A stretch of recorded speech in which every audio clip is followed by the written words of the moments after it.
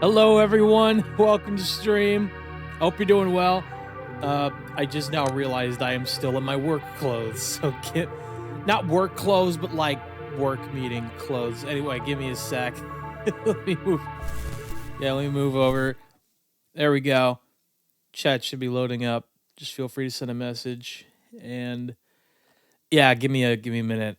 Let me at least change my shirt. I need to change my shirt, and I'm gonna change my clothes real quick. I'm just gonna fully change clothes here. So, give me a sec.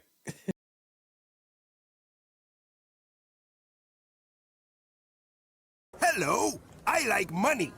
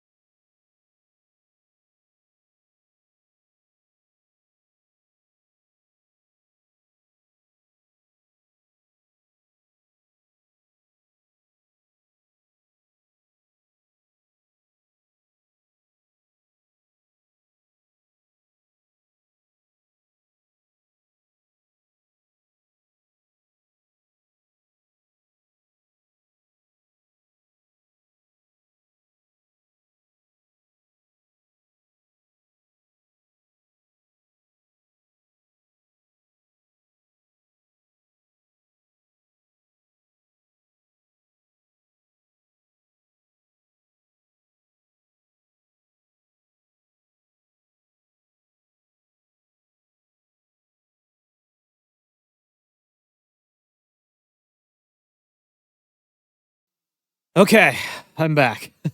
So, I'm so sorry about that. Okay. And I just now realized, mix it up needs to be here. Just because I saw the redeem, and I gotta change that, man. I gotta do something about it. Shit. Oh my god. Oh man.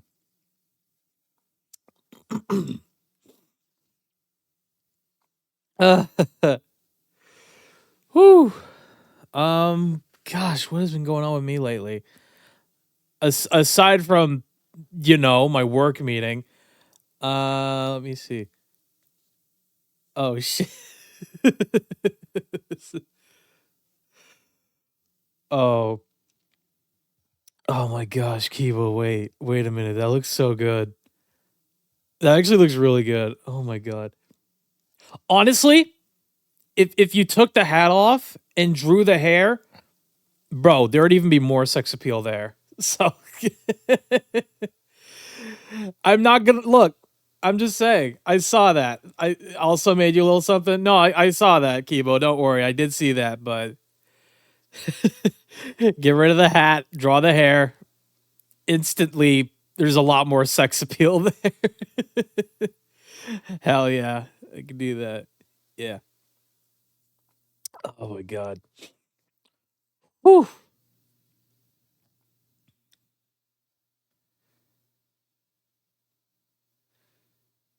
Do um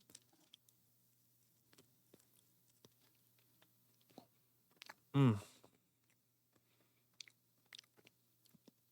I'm just having some Belgian mini cream puffs right now.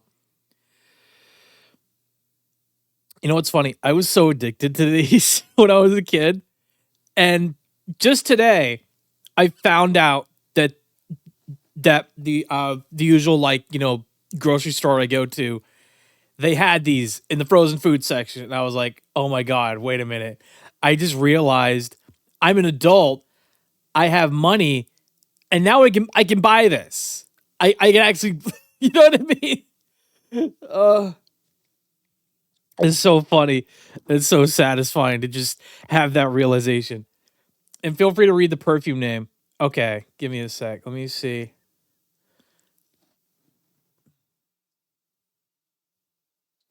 Abduction. Oh my god. Wait. Abduction. Hell yeah. That's a pretty good perfume name. I'll give you that. Mm. Oh god, what else would have been good? Um, Cosmic would have been okay, but it's a little vague. Interstellar would be pretty good too. I miss hash brown coated chicken nuggets. Really? Oh gosh, you know what? I've never had those before, but they sound really good. They do sound really good. I'll give you that. Mm,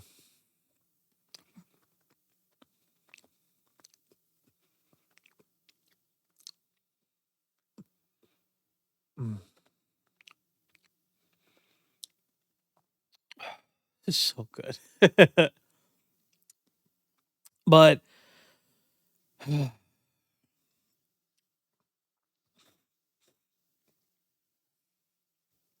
know what's funny? I am happy about the fact that I'm finally just deciding to be like, you know what? Fuck it. We'll do a not a partner push. I'm not gonna call it that. A partner shove, because I'm finally just like in my head. I'm just like I have not.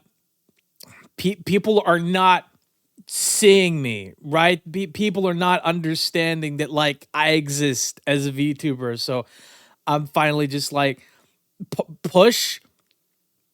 The word push in partner push, it's not enough for me.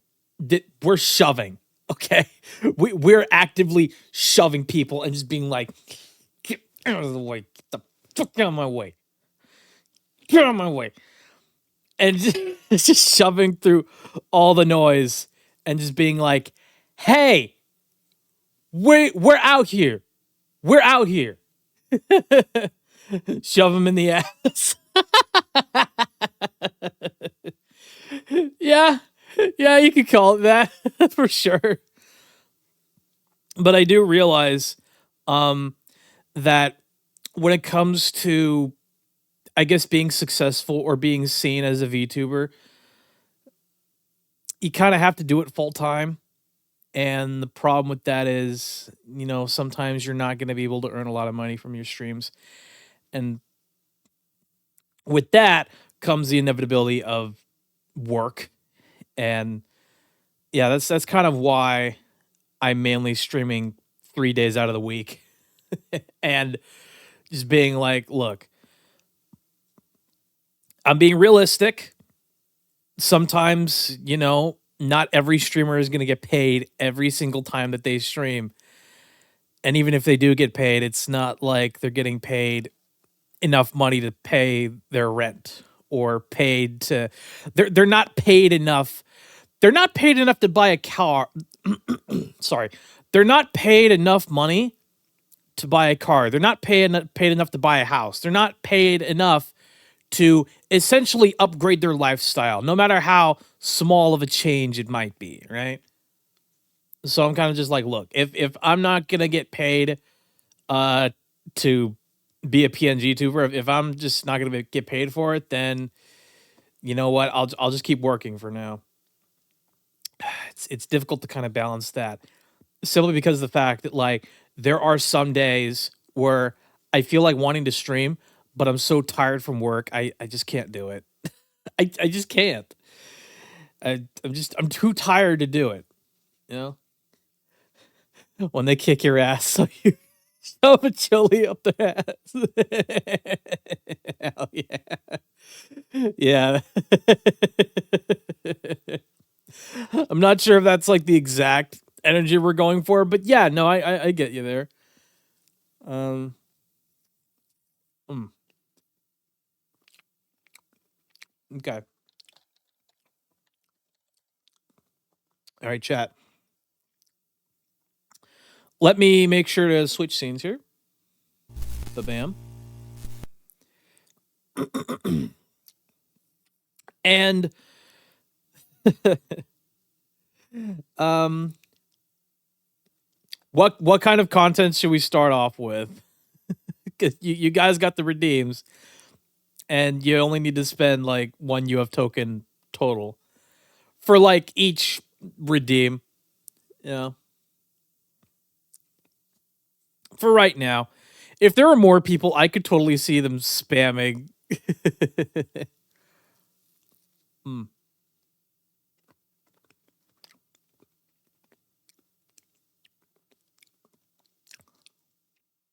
Oh God. Hang on. Where's mix it up?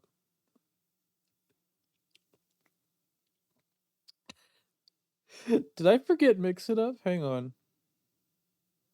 No, timer's there. Clock is there. Okay. Yeah, give me a sec. Let me add. Where's mix it up? There we go. Refresh and let me channel points. Good content. Okay. Mortal Martian is requesting you to put on some good content, Mr. Kibo. Hang on. There we go. Ibu Awizoro is requesting you to put on some good content, Mr. Kibo. There we go. There we go. Okay, good content. Good content.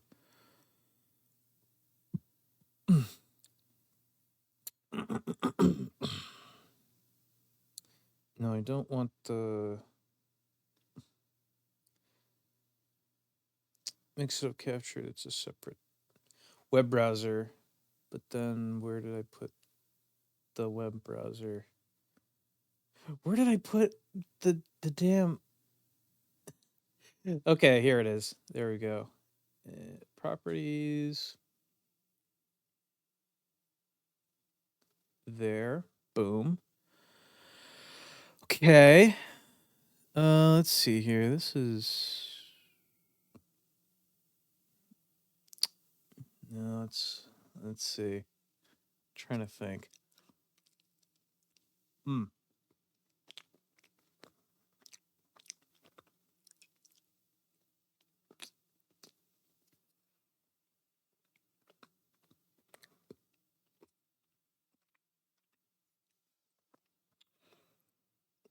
I'm just gonna go off the fucking video you sent.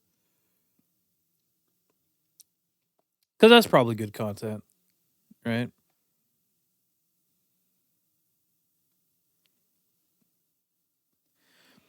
Do people actually wear this stuff? I wonder. Is this gonna work? Come on. There we go. Oh my gosh, I'm feeling ritzy. This is really, really pretty. Imagine if I was this tall. No. Hey everyone, so today we are doing a very exciting video. In this video, we are going to be getting in touch with our roots.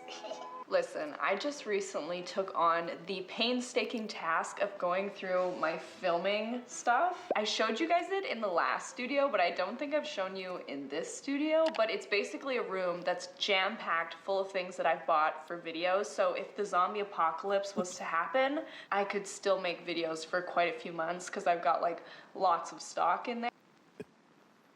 Wait a minute. Being able to make content during the zombie apocalypse. It's an interesting idea. It's an interesting thing to think about, but I'm not sure if it's like feasible in the long term. You know what I mean? Because like at some point you're going to need to figure out a way to get electricity into your home.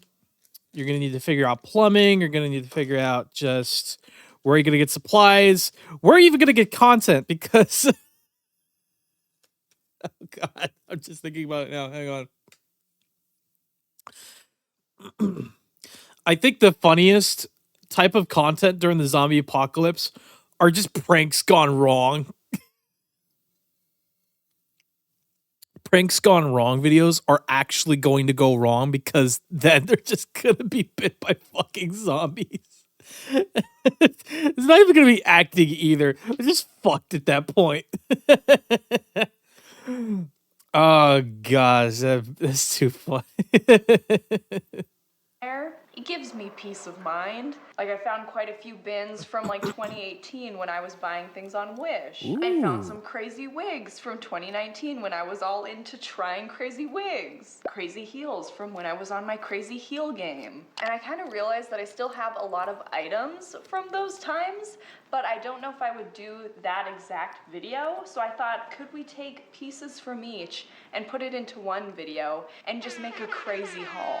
The most extra. Sure, why not? Realistic, the most insane haul of items. So if you liked the Wish videos, if you liked the wig videos, if you like the crazy high heel videos, stay tuned for this video. So I picked out six random storage room items, and as you can see, this is going to be a fun-filled video. So let's get into it. Yay.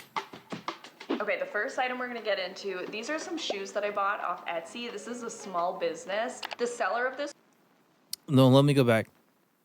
This was so... I need to go back here. This item we're gonna get into, these are some shoes that I bought off... What the fuck? Sweet Feet's Treats.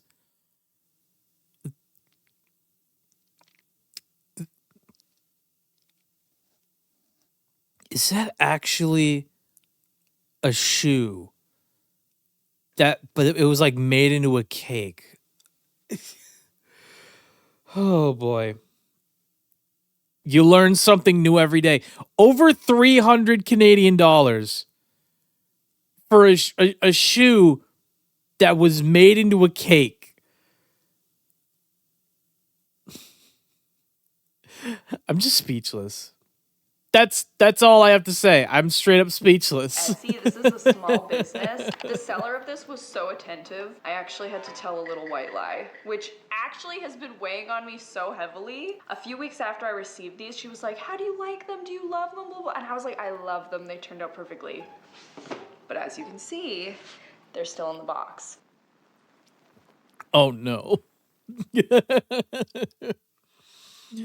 Oh, you never opened the box up until now, so it's probably gone bad. I don't know. So I kind of lied, but I have a really good feeling about it. So it was for the common good. Okay, ready? Oh my gosh! Oh my gosh! It's a cake shoe. Look at that. The woman was too stunned to speak. This is my new favorite thing. Look at all of that detail. I am so obsessed with this type of shoe. I've seen it everywhere, and like, I want to make a pair of these. This is everything. Also, can I just say that this tissue paper is so cute? The hoarder in me definitely wants to keep that. Now you're probably understanding why it is so... Wait. Okay, hold on. You know what? I fucked up. I fucked up and assumed that the shoe was made of cake. No. It's a shoe. No, it is actually a wearable shoe that looks like a cake. Holy shit. So important for us to go through the video storage because these were just sitting in there for years. Like, that is a crime. Take me to jail. That's a crime. Let's try them on. All right. We're in a little bit of a new setup right now. Where I normally film is like in the corner. You can see probably a little bit of the curtain there. This is just over to the side. I cleaned out this corner. It's not finished, obviously. There's gonna be lots of decorations back here, but I have seen your guys' comments about saying that full body shots don't work very well in that corner. I'm hoping it'll be better for the full body. Oh my gosh. Oh my gosh. These are so cute. Okay, I haven't walked in heels in a hot minute, so let me just like get my bearings. Oh my goodness. Here they are on feet. They're so cute. Like, They're on. Wait, go back. here they are on feet. For free. They're on feet for free. Jesus Christ. I have a feeling that quote is going to be more of a meme than literally anything else from this goddamn channel. They're so cute. Like, anybody who sees these, I tend to think these would brighten their mood. Cake feet! I really wanted to do mainly chocolate because I'm a chocolate gal. I love the chocolate cake, chocolate ice cream. So I guess I did tell a little bit of a white lie because I hadn't opened the shoes yet. But it turns out that they are amazing. So what I said They is work. totally true, so it's okay. Look, they totally work, so it's okay. They totally work. It just took a few years.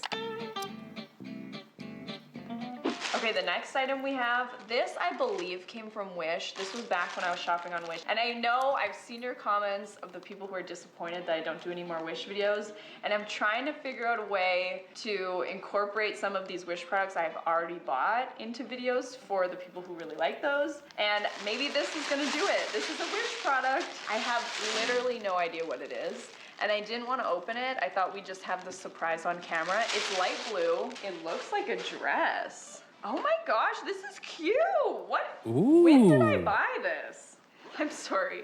This probably seems so bad that I don't even remember purchasing this. But you have to understand, like, I made 2 videos a week back then, and I was constantly having to get things for the videos. So it's pretty easy 5 years later to not remember buying this. Okay, here's what it looks like. It's got these thin little straps at the top. Okay. This kind of like silk looking top, chiffon. I still don't know fabrics. I don't know fabrics either, girl. You're not alone there. A floral applique? What in the professional lingo was that? What kind of tongue are you speaking in? I don't understand. Mia. I love this blue, and the quality is correct. Like, the stitching looks good. Yeah, the blue looks nice. I like the blue. Okay? It's blue. It's blue. What do you want? What else do you want me to say? It's fucking blue. Good. Let's put this thing on. Okay, let's. It looks like broadcloth lining with chiffon. Thank you for saying that, Kibo, because again, all I know is that it's blue. That's literally all I know about the dress is that it is blue. It's blue. Jump into this like old time sakes. Oh my gosh, this is such a cute dress. Look at this. Look at this train moment. I feel like it would look even better if I steamed it. That's what I say in every video, yet where's the steamer that I don't have? Where's the steamer? I'm sorry to interrupt, but my sticker sheet just launched. I have been working on this for longer than I'm willing to admit. Actually, you know what? No. This doesn't count as a sponsored moment because like she's pushing one of her own products. So we'll let it slide. But I'm so excited to say these are finally launched. They're $6.99 US. The website should convert it into your currency. These are all hand-drawn pieces of some of my favorite things. We've got the pottery cup that I made, the purple turtleneck that I wear all the time. So even if you're uninterested in purchasing stickers, I would really appreciate if you went over to the website, miamaplesmarket.com, and told me what you think of the website. Nice. And there's also a really cute picture of Chip with a sticker on his nose just to entice you further. Really hope you guys like the product, and my eyes and ears are open to any critiques you may have. And yes, I won't ramble on. We'll get back to the video. I just had to say that. Oh my gosh, look at that though. Ooh. I don't know what I was expecting. I guess I just have naturally over time got a low expectation when it comes to Hello, Kiawe. Welcome to stream. Hope you're doing well. Borf, I'm also living. Yay! That's good to hear, Kiawe. We're just watching some good content and seeing someone open up some of their old orders from like 2018, 2019. It's a lot of fun. Wish prom dresses. Like, I know we've had a few cute ones, but I would say this is in the top 5 for sure. The quality looks really, really good. I think that you could totally wear this as your prom dress. Definitely a grade 8 grad. That's for sure. I can see it. I think this dress is a wild and crazy success. Like, it's got a nice It's a wild and crazy success.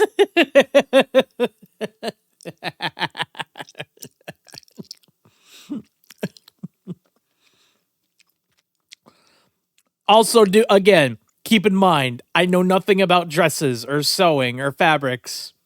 All I know is that it blew. It blew. nice, pretty train. I think it actually looks even more expensive once I have it on. Granted, I don't know what the price was. I'll try to figure it out. I think it's really nice. I like how it's actually short under here, and then it's got the sheer tulle on top. Let's see how it spins. It spins in a way that it's tangling around my feet, like a net. I also think the neckline is really flattering. I think it's pretty to have this sort of like square neckline here with the really thin straps. Oh, it's pretty. This is a nice dress. Yeah. My wig trying videos are probably some of my favorite And, videos to try. Before I forget, Kiawe, Bork. I had to. love wigs so much, and you know what? I actually haven't even put on a wig since I cut my hair. So this is gonna be so easy to get over my little hair, because before, you guys remember, I had to shove all my hair into the wig cap and it was a whole thing. So this is gonna be so easy. This wig is from Etsy. It was pretty pricey, but you will be able to tell why, because it is literally the most beautiful wig of life, and it matches my turtleneck. I mean, take a peek. Look at that. Look at all of that detail, the rhinestones here. Oh my gosh, it's so beautiful. Straight up, Look whoa. at the back, at these little pieces in the back. They're so cute, and I mean, like, the colors are just so beautiful, like your pastel unicorn fantasy in a wig. I may never take it off. Well, I may never take it off. If it isn't Mia with a bald cap on. Okay, let's put it on. Oh my gosh, I'm feeling ritzy. Who am I? I need a drag persona. I need a drag name. Oh My gosh. The beautiful thing about wigs is you can choose how big your forehead is. Like, hello, today I want a 2-head. I didn't even plan this, by the way. The earrings and the turtleneck and this blue dress sitting in the back. The color story is fully realized and completely by accident. Look at this. Let me give you the full turn. Oh, shit. Wow. That is a full on that's a wig. That's a pretty I don't know what to say. Like, damn, it's very colorful. It's very colorful. I'm not sure if like the rhinestones would like realistically stick to that kind of hair, but hey, it's a wig, so it doesn't really matter all that much. Woo. It's a lot. It's a lot. And by full turn, I mean 180 because that's all my neck will do. Okay, so apparently I was gonna do like another my mom reacts to crazy Fashion Nova items, but I must never have done it. And I think that's where this came from. Oh. All right, what do we got? Oh, it's a 2-piece. The top actually looks exciting. The sequins are actually not too pokey. Oh wait, what? Look how long the sleeve is. Whoa. Okay, that changed everything. Some mini skirt right there. I mean, we'll see what it looks like on. Oh my gosh, you know what this reminds me of? That Alyssa Edwards dance battle where she got absolutely annihilated because of the sleeves. Yeah, no, those are some long sleeves. I mean, the top is I'm like sorry, a little bit it's too ill-fitting. funny, I'm man. like trying to figure out why it's gapping here, and then I remember it's because I have no boobage, which is fine, but it is making some gapping right here. But it's actually comfortable and flattering and really cute. I think I just have to do a little bit of adjusting on the top here. And it's so sparkly. I mean, just take a moment to be mesmerized by the sparkles and the long arms. Slender Man, but make it glamour. I used to be so scared of Slender Man, like it wasn't even funny. I never even saw a photo of him, I just heard about it, and I was horrified. I couldn't do anything. We used to have like a sledding hill out back from our house, and I would go out there and I was convinced Slender Man lived in that sledding hill. Anyway, I give this a 10 out of 10. That is pretty good though. Now, this I bought because I was gonna do a comparing Kylie and Kendall Jenner remakes like I did in this one video. Oh, yeah. But I couldn't find very many remakes. I could only find like 2 or something.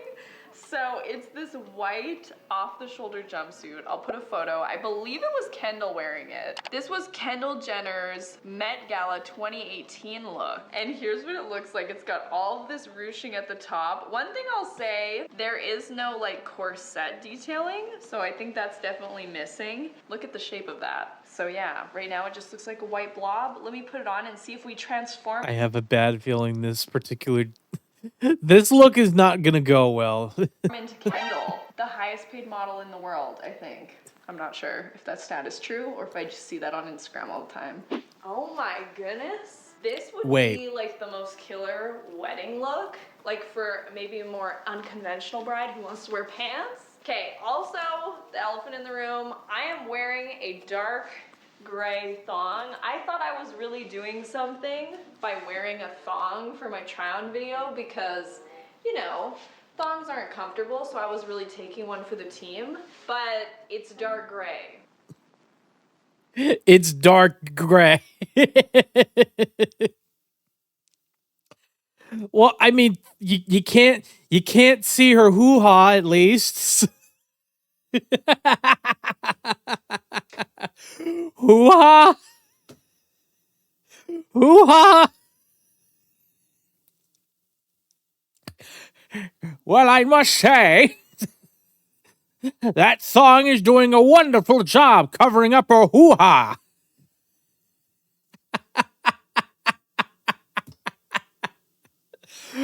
Oh my god.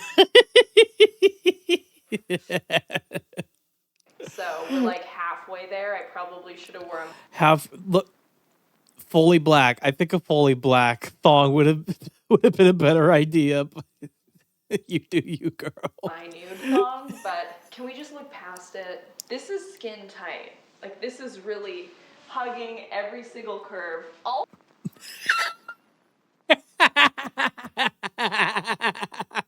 She's even got the subscribe button over her ass.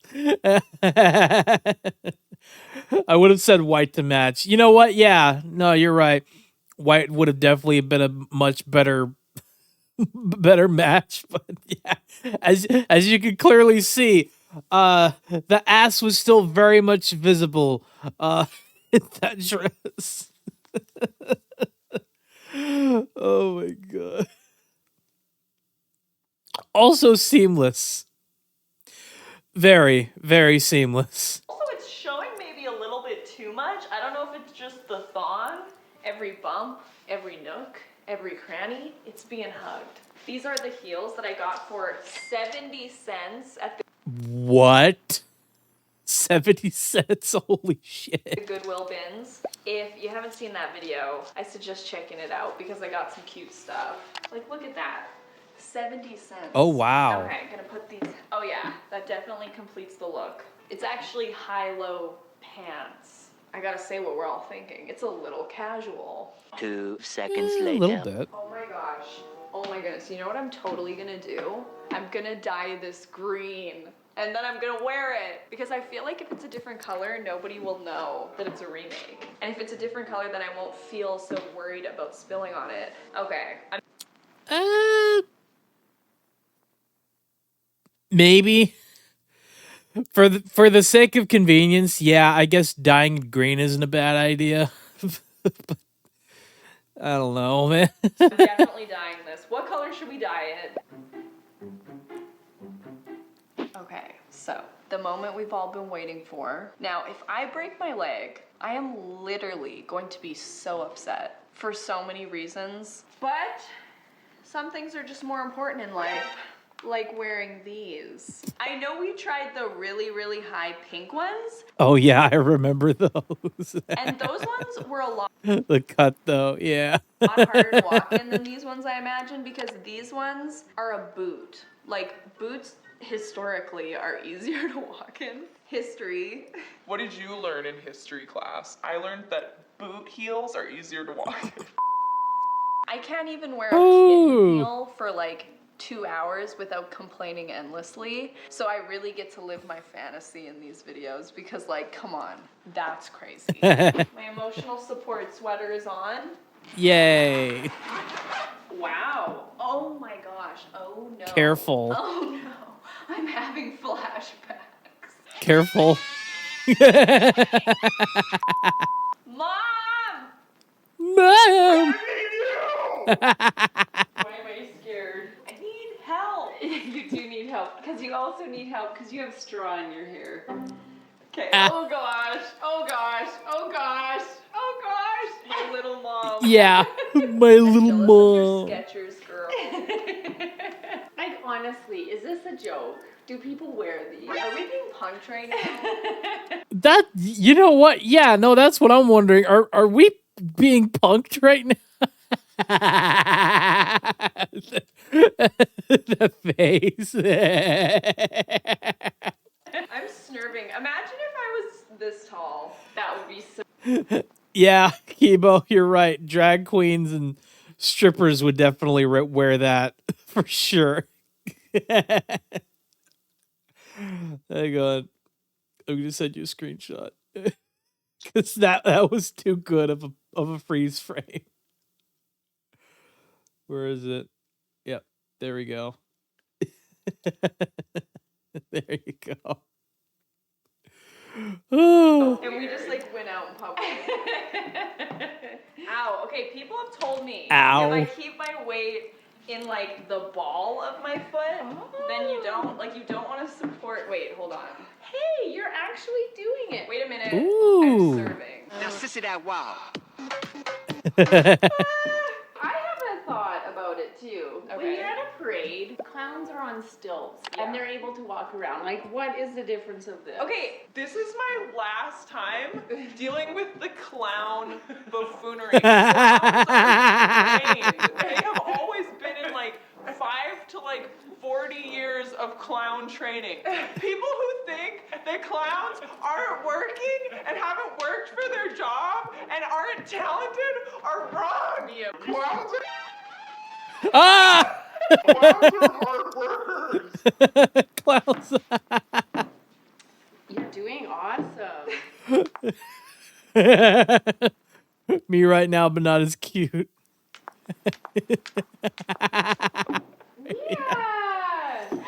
You're doing it! Yay! I did it. I want you out of those. Okay. I want Yeah. you out of them. Yeah, get out of those. Oh my gosh, okay. Well, wasn't that interesting? If you enjoyed the craziness that was today's video and all of the crazy pieces, let me know. We can basically make this a series that's called I went into my storage room and grabbed random pieces and made a video, and hopefully it worked out. Did it work out? I mean, this video definitely worked out for sure. I feel like we found some cute pieces. Like the pink sequin 2-piece and the remake of the Kendall Jenner Med look. Those are really cute. One thing I really like and hope this will be a series is because all of these items have already been purchased and manufactured, so I'd really like to put them to use in some way for entertainment for the videos because they literally are already here. Like, I'm not buying anything new for these videos. These are all things I've purchased in the past. Does it ever get old trying on crazy high heels and almost breaking your ankle? It doesn't get old for me. I could do it every day. And I will happily if I'm you want sure to see you it. could. Anyways, though, I really hope you guys enjoyed watching this video. If you did, make sure to give it a like and subscribe down below and click the bell to be notified every time I upload. And I will see you guys in the next one. Bye!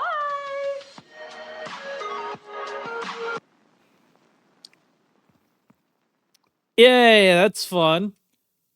Let me see here. Okay. It's another Mia Maples video, fair enough.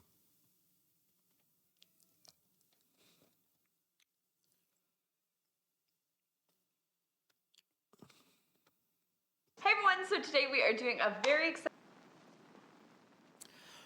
I bought the most beautiful pieces. Will it be expectation versus reality? I guess we'll just have to find out for ourselves. So let's go. Hey everyone, so today we are doing a very exciting video. In this video, we are going to be diving in to some of the most beautiful, most magical pieces I could find on the internet. And it's gonna be fun, I hope. Nay, I promise. You have the Mia guarantee, which is nearly worthless. I have found this wide array of beautiful products in multiple different places, Pinterest, Instagram, and I can't wait to show you the pieces. So let me not ramble and let's just get into it. Multiple places, meanwhile, she just stated that they're from Pinterest and Instagram. Girl, you need to look into more marketplaces.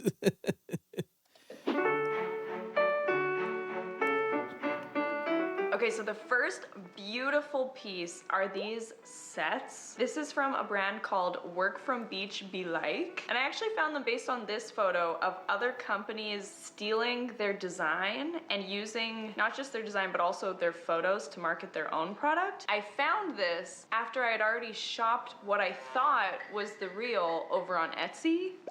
Nice. Oh, it looks like the one that I bought is actually taken down. Maybe they took it down because Work From Beach Be Like maybe called them out. I'm not sure. I don't know why, but I immediately trust Etsy more. But there are just as many scammers on Etsy as any other platform. So it's pretty bad. is. I was scrolling on Instagram and I saw this video and I was like, oh yeah, that's like the one I bought. And that's when I realized I had accidentally bought a scam one. I mean, I'm falling for it. I'm sure a lot of you guys are falling for it. We gotta be careful out there. You so do. I did end up You buying do the need real to be one. I careful waited out for there. a launch day and I purchased the real one from Work From Beach Be Like, the real brand. So basically these are handmade. It's a small business. These products pop off. And also these are a ton of work to make, so as you can assume, they are not cheap. So it's 400 USD for the long skirt one and 340 for the short skirt. And I just feel like these are so beautiful. This one looks like a luxurious spider web. Okay, so I do have the fake. This is just out of my curiosity. I kind of want to see them side by side. So I might also check this one out. Is this the top? Oh, okay. I feel like this is gonna be a little bit of a maze to get into, but here's the real one. I'm so excited. Oh, hand wash only. Oh, this is the skirt. Oh my.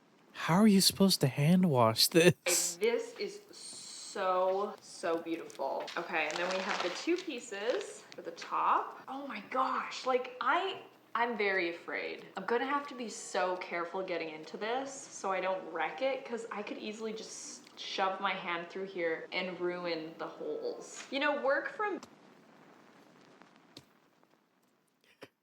I could easily shove my hand through here and ruin the holes. Girl, that's what fisting is for.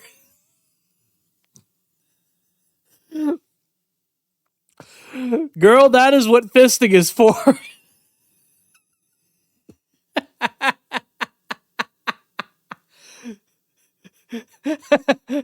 Martian, we get you like fists, but come on.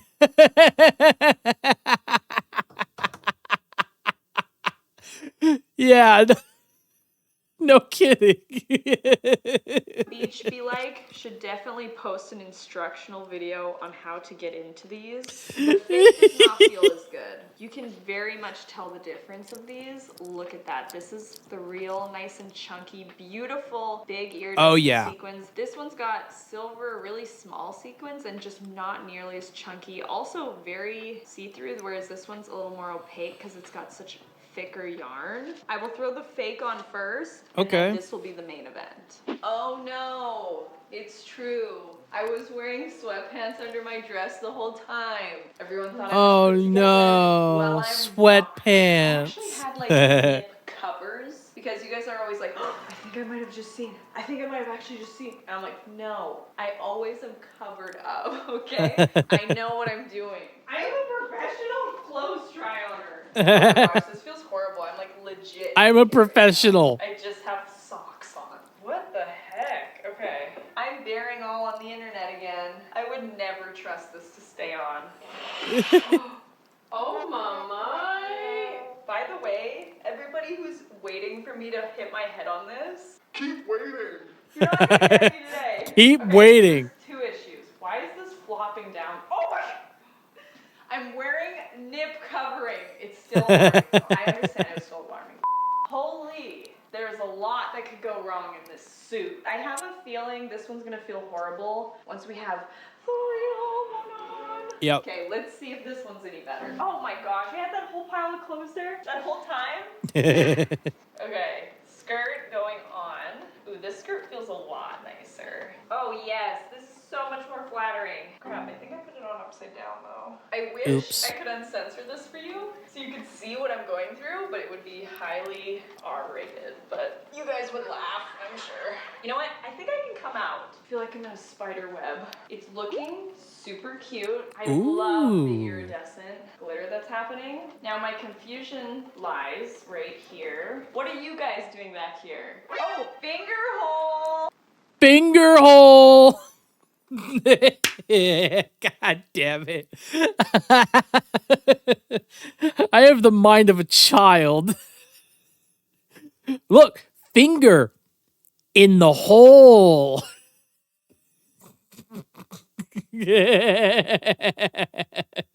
God damn it.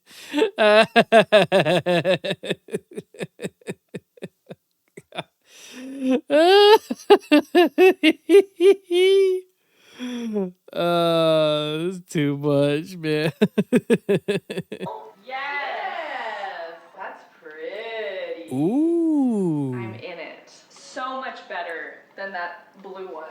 You wouldn't stay on my body. Yeah. This one actually makes sense. It's holding on. It's holding on for dear life, but it's holding on. Hell yeah. Soak this up. Look how cute this is. This is so beautiful. I can't believe someone thought of this and made this. This is so creative. There's so much talent involved. I would never in a bazillion cajillion years be able to make something like this. This is so beautiful. The iridescent big sequins, they're not itchy at all. And I didn't even notice this when I bought it, but look at all this stitching up the side. I honestly feel like a mermaid in this.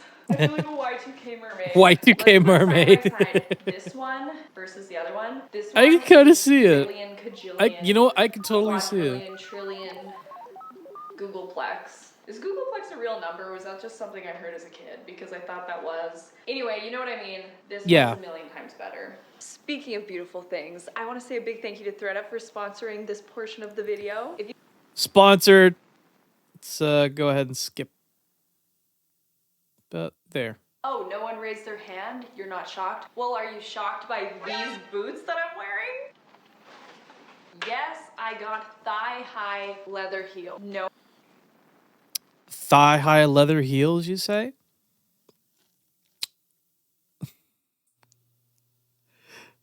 A dominatrix would be wearing those. For damn sure. I could absolutely see a dominatrix in leather thigh-high heels. I wouldn't normally do that, but they were super, super affordable, so I was like, you know what? Why not try them out? I've always been curious about boots like these, and ThreadUp has so many different options and styles. I was just... Oh, god damn it. Here? I did end up purchasing something on There we Etsy go. for this video. These are the Bling Bling Sparkling Diamond Butterfly Chain High Heels Thick Heel. They were $183, originally $366. I don't remember what I paid for them. These rhinestones and the way it's shining, a flash photo with these sort of materials really does the most. That is a really good photo. Just for the sake of showing off the shoes, for sure. I mean, these are beautiful. Major Y2K slay. Major may never wear, but want in collection slay. Love it. Okay, shoes from Etsy. This box got a little beat up, but hopefully the shoes are okay. Okay, wait a minute. I cannot remember. What did the butterflies look like? Okay, the butterflies just seem a little out of place on here. First initial thoughts is it's not as high quality as I was expecting.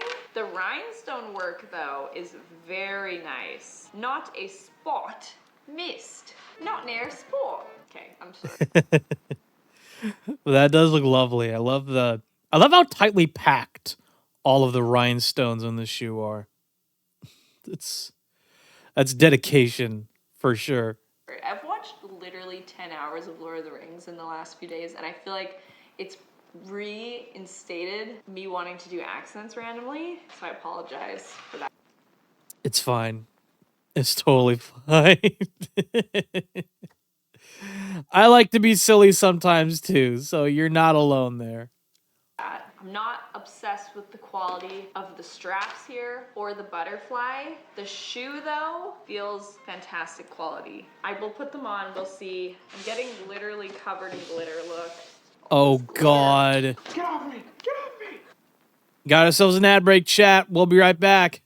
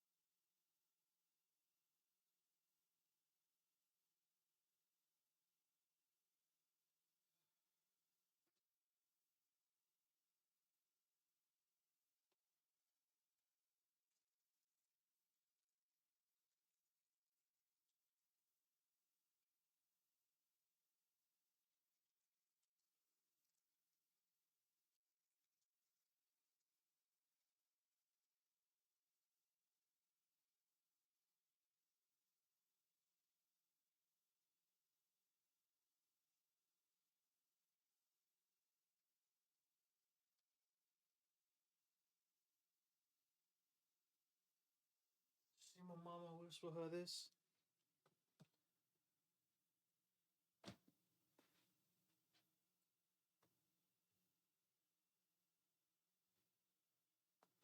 First job ever was working in a restaurant. One day it was like late in the night, and my coworkers, one of them went, "Yo, smoke break?" Everyone's like,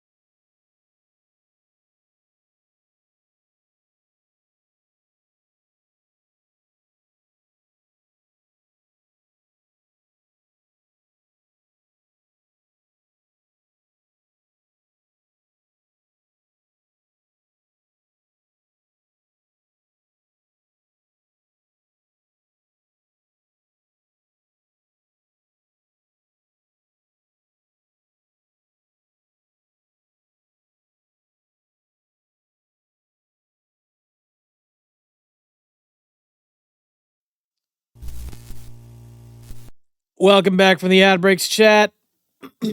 I do apologize for the Lack of any background music on the BRB screen. I'm gonna try to do something about that in the future. I just I needed a BRB screen, so yeah, it is what it is. It is what it is. Okay, I did a quick change. Okay. Look at this. This is really cute. I actually got this on ThreadUp. It's got shorts underneath. Doesn't this look like the most businessy outfit? I thought it would go amazing with these Business. I mean, I could kind of see it. Sure. sparkly heels. Let's try these on. These have a little bit of an uphill battle with me because I don't really like how they're feeling. So we'll see. So I think we kind of have to position the butterflies around so they look cute. The only problem is all the butterflies are on the bottom there and I can't really move them because they'll get caught when I go to feed it through here. Oh, do I have to completely lace these up? This is just weird. One eternity later. All right, we're working on these heels. I want you guys to see how much glitter is being dropped off of these. Like, I haven't even done Oh too my much, god. but it's all coming off of this strap. Oh my god. No. No. Oh no. No, no, no, no. That I like to call sandpaper glitter. I'm just gonna sit down. Okay. Basically, what we had to do, we had to re-thread them to even them out, and at that time we took two of the butterflies off so that we could put it into the lacing it up, and now they actually look a lot like the photos. I will say, the butterflies feel, not trying to be rude, a little bit cheap. I said Yeah. it, okay, I'm being mean. But they just do. For how nice the entire shoe is and this rhinestoning, I think they could have done a teeny weeny little bit more with the butterflies. But with that being said, they're still really super. They should have just gotten rid of the glitter entirely from the straps. The rest of the shoe and how it's rhinestone, lovely, stunning. But trying to clean up glitter, especially when it's sandpaper glitter, it's not a pretty sight. That's not pretty. Cute. So, okay, hold on. Working project. Construction zone. I want to show you guys something that I got. If I break my ankle, I will be so mad. I have a very busy week. Okay, check this out. Woo! Ooh. Cool thing to stand on and show off my shoes. Woohoo! Yay. I fall from 8 inches higher. They are painful to walk in. I think we must take a flash photo and see how they look. We're going into the storage room. Mom, okay. Let's go. Let's go, come on. Point them at my shoes. Okay. Woohoo! How do they look? Why did you turn it off? Hang on, I hit the button. I was already recording. Oh god. The angles are angling. How do I look? Oh my god. Flash didn't do much. Damn. Okay, this is the moment. These are the moment. Look at how beautiful this resin bodice piece is. The iridescent white to rainbow shimmer and all the pearls in the neck piece. Look at these. Look how beautiful these are. And I kind of thought when I saw this that this wasn't real clothing that you could buy, but it turns out you absolutely can buy this. So I did. This is from a brand called Mermaid Lucia. As you can see from the prices, they kind of vary. This one is $335, $259. That's a lot of money. That's a lot of money for a bra top. I can kind of understand it, but holy shit. There was one that Just I saw, straight up which was holy insane. shit. It looked the same as the other ones, but it was crazy expensive. Hold on. Holy shit! No. Guys, straight up. Holy shit! Golden silk wave resin mermaid corset bra top cos. I don't know about you, chat, but that straight up, that top is about as expensive as a used car. Oh, yeah. It's that expensive. Oh no. Not worth the price. It's just not worth the price. Oh god. So I ordered 2. This one was $248. Okay, so the back looks like it has all this ribbon to tie it up, but the back is not the showpiece. It is the front. Yes, this one's way different, you guys. This other one was $450. Okay, at least this one isn't as pricey as the last. That's gonna be a hell to the fucking no, bitch. Yeah. That's pretty much what I was thinking this whole time. So this one was almost double the price. Look at how beautiful those are. Okay, very different. This one has been molded to a certain shape and it's not changing. Whereas this one, you can kind of, you know, stick to your body and it'll change its shape a teeny bit. It's a little Honestly, pliable. I know the price is steep, but I couldn't imagine this being any less, honestly, because even just these beads are so beautiful. This one I feel a little less afraid of because it doesn't feel so breakable, so I do like that. We must put them on. Now. Okay, this is now the moment we've all been waiting for, so we're gonna really live this up. This is like delicate, so I actually have to be careful. I can't just rip into this. If I didn't have such a giant head, I'm feeling claustrophobic. Oh, it's residue. Oh, I'm getting claustrophobic. It's the most beautiful straight jacket ever. 2 seconds later. What was more influential? The Renaissance? Okay, for real though, this is so beautiful. I love the iridescence. I like it with the shirt on underneath, but maybe the green skirt. Here's the first Ooh. Okay, that's a much better pairing. Compared to the last one. This feels like you know what? Okay, you know what it gives me? This is giving me like Renaissance mermaid vibes. plate. This one's supposed to be a little bit more comfortable than the next one because it's a little more bendable. And I think it looks cute. It is falling down a little, so it's supposed to be more like up like this. But you get the sense of it. It's beautiful. I have no idea what people wear with this.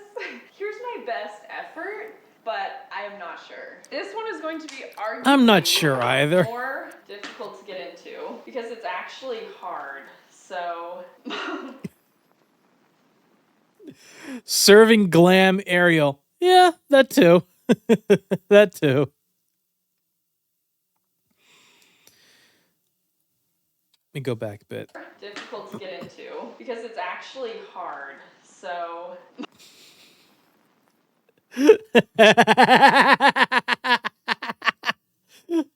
that look on her face after saying that it's actually hard, she's just like, I know you're gonna make the joke. I already can tell you're gonna make the joke. I can see it. I know what I just said. You go ahead and make the joke. I already know.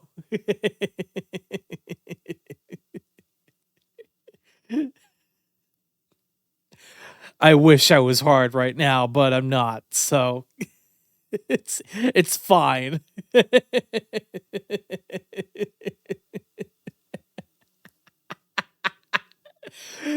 Oh my god. Mom. Aaron, I think you should be putting your head in there. Wait, I'm getting claustrophobic. This is the second piece. I really liked the other one. I didn't think there was any way it was going to get better. But honestly, I know this one was double the price, but I think this one is even better. I love the necklace pieces. So cute. And this white iridescent, this one looks so much like a butterfly and it is so cute. It's so beautiful. I really, really like the necklace parts and all of the beading. And this wire emphasizing the butterfly wing. This is so pretty. What's the back? That is pretty cute. Don't look at that. That is For pretty anyone cute, I'll curious give you what that. This looks like without the shirt underneath. This one I feel like looks really good. The fact that this particular piece is working really well as a bra, I'm surprised no one else came up with this design sooner. A butterfly bra. A butterfly bra. She's living in the future right now. This is the future. This should be the future of bras. It's just a butterfly. Without the shirt underneath, like, I'm really liking it. I think it's so whimsical and so beautiful. Okay, next. That does look lovely. While I was buying those corset tops, I found my way on the same website into the Luminous costume collection. Now, I have had A booberfly. Exactly.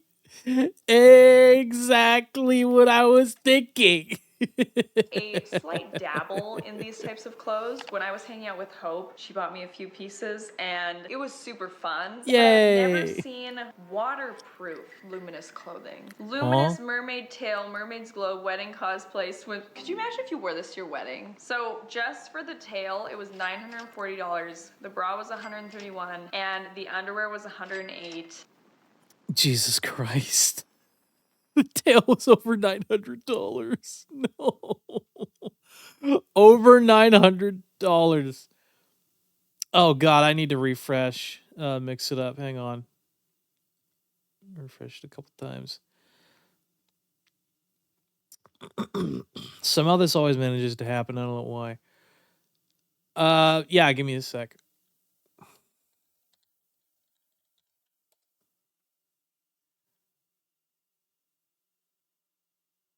Kibu Aoizoru is reminding you to drink some water, Mr. Kibo.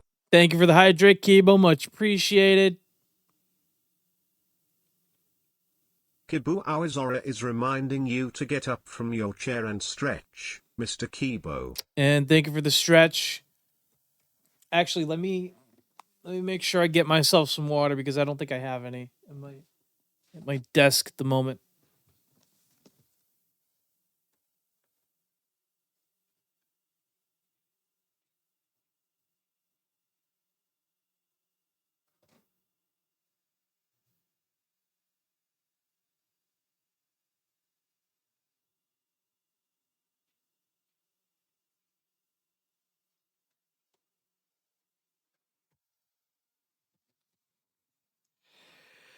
My wallet.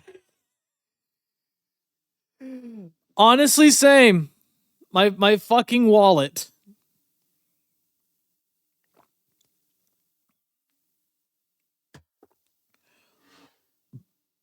Ooh, excuse me. All right. Now for the stretch. Okay.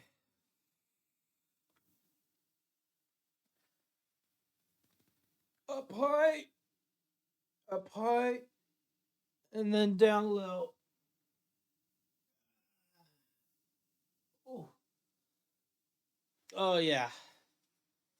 Oh, right. That is much better.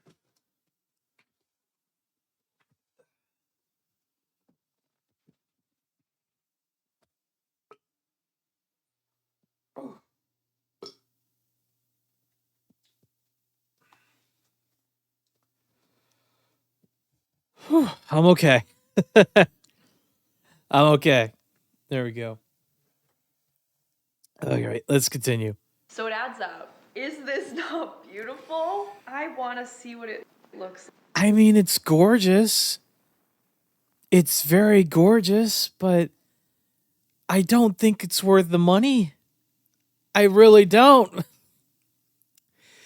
If you were a party girl that just so happened to have a sugar daddy or like a nepo daddy, or you happen to be a nepo baby or something, maybe this would appeal to you in a weird way. I think, if anything, the luminous bra and underwear appeal to me more just because it's cheaper than the tail.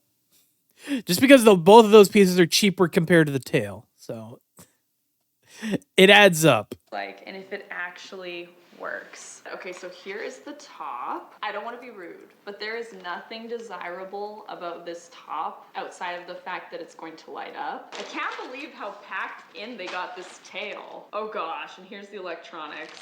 Whoa, look at this tail. It's so heavy. Oh my goodness, look at that. I can't wait to try this out. We're legit gonna go swimming in this, you guys. It is quite heavy, honestly. It's a good thing I'm a decent swimmer, because this could be dangerous if you were not a good swimmer. To have both your legs trapped in here and have it be heavy. Be careful, people. Holy, there's so much electronics in here. See, like, Oh, this wow. isn't gonna get wrecked when I go in the water? Apparently not. I will plug this all in so that we can check it out. We'll check it out in here first, but then we're gonna go into the water. Oh my gosh, it feels scary. Am I stepping on like cords? Oh, I think there was like a bunch of other spots that I had to charge down here. Oops. Can I get electrocuted from this? Okay, this is not the most flattering thing I've ever been in. No, my it's entire not. life. So you may be saying that I look kind of crazy, but who's gonna be laughing when I'm having a great time frolicking in the water being cool? How do you then turn it on? I might have to turn the lights off. I'm turning off the lights. Gotta get these ones. Can't forget the skylights. Wish I would have done this before I got into it. So if I turn it on. Ooh, okay. Oh, hey! Oh, shit. Oh my gosh. Oh, shit, it works. Right. I think you can It do other works. colors. Let me see. Mia. Oh! Yeah, there you know, go. Mia, you probably can't see, but the skirt is actually very lit up. Okay, but do you see the feet? I cannot. That's because I forgot to charge those. That's I'm gonna fine. take you guys to my mom's oversized hot tub, and we're gonna try this baby out. All right, let's do this thing. Ask me why I put this on before going down the stairs. She was getting scared. So we waited for it to be late at night, and this is the giant hot tub. For anyone curious why my parents' hot tub is this big, don't ask me, ask my mom. My mermaid assistant is entering now. It's so cold out. You look like a swim assistant. I even cleaned the pool today. Wow. Yay. So nice and warm. Does this look majestic, Stuart? A real mermaid. A real mermaid. She got her. She got her. Do you want to float and I'll show you floating? No, I gotta turn it on, Mom. Mom, that doesn't look good. What do you mean? You look great! You look great. Okay, we gotta get all these turned Oh on. my Why God. did I do this in the water? Why did I get this on upstairs? I and was then why clearly did I not turn it thinking. on? Okay, I'm changing the colors. It looks like I'm just reaching down my pants, but I'm changing the colors. Get that in.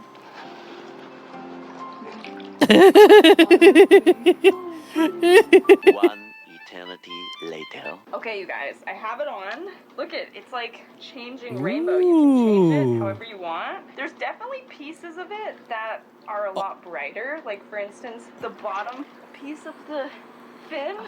That's beautiful. Yeah, that is Oh my probably the gosh, brightest I'm part of really it, for sure. It's kind of weird because I feel like a bunch of cords at my feet. Very cool.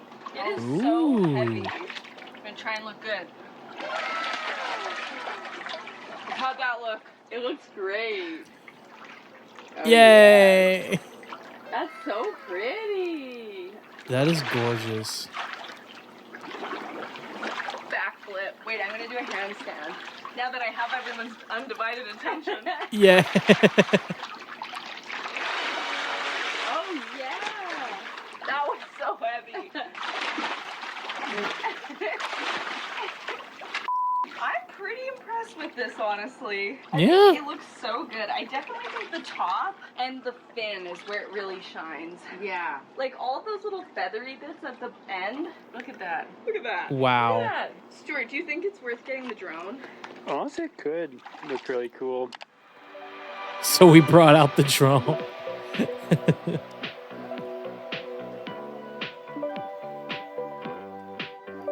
wish so badly that the drone recorded audio because my mom was basically just dragging me across the hot tub trying to show it. This was chaotic. I think that that was a success. It was very glamorous in there.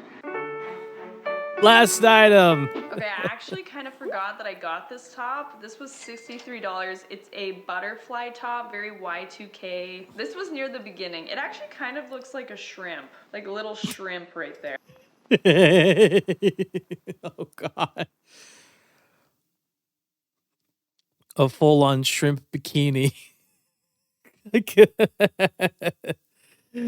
Oh God. You know what's funny is that I can actually kind of imagine that. Yeah. You know, when I bought this, I thought this was so crazy, but now after everything we've tried in this video, this seems so tame. It's just once you've been swimming around in a light up mermaid tail, this little shrimp top just doesn't pack the same punch. But it is really cute, and I love these pink sequins. They're pink hollow, so nice. Look That's at lovely. this. I decided to style this in kind of like Y2K, so I thought I should bring these out. These were Shrimp bikini. a thrift find. I got these on ThreadUp. Sorry, someone has just entered the chat in his bumblebee jacket. You know what this look she has on is kind of reminding me of? It's kind of reminding me of, oh God. It's either Clueless or the original Mean Girls. That's what this look is kind of reminding me of. Is one of those two movies. So it kind of matches. It actually kind of matches with the aesthetic. Show what mommy made you. Look at my bumblebee jacket. Aww. Dog jackets are like the easiest thing to make. And look how good he looks. Chip, sit. So we don't go. Sit. Oh yeah.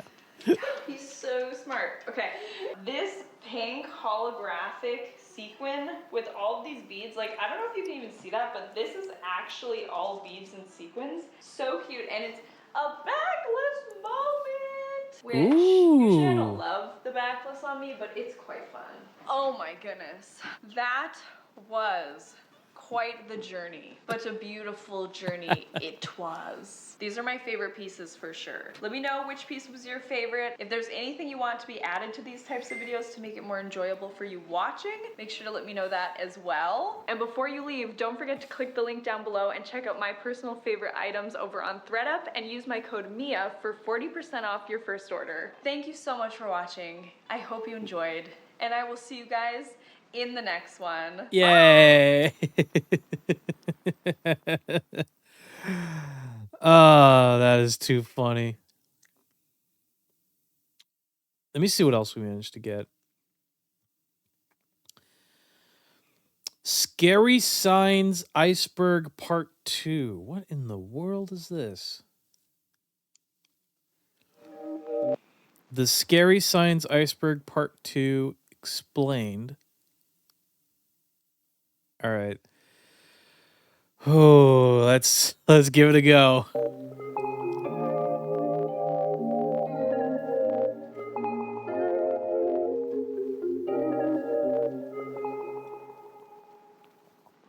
A few months ago, I had an amazing time creating the Scary Signs iceberg. And by the looks of it, you guys had an amazing time watching it.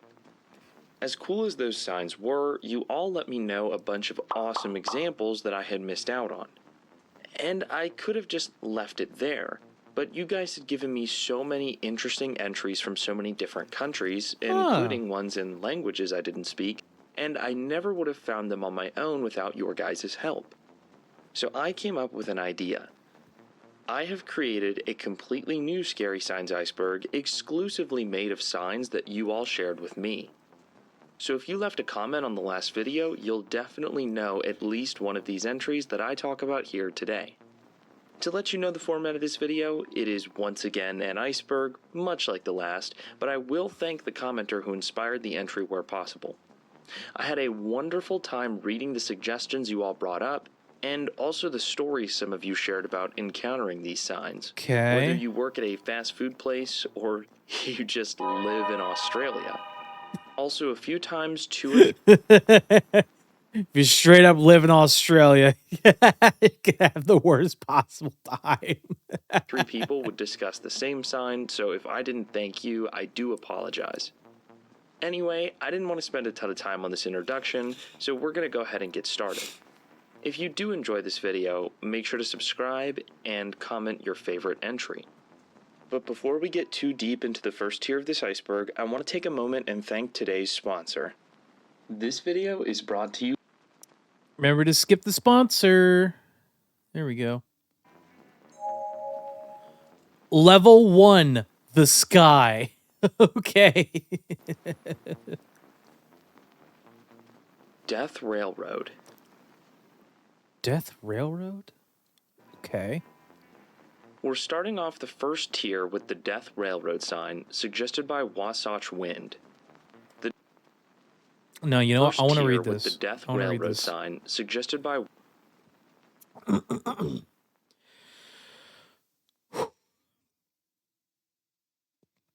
An honorable mention I'd bring up is the Death Railroad sign that once existed in the US, where before modern railroad crossings with gates existed, a man built a prototype of a railroad crossing that gave more warning than a sign with a ringing bell.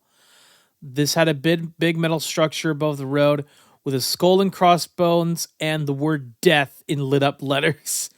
Oh, it also had a dadgum air raid siren that went off when the train came. His design never caught on, and thank goodness. He also never even had gates on it for some reason. There's several videos about it on YouTube from some railroad enthusiast channels. Okay. Wasatch Wind. The Death Railroad sign is officially known as the Billups Neon Crossing Signal. Created by Alonzo Billups in the mid-1930s, the sign was a direct result of an epidemic of cars crashing into trains at railroad crossings. Unlike most railroad crossing signs, Alonzo's design sported a gantry, which is basically the design of sign that goes over the road in a U shape. Okay, this is giving me a chill for sure. Like a highway sign. If a train were actually approaching, the words "Stop, Death, Stop" would flash in blue and red neon. On top of that, a freaking air raid siren would go off.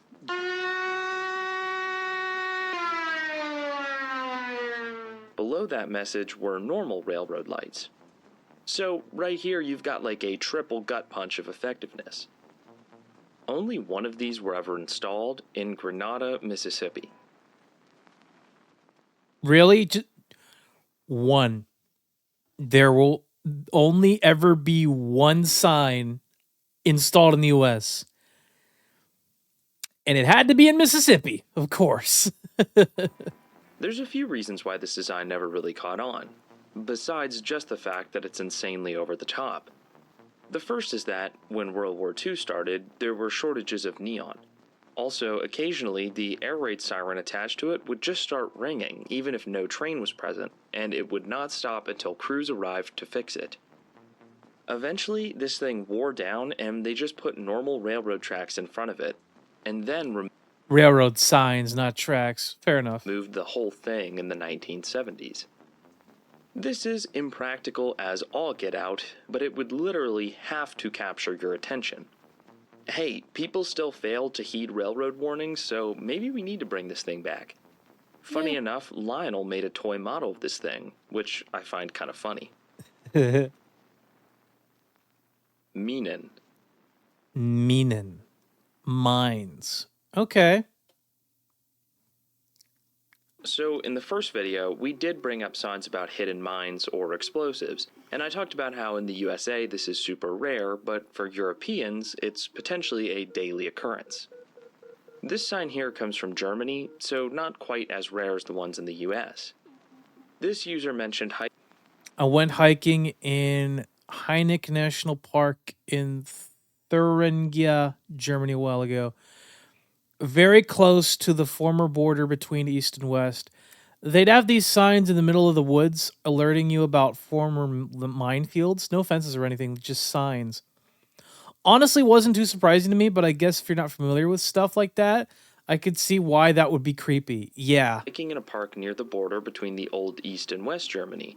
And of course, there are a few designs, and I'm not sure which one they were specifically talking about, but I found all of these pretty creepy. Obviously, the skull is a bit of a cool addition, but I really liked these hand-painted ones. They've got that font that makes it look like it's coming from an old book of fairy tales, except instead of talking about fairies and goblins and stuff, it's hidden explosives. Yep, pretty much. Anyway, there are a lot of these, and they all have slightly different designs, which I find kind of fun. Blood Alley.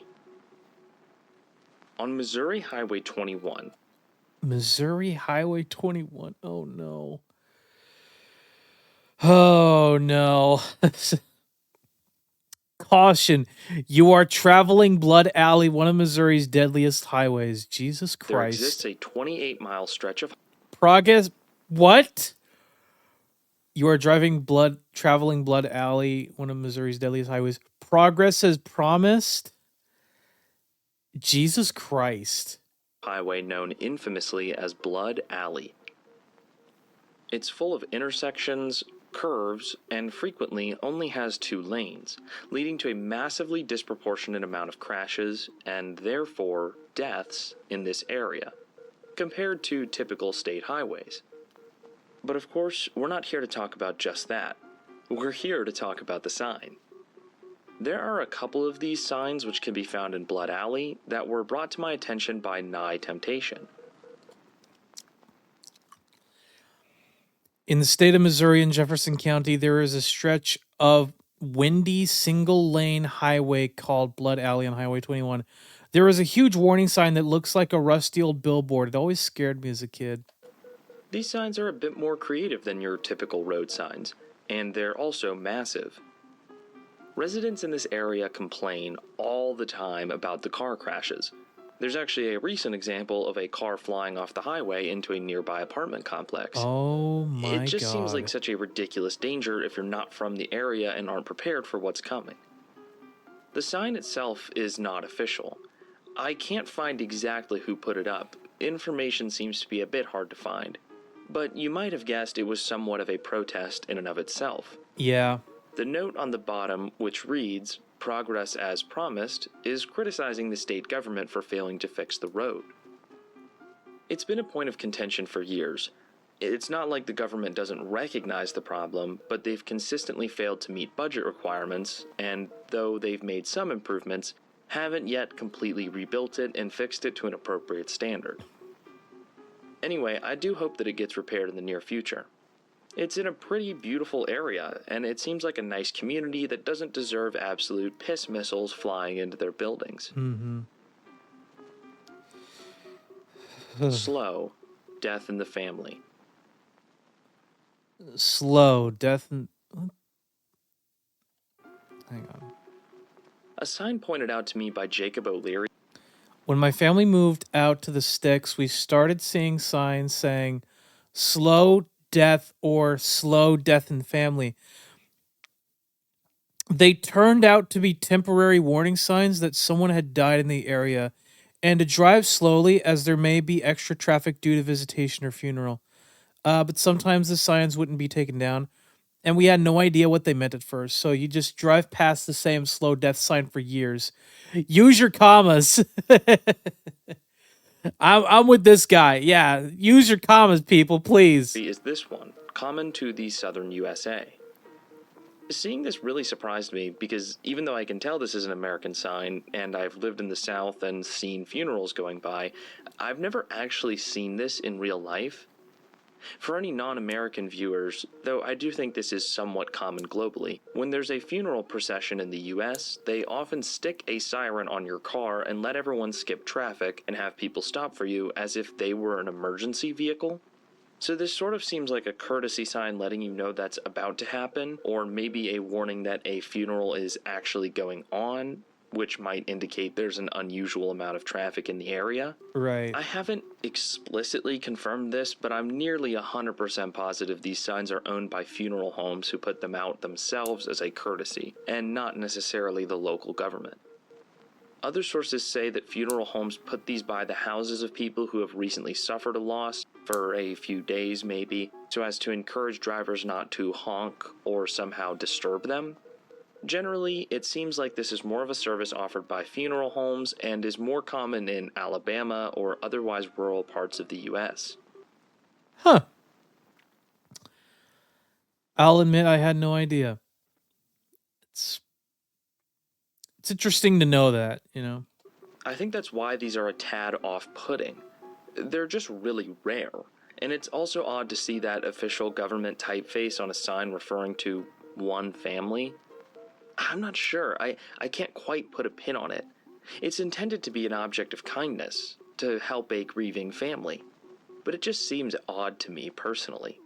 Another idea I came up with just now recording this is that it might indicate that there's a lot of little kids and really old people because, you know, funerals often bring those two groups together. So, Yeah. I mean, I don't know, if I knew there were a bunch of little kids and elderly people who might not be able to look out for themselves, I would want to slow down a bit, but I don't know. It's just, it's strange.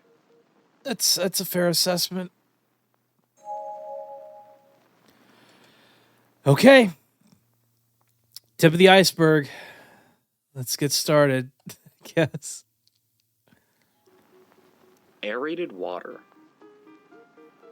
We briefly discussed the dangers of dams and still water in the previous video, but here I want to specifically focus on these aerated water signs. Oh my God. Danger. Deep aerated water. This water has no buoyancy. You will not float. These were brought to my attention by Malomart and Hardtack 15. Let's see. My favorite creepy sign for sure is the "You will not float" sign for aerated water. God, it's so ominous. It's the fact that it's true and pulling no punches. That's scary. I guess it works though. Now, the scary sign is when you'll find your aerated water, which reads "Water, aerated water, you will sink."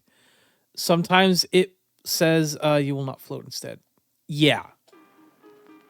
To preface, aerated water is water which has had air added to it somehow. Occasionally naturally, but almost always because it's involved in some sort of contraption. This can be done in the form of... Because idiots will see body of water and think I can swim. Yeah.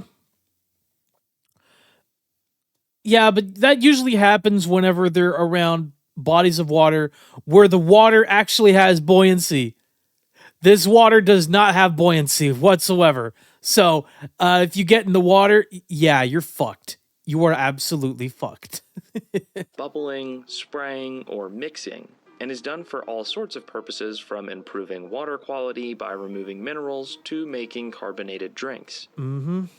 However, in lots of circumstances, this aerated water keeps those particles, or things they're trying to remove from safe water. So those particulates, combined with the concentration of air bubbles, increase the water's density so that you don't naturally float. On top of that, since machinery is involved, there could be traps forming or moving parts that otherwise make these things horrible places to swim. Could you get out?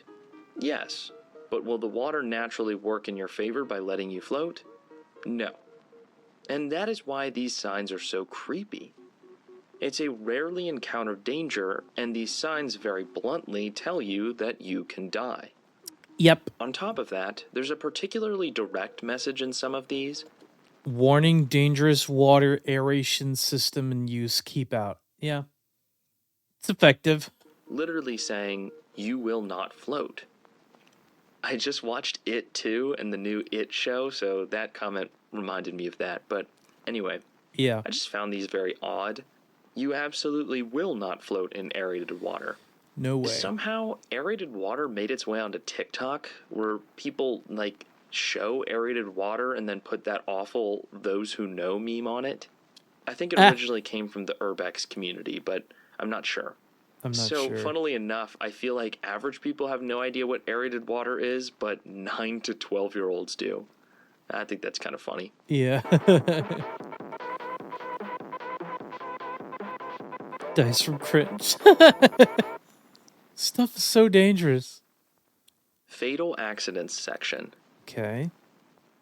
Much like the stretch of highway in Missouri we discussed, there are tons of signs all over the world dedicated to particularly dangerous corridors on the road.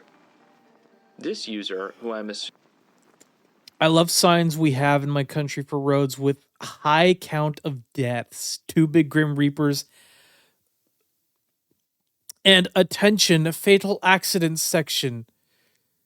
Oh, Jesus Christ. is Czech, based off their name, and that I found the exact sign they were talking about, mentioned a sign which shows exactly that. This sign, with 2 depictions of the Grim Reaper holding what looks like a scimitar, is an official sign in the Czech Republic which is used to denote these potentially dangerous areas.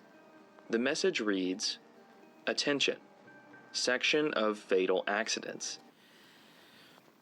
I mean, it's effective. It's smart. Maybe it'll teach people how to... Maybe it'll caution people from driving too fast down a certain stretch of road. I don't know. You know? There's also a similar design with slightly different reapers. This one isn't too out of the ordinary, but it would definitely capture my attention if I were driving by. Oh, yeah. Come home alive. Hal from Tartary mentioned a... I was out in the middle of rural NSW, Australia, near Lightning Ridge, and there was a lone road sign that just said, "Come home alive." There was nothing in front of me but road and horizon as far as the eye could see. Just emptiness, and that lone sign felt so menacing. Holy shit. Sign near Lightning Ridge, New South Wales, an outback town in Australia. Oh, New South Wales. Got it. Which just read, "Come back alive." Now, I can't find a sign with the exact wording they used. Please arrive alive. That's blunt. But I'm nearly sure any of these I'm showing could be what they saw. There are lots of signs in the Australian outback that can be really... Break the drive, stay alive. Yep. Off-putting, because they emphasize just how vast and empty these areas are. Okay, you know what? This one makes a lot more sense. Okay. Warning, remote areas ahead. The following precautions are advised. Carry adequate fuel, water, food, current road maps, 2 spare tires, 2 jacks, shovel, first aid kit, toolkit, and tow rope. Drink water at regular intervals to avoid dehydration. Travel at speeds appropriate to road conditions. Avoid night driving when wildlife and livestock may be active. In the event of breakdown, never leave your vehicle. Do not camp in waterways. Flash flood can occur without warning. Avoid wet weather driving. Roads can become dangerous and impassable. Keep friends or relatives informed of your outbreak travel itinerary. And how difficult it is for help to arrive. There are a bunch of these signs which say, "Please arrive alive," which is what I think he was talking about. There are also some like this one here, which literally just show an empty road and an infinite expanse. How long would it take for help to arrive? Drive safe. Fucking hell, man. That's it's out of line, but it's right. Asking if you know how long it would take for help to come. I honestly appreciate this messaging. I'm not Australian, but I'm sure lots of tourists head out for road trips in the outback with no water and stuff, and these messages hopefully convince them to maybe turn around and get supplies. Yeah. Or at least tell others where they are going. Technical only. The technical only sign brought to my attention by Simply Leaf is a pretty... One of my favorites is a sign at the top of Crestone Needle in Colorado that simply reads "Technical only," with a climber falling off a cliff to their death. Apparently, it's meant to be a warning that if you don't take the exact route you came up, you will end up in a cliffed out situation with loose rock, and that can be incredibly deadly. You know what? It's probably a good idea. Australia. Just Australia. You know what, Kibo? That pretty much sounds about right. It's just Australia, man. What are you gonna do? Interesting one. These signs can be found at Crestone Needle in Colorado. What they mean by technical only, and I had to look this up, is that the specific climbing route needs to be followed to the T, as stepping off of it, even for just a bit, can land you in a treacherous situation with cliffs that are impossible to get out of. Just looking at a few pictures of this spot, I absolutely understand why. It doesn't look like a horrible climb, but these jagged edges are just brutal. I think what I found off-putting about these signs is that they seem to speak to the advanced climber, a warning for the fit and adventurous per se. It's a sign for people who already did the easy stuff. Yeah. Brought sunscreen, water, a map. It's meant to tell you that even if you do know what you're doing, veering off the path is a very bad idea. Yes. Also, people do die here all the time, and it makes sense that at least some of those deaths could be attributed to people leaving the route.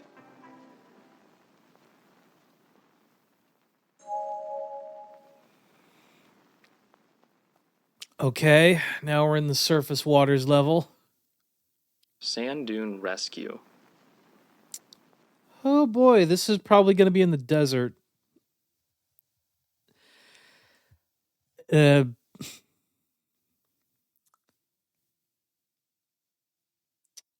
in the desert? I imagine somewhere where no one is going to be there to help you. More likely than not. I don't know. I'm just spitballing here. Jesus Christ.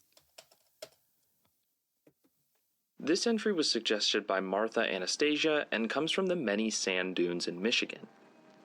A ton of people, naturally, walk or slide down these dunes for fun and then can't get back up. You might wonder why they can't do that until you see an image of some of them from the backside. Sorry if this is getting creepy or scary. No, it's okay, Kibo. I like this. This is getting interesting for sure. Again, if at any point you're just like, I want to watch a different kind of content, you're more than welcome to do that. But let's finish this video for right now. And it makes a little bit more sense. As some people have pointed out on this post here, a ton of these dunes are long walks. Oh God. Enjoy the view from here. Don't risk injury, and rescue fees are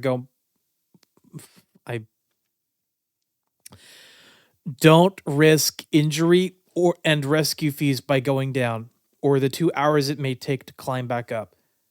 Jesus Christ. From the parking lot, upwards of 30 minutes in some cases. So if you're coming out here for fun in the summertime and then get stuck and start to make your way up, you're potentially already really dehydrated and worn out from earlier in the day. There are a couple of variations of this sign, and the funniest to me are the ones which emphasize the rescue cost. Warning, avoid getting stuck at the bottom.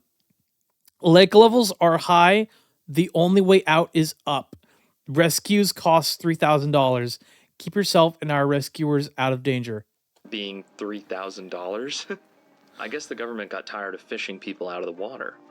Here's a shot from Google Maps showing the bottom.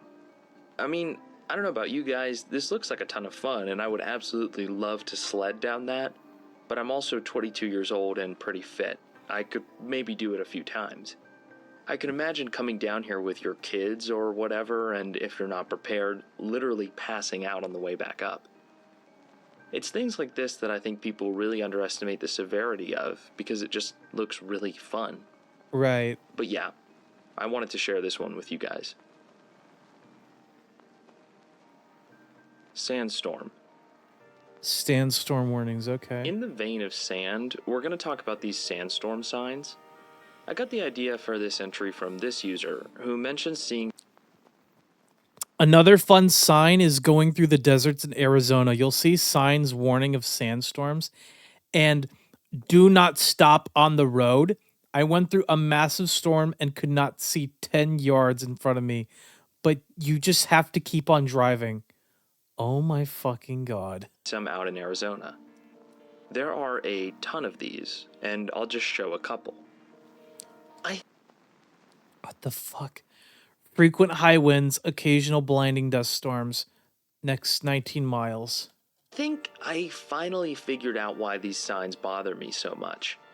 They're very similar to the fire danger signs I talked about in the last video, where you're looking at a big town or field or whatever, but Oh my god.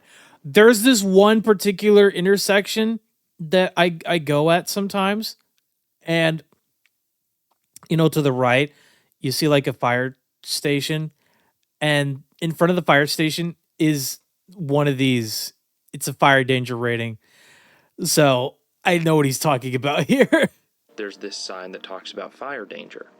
The reason that these creep me out so much is that things like sandstorms and wildfires are so gigantic. They're massive, and I think we as people tend to assume massive things are slow, but the reality is, things like tornadoes will just hurl down on you at insanely high speeds. Oh, yeah. Or even at a much smaller level. A bear looks gigantic, but it will absolutely chase you down. Yes. Anyway, what's scary about these signs is not just that, but the fact that to the untrained eye, there's really no signs of these things until they happen. Like, it seems ridiculous to think that a wildfire, or in this case, a sandstorm, could sneak up on you. But they really can. So to me it seems odd to have a sign warning about a danger that isn't visibly present. For example, this photo right here just shows a pretty sky. I cannot fathom, from this information alone, that such a megalophobic danger is present. But it is, and it could be right behind you. Uh-huh. It's like a random event in a video game. They really can just pop up on the horizon. I think it's a combination of megalophobia and just some foreboding. I have never seen a sandstorm in real life, and I live somewhere where these do not occur. So Right. there's an aspect of it to me that's just foreign. Can you cross this field? Okay, guys. Is that a challenge? Do not cross this field. Unless you can do it in 9 seconds, because the bull can do it in 10. Oh my fucking god. Yeah. No, I'm good.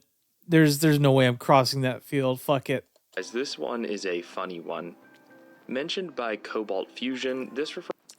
Oh, come on. Okay, guys, this one is a funny one. Mentioned by Cobalt...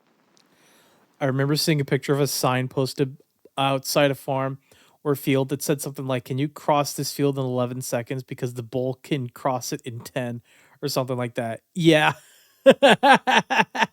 Fusion, this refers to a sign that a rancher put on their field.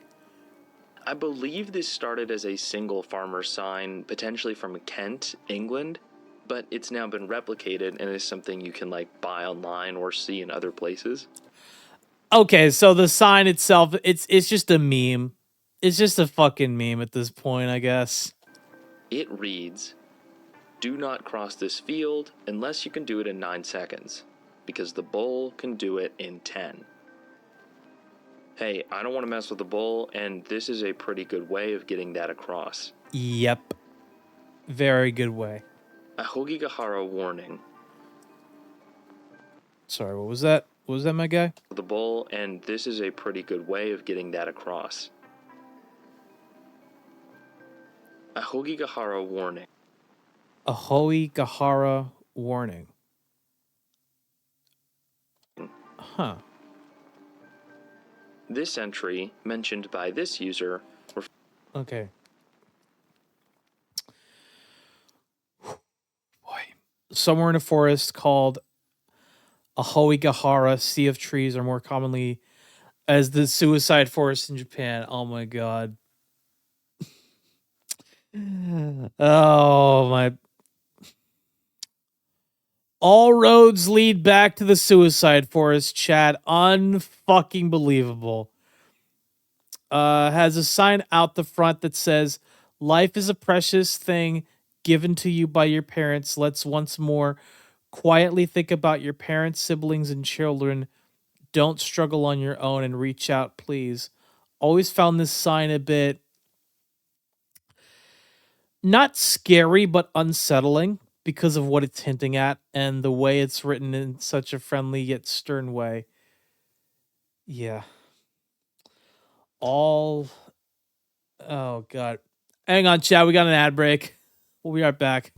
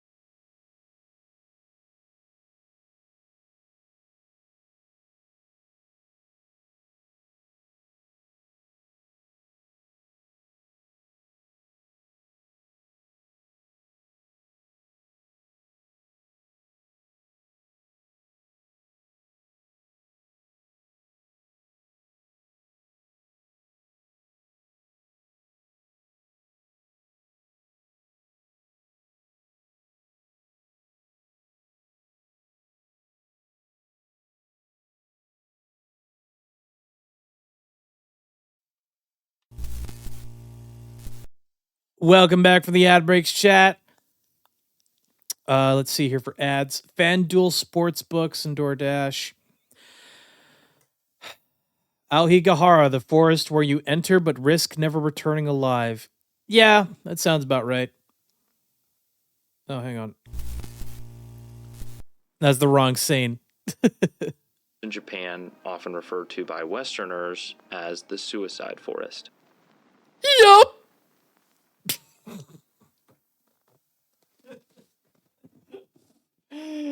Oh my fucking god. I'm sorry, but I had to. Yup. Jesus Christ. You all know what happened here and what unfortunately continues to happen here to this day. Yep. Anyway, in response to the horrible events that occur in these woods, due in part to some local superstition, the government put up these signs, urging people to consider options other than ending their own lives. Mm-hmm. This sign reads, "Life is a precious gift from your parents. Try to think calmly once more about them. Your siblings, your kids. Don't keep it to yourself. Please consult someone." And below that, it offers a number that you can call if you need help. To be honest, I think that's quite the beautiful message. Of course, that alone isn't enough to stop the problem, but I do think it's very well intentioned. Yeah. The fact that this sign needs to be here at all is pretty unsettling. Hopefully, one day it won't be needed anymore and can be taken down. We could only hope. Biting squirrels. Here's a much funnier one to cheer you up. Suggested by this user. Oh my god. Oh, no way. In the Grand Canyon, there is a sign about squirrels biting. Oh my god. No fucking way. One can find this hilarious.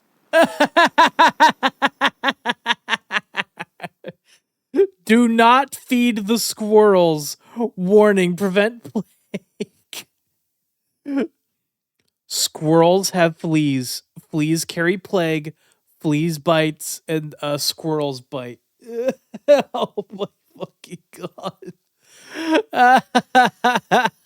Oh no. Sign at the Grand Canyon, which warns you not to touch the squirrels. I love the way it, like, shows you a diagram of what's going on here. Instead of just saying the squirrels can be disease vectors, it, like, walks you through a diagram of how the squirrels have fleas which can carry the freaking plague. There are a few different designs of this sign. The Grand Canyon's most dangerous creature. Squirrels. Fucking squirrels. Squirrel bites are the most common animal injury. Tame rock squirrels may become aggressive if fed. Squirrels may carry plague or other transmittable diseases. Yep. Which is funny, like, who knew this would have been enough of an issue that you'd have to keep making signs? I guess anywhere where there are tourists from far away, you have to put up warnings of stuff. Me, personally, I'm just surprised squirrels actually let you get that close to them. Yeah. People probably feed them a lot, too, at the Grand Canyon, which is also banned, by the way. Oh. Code Red. Y'all remember that fire warning sign from the previous video? Yep. Where it had, like, a marker that could indicate the conditions were catastrophic for wildfires? Well, there's actually another version of that sign. This one showing the term Code Red. Holy shit. Holy shit. I think the fire danger I think the fire danger rating sign that I've seen, I think it only ever goes like low, very high, I believe, or like moderate. Yeah, actually no, low, moderate, severe, extreme, and then I think that's it. I don't know. I don't remember exactly. This commenter indicated that it was As an Australian, there was a grading worse than catastrophic. It was named Code Red. It was striped white and red. I remember. Thankfully, I never got to that tier from where in from. But as someone who's seen the fires online, I can only be haunted by those who did see the sign. a level higher than catastrophic, but I could only find examples that show it the same way. Meaning, like, Code Red replaces but is equal to catastrophic. Yes. The only difference I noticed between these, oddly enough, is that there's a blank white space in between Extreme and Code Red, Yeah, what the whereas fuck that is space is that? filled in the catastrophic version. I have no idea which one came first or what that means, but I just thought it was interesting. Which one do you guys think is more effective?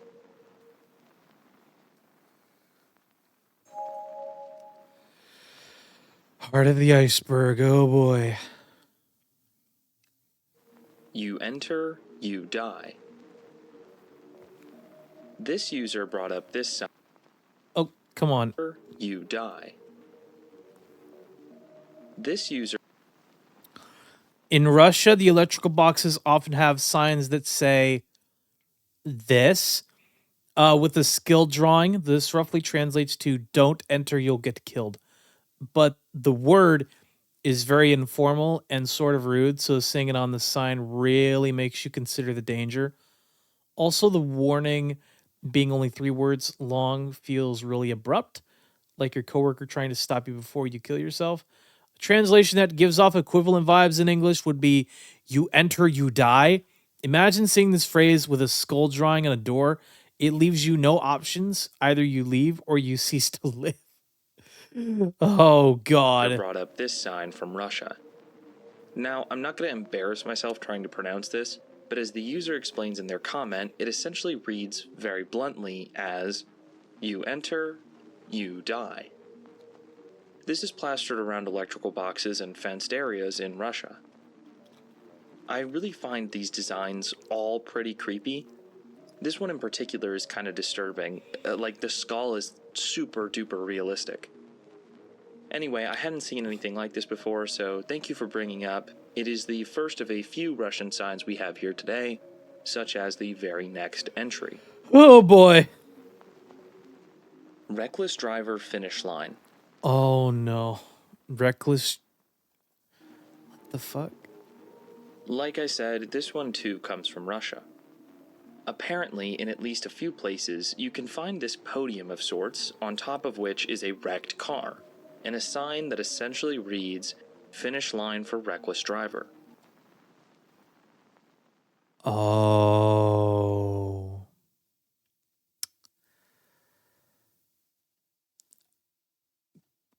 You know what? I can see it now. I think I understand how effective this is effective. Yeah, this is very effective. Now, I for one have definitely seen a lot of warnings about crashing or DUIs or whatever that maybe show a picture of a wrecked car, but not usually on the road, and not usually with an actual car on them. I do think this stands out a lot and is a pretty good warning. It's a bit off-putting as well. I remember when my high school had dances or whatever and we wanted to warn people about drinking and driving, they would put a smashed car on the grass in front of the building for a few weeks before the event. Yep. This kind of reminds me of that. I also can't help but wonder the circumstances of whatever crash this car was involved in. I don't know, the whole thing just made me stop and think, which I guess is the point. I guess so, yeah. Rescue here is unlikely. Oh boy. At Peggy's Cove, Nova Scotia, you can find a sign that reads, "Danger. Death has occurred here. Sudden high waves happen without warning, even on calm days. Dark rocks are slippery." Okay, danger. Death has occurred here. Sudden high waves happen without warning, even on calm days. Dark rocks are slippery. Stay far back. Rescue here is unlikely due to conditions. Don't take risks. Leave here alive. Stay far back. Rescue here is unlikely due to conditions. Don't take risks. Leave here alive. Okay. This was Good to brought up know. to me by this user who said they Recently visited Peggy's Cove in Nova Scotia, Canada, and while I had seen danger signs before, the signs warning tourists to stay off the black rocks due to the unpredictable nature of the waves were a bit of a shock. Rescue here is unlikely due to conditions, and injury and death have rewarded careless sightseers were both quite haunting. Oh boy. visited the site themselves. This one is especially creepy to me because from the limited photos I've seen of Peggy's Cove, it looks absolutely gorgeous. Like, Yeah. I can't imagine deaths occurring here. It looks so calm and peaceful. But, yeah, rocks and water are generally a horrible mix. Gabiru attack. Huh. This entry, suggested by this user, Where's the risk of Gabiru attack? is kind of a meme out of Brazil. It is a real sign, though. Danger, risk of Gabiru attack. In Brazilian Portuguese, Gabiru means black rat, and these signs are real and do warn about real disease dangers from rats. Oh, okay. They're put up in urban areas, with one report I found saying they were found in a sewer. Brazil does have a lot of open sewers, so I think that's why it's a sort of unique sign. Yeah. It is a bit goofy. I mean, rats don't usually act offensively towards you, but it is a serious disease vector. Sure. Drop and run. A few of you guys mentioned this one to me. Let's see. Drop and run is the worst one because it tells you that you are holding the very thing that you should be scared about. Probably the scariest sign I know is the one you can find on radioactive defectoscope. It's a device used for checking quality of welds. It states drop and run, which means exactly that when you drop it, you have to run because radiation source is so strong that if you find it and simply grab it and drop it, you will get a deadly dose of radiation. And while it's not like a traffic sign, I find it spooky and wanted to put it here. Cobalt-60 is a radioactive isotope of cobalt. It has some applications with very specific tasks, like examining oil pipelines or finding deficiencies in metal parts, or even gamma knife radiosurgery. It is absolutely something you do not want to touch. One time it got released in Ciudad Juarez and exposed thousands of people to radiation. Jesus Christ. I believe this specific example is used for medical purposes or something like that, and that this photo is actually a fake replication.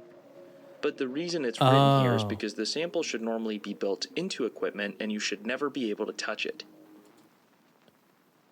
Okay, that makes sense. It needs to be built. This kind of material needs to be built into the equipment itself, and don't touch it. Just do not touch it. If you do get near it, you should get away from it as soon as humanly possible. Yep. Hence the advice to drop and run.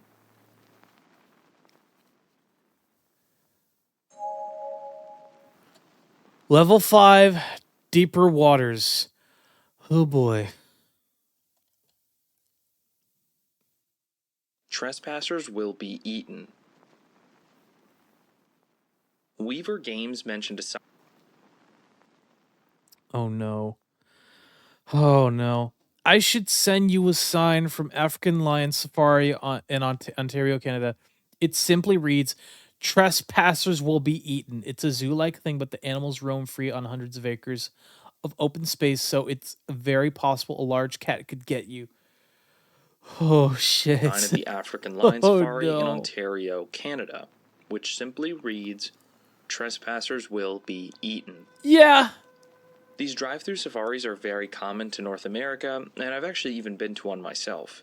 Huh. You can find signs like that at that location in Ontario, but also other ones, like this one in Royal Palm Beach, Florida. Okay. These signs sound funny until you consider that people do actually die at these places. As recently as 2016, one woman died after leaving her car and getting eaten by a Bengal tiger. Oh no. Oh, you never. Okay.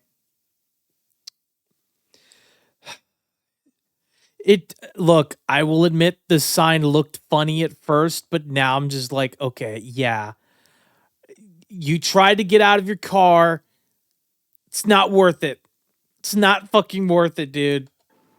This happened in Beijing, where a high IQ woman fought with her husband over driving, so she got out of the car to go over to his side and yell at him and tell him to let her drive. A tiger then began to stalk her, and her mother ran out of the car to go help her, at which point the tiger actually killed the mom, and the woman survived. Holy shit. She would later sue the zoo. One also may recall the famous case of Harambe. But of course, the child survived in that instance. Yeah. A similar thing happened in Pittsburgh, 2012, when a 2-year-old boy died after his mother walked past numerous signs saying to stay back from a special observation deck. She later slipped with him in her arms, and he fell through a net designed to catch large pieces of debris. He fell into a den of African wild dogs and was immediately eaten. So, yeah, as goofy as these signs are, they sort of do have a place. They do. You'd be surprised how many people forget how dangerous apex predators are. Yeah. Ski slope bombs. There are plenty of places that I expect to find explosives. Military bases. Sure. Fireworks stores. Yeah. The Balkans. But at a ski resort? Not really one of those places. What the fuck? My friend Sam Scary mentioned Jesus Christ. Kind of unrelated, but my family owns a cabin in a ski resort in New Mexico, and if you go to the top of the mountain, there is a little trail you have to hike to get to one of the slopes. The workers at the mountain regularly have to shoot bombs or something similar up there to cause mini avalanches to dislodge the snow, and they sometimes don't go off. So there's a bunch of bomb signs up there. Oh no. this sign from the Taos Ski Valley in Danger, explosives, do not touch. Please report location to Ski Valley office. Extension 2385. New Mexico, which reads, Oh my fucking explosives. god. Do not touch. Color and... Bro, I got it. You know what? No, wait, hang on. No, fuck it, hang on. One I'm also gonna try may recall something. the famous case of Harambe. But of course, the child survived in that instance. A similar thing happened in Pittsburgh, 2012, when a 2-year-old boy died after his mother walked past numerous signs saying to stay back from a special observation deck. She later slipped with him in her arms, and he fell through a net designed to catch large pieces of debris. He fell into a den of African wild dogs and was immediately eaten. So, yeah, as goofy as these signs are, they sort of do have a place. You'd be surprised how many people forget how dangerous apex predators are. Mm-hmm. Ski slope bombs. There are plenty of places that I expect to find explosives. Military bases, fireworks stores, the Balkans. But at a ski resort? Not really one of those places. My friend Sam Scary mentioned this sign from the Taos Ski Valley in New Mexico, which reads, explosives. Do not touch. Color and shape may vary. Please report location to Ski Valley office, extension 2385.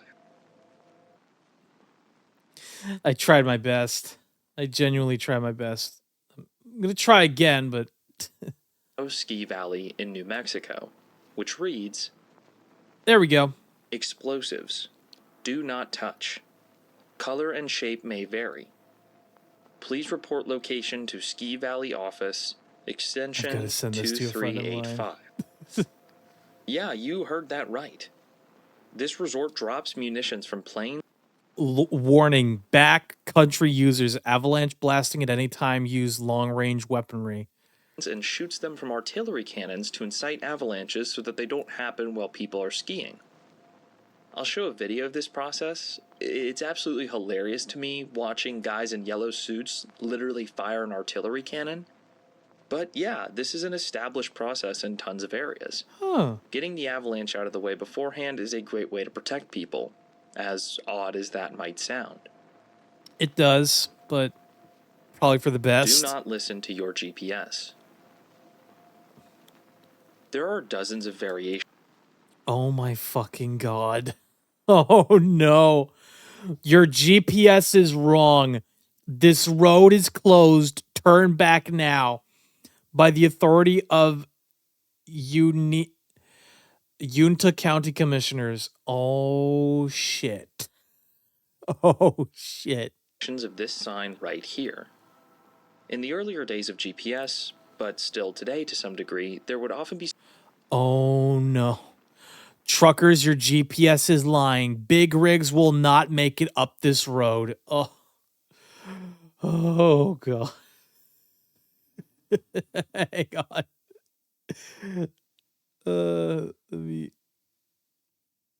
find the original comment. Actually, wait, no, you know what? Let me send them the video. Go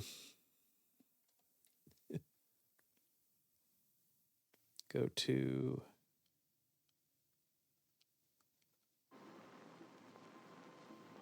ski slope bombs.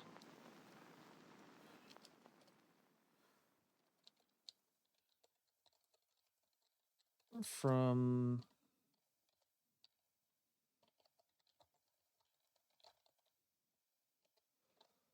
it'll make sense. Do not touch. Color and shape may vary. Please report location to Ski Valley office, extension 2385.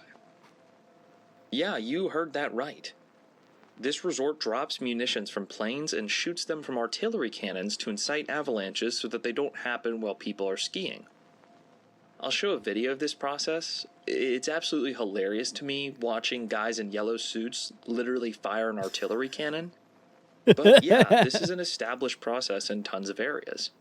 Getting the avalanche out of the way beforehand is a great way to protect people, as odd as that might sound.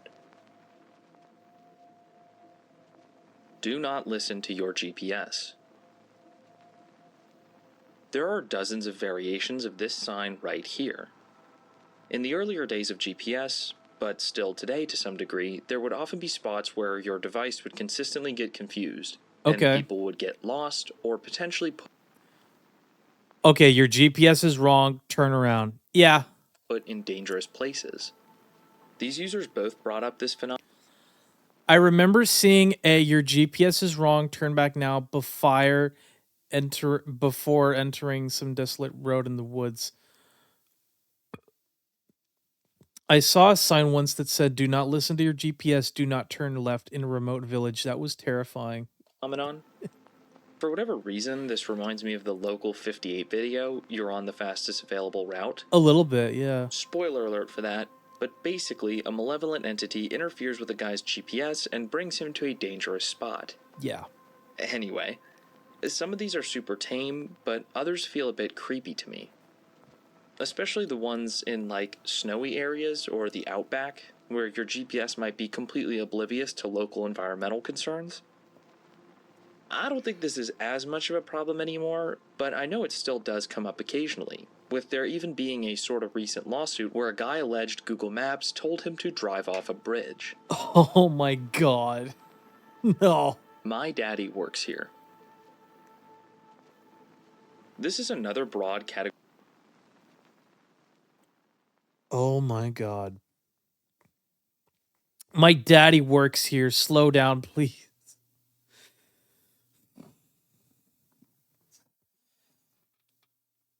Category of signs. This one introduced to me by this user.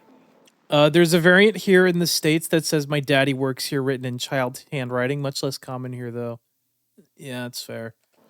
While they all differ, some characteristics include a child's handwriting or pictures of a kid or family. I particularly like these ones in Comic Sans. They just look so absolutely fake. Yeah. That looks pretty funny. But, I mean, it's good advice. For sure. To me. These exist all over the world in tons of languages. Once again, not super scary, but a ton of construction workers absolutely get beamed every year by cars, so when you think about it, it does get a little bit sadder. Yeah, it does. Your child can get strangled. This one actually freaked me out. Oh.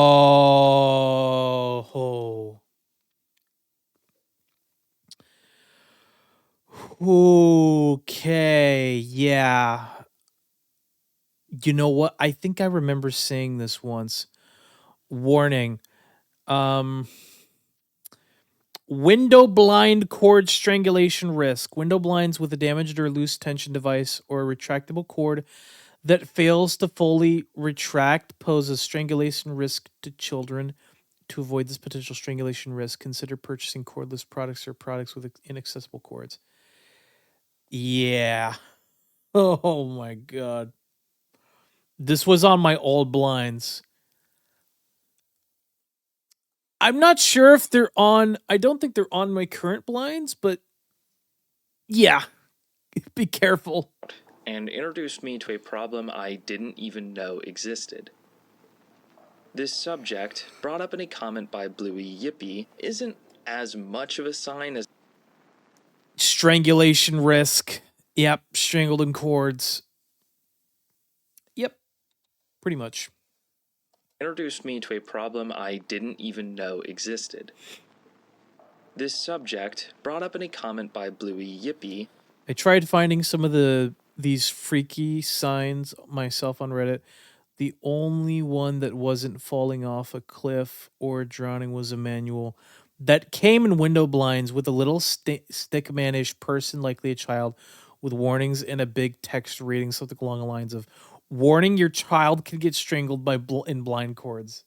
Isn't as much of a sign as it is a warning label, but it's nonetheless terrifying. Yeah, it is. This is an image from a set of window blinds, with it pretty much outright showing a hanging child. Uh-huh. There are a few variations of this, but this one right here is downright harrowing. A few years ago, the U.S. Consumer Product Safety Commission said that around 9 children under the age of 5 in the USA die every year by strangulation using window blinds. There are even more injured, and in some cases, those injuries literally cause brain damage due to oxygen deprivation. Jesus Christ. 9 children die from strangulation by window blind cords, and dozens more are injured. I mean, it's not out of place. I cannot imagine having a toddler. This whole situation reminded me about this terrifying commercial regarding the dangers of not anchoring your furniture.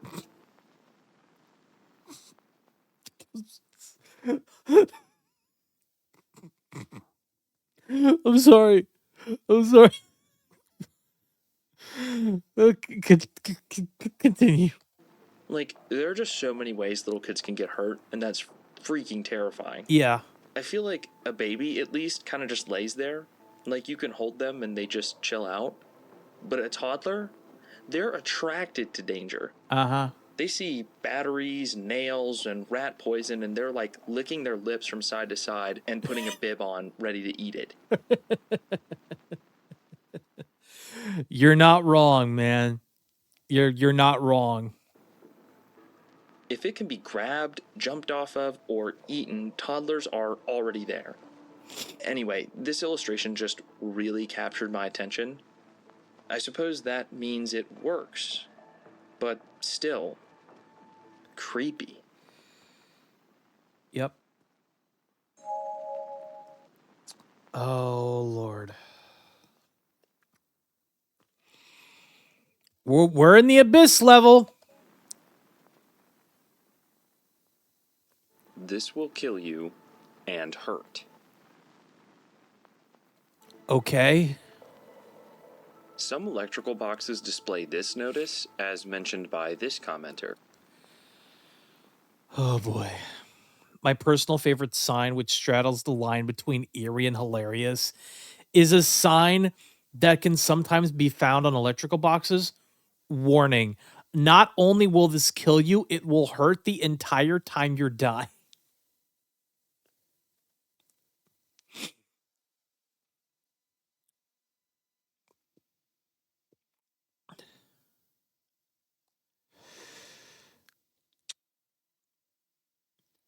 I feel like that's an album name waiting to be taken.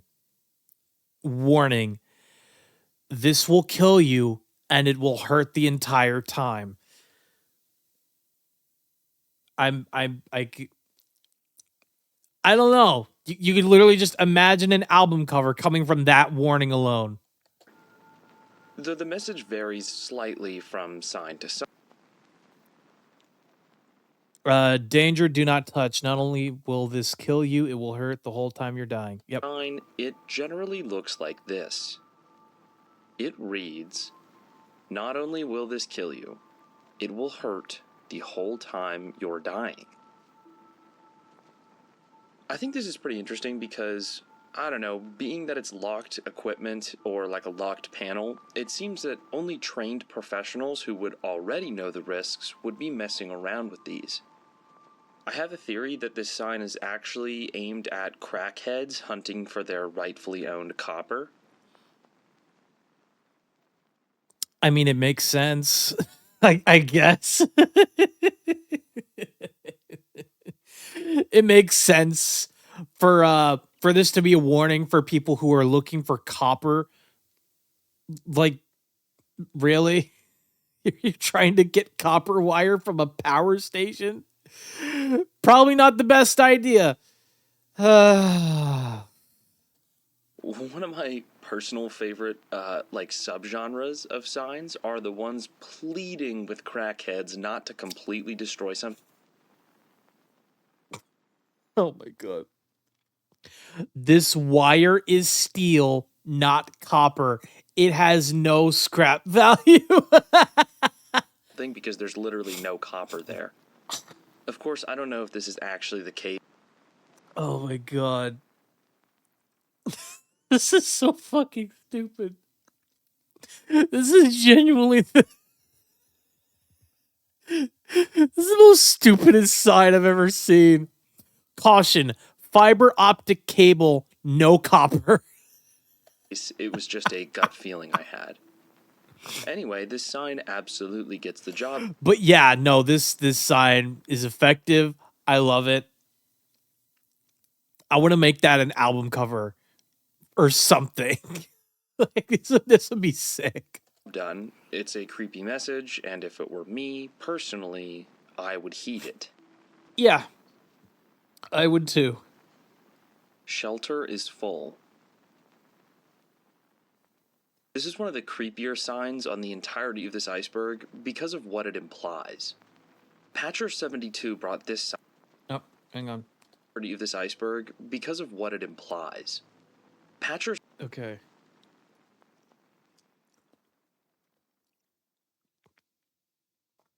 There was a photo of a sign in Russian that said Fallout shelter is full. Do not knock. Take cover in the folds of terrain. 72 brought this sign up. Lord. Once again from Russia, and once again, very blunt and terrifying. It reads, loosely translated, shelter is full. Do not knock. Take cover in the folds of the terrain. This was a sign that was, according to some information I found on Russian websites and then translated, put up on shelters during the Cold War. Oh. The point, as you might have imagined, was to convince panicked outsiders to leave your shelter alone, assuring them that under no circumstances would they be let inside. I mean, it's smart. It's smart for sure, but like again,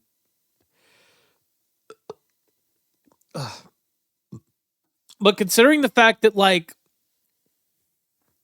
not a single nuclear explosive was like launched from the US and into Russia specifically.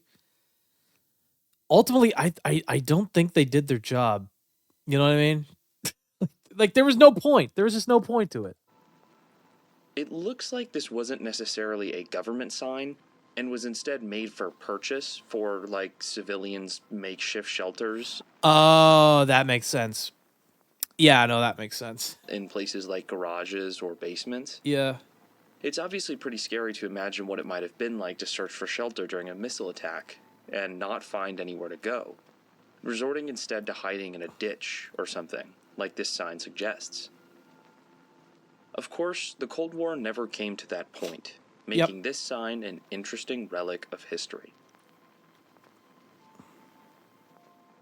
2 cemeteries, no hospitals. This sign with... Oh my god. Branxton Lions Club. We have 2 cemeteries and no hospital.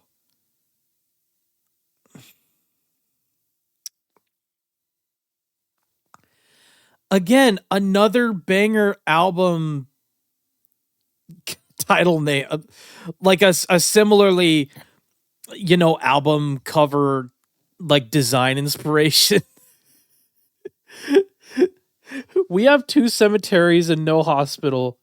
Again, there's album cover potential there. Which, according to this user, is from Jesus Australia. Christ. Reads... And it's from Australia. Of course. Of course it is. Drive carefully. We have 2 cemeteries, no hospital. Okay, that's it. To my Russians and Australian friends watching this video, what is it with your country's signage?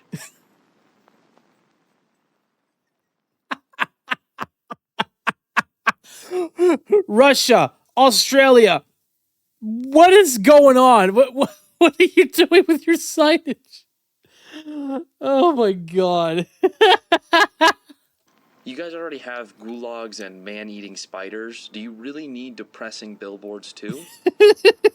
Anyway, this specific one comes from Branxton, a town in New South Wales just north of Sydney. Thank you. The sign, as it says, was put up by a local Lions Club, which is an international volunteer organization.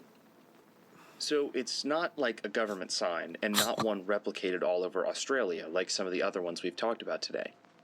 I'd bet they put this sign up here in response to lots of car crashes in the community, or else they just thought it was a helpful thing to have and also double over as like an advertisement for their group. Yeah. So yeah, you won't find this one anywhere else, but it is pretty interesting. Very. Very much so. Pray before you are prayed for. Ooh. Holy shit. Wait a minute. Prayed before you are prayed for. That sounds like the hardest title for like a black metal album. That is so sick. This is a super unique sign from Indonesia. Eclipse Eris. Okay.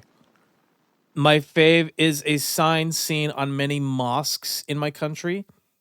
That phrase, which translates to pray before you are prayed for, reminding people to go pray their daily compulsory 5-time prayers. Oh. That makes, okay. Interesting. It's an interesting kind of sign to have. What does this sign look like, though? Archives, I think that's how it's pronounced, Yeah. brought this one up. It reads, translated, of course, pray before you are prayed for. Basically telling people to remember their 5 daily prayers, emphasizing that one's faith needs to be professed before their death. Okay. There are tons of iterations of this sign, usually around local mosques. It's interesting because this isn't really a creepy message at all. Yeah, it doesn't sound creepy on the surface, but my God, the fucking implication behind that particular quote, out of context, it sounds so menacing. Pretty hard, I'll admit. Rather, it's just someone encouraging others to be faithful and pray. It's just a little more direct than what we're used to. Right. Except for, I guess, the hell is real sign. Anyway, yeah, I wouldn't say these are like terrifying signs. They're just very stark, I suppose. Right. I do think it's kind of interesting. Yeah. Some of them actually show coffins and stuff. Others just show the message. So in my opinion, that kind of changes the vibe from a gentle reminder to a terrifying warning. Ooh, wait a minute. The album cover could be of like a wooden coffin, or maybe like a coffin with a mummy inside of it. I'm not. I'm spitballing here. Maybe not a mummy, but just a coffin with the phrase "pray before you are prayed for" below it. I don't know, or just like the coffin itself. No oxygen. Oh my God. A couple people brought up The scariest sign I've seen reads, "Do not enter, will not support human life."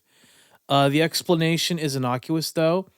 In apple storage warehouses, they pump in nitrogen, under which conditions the apples can stay fresh for many months, but the oxygen concentration becomes too low to keep humans alive. How did you forget to include one of my personal faves, warning no oxygen beyond this point? Okay. these signs, which are just as interesting as they are terrifying. Turns out, apples are stored in chambers where they are nearly entirely deprived of oxygen. Instead of having the usual 21-ish% oxygen level, this is reduced to between 1 and 3%, and Okay. That makes sense. replaced with increased CO2 and nitrogen levels. Warning, oxygen deficient area may exist beyond this point. This preserves apples. Beyond this point, there is a potential for oxygen deficiency. Yep. Usually, keeping them available for months longer than normal. Right. These are called anaerobic chambers, and can be extremely dangerous if entered improperly.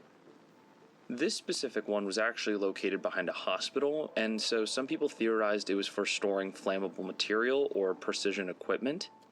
It could be.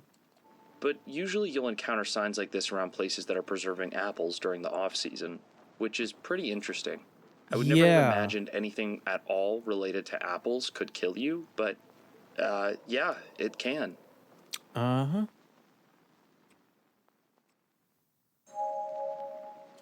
The end of the iceberg. Oh, boy.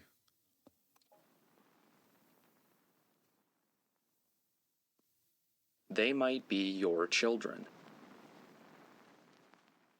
This sign can be found in Quebec and was suggested to me by this user. Okay. There's this one sign all over where I live that terrified me as a child. It's common to see in suburban areas. It's literally a detailed figure of a dead child with "Beware of our children, they might be yours too." I really just thought that meant kids were randomly killed there and not a speed warning. Either way, kind of terrifying, but effective. It sort of translates to, beware or watch for our children.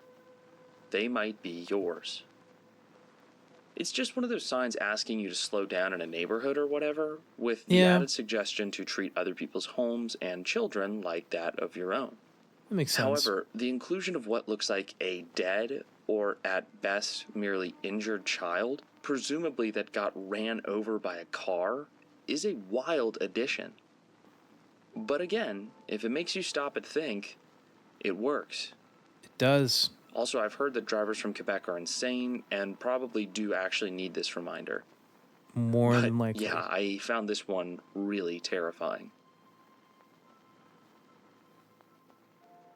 If you steal, you will be lynched. Oh boy. Oh boy. There are all sorts of creepy signs in Mexico. So-called narco banners, for example, are occasionally put up, letting people know what the rules are around a certain area. Right. This user specifically... Here in Mexico, at residential areas, it is very common to see signs saying things like, "If you are caught stealing, we will not take you to the authorities. You'll be lynched." So basically, if they caught you, they would beat you up with whatever they have at home. mentioned how there are various signs in Mexico that warn about lynching as a punishment if you're caught stealing. I imagine these are put up in those, like, markets, explaining that if you steal from one person, you're stealing from all of them, and if anyone catches you, they will step in and take care of you. Yep. Maybe they won't actually kill you, but I'm certain they'd beat the crap out of you. Oh, yeah. Yeah, it's a karma thing, basically. This one in particular reads, "Caution. If you rob one of us, you rob all of us. You will be lynched without compassion. Avoid being sanctioned." That same Instagram post showed another sign with a picture of what I assume is someone who was caught stealing. Anyway, if any commenters can attest to seeing similar signs like that in Mexico, I'd be very curious to hear your stories. But yeah, straight up getting told you'd be lynched if you steal is pretty metal. I would absolutely think twice if I came across that. Yep. As would I. Anthrax burial ground. This is our final sign from Russia. Though, of course, I'm sure you could find something similar to this in lots of places. Yep. Probably. This was suggested to me in this comment. According to that user, For me, the most terrifying sign is that phrase. This basically means attention. This is the restricted area. Anthrax burial ground is located here. Explanation. Explanation. In post-Soviet countries, we have those rare sites where people bury their cattle who died from epizootic diseases such as plague or anthrax. Usually these sites are fenced off with metal fence and barbed wire, but sometimes these are just a small quarry filled with lots of cattle bones. Okay. signs can be found in post-Soviet countries where farmers bury their cattle that died of epizootic diseases, including anthrax. Okay. Anthrax affects all sorts of farm animals, and they usually contract it from eating contaminated feed. Apparently in post-Soviet countries, these cattle graveyards popped up, and the government responded to them by fencing them off and leaving this sign, which loosely reads, "Anthrax burial ground is located here." There's a bunch of variations to this, and I'm willing to bet some were just put up by people in the community who collectively knew where they took their infected cattle. This happens all over the world too, like I said. I found an article from Hawaii, actually, that mentioned a housing development being impacted by one of these cattle burial grounds. Oh, shit. But I hadn't heard of this before it was mentioned to me. And it's still such a strange, foreign threat that I found it really creepy. Anthrax is very serious. I would not want anyone to come across it by any means. No way. Empire of the Dead. Our very last entry here today comes from Paris and was suggested by the scholar. I think that the sign in the catacombs of Paris definitely deserves a mention. If I remember correctly, it reads that, which translates to "Stop, here lies the Empire of the Dead."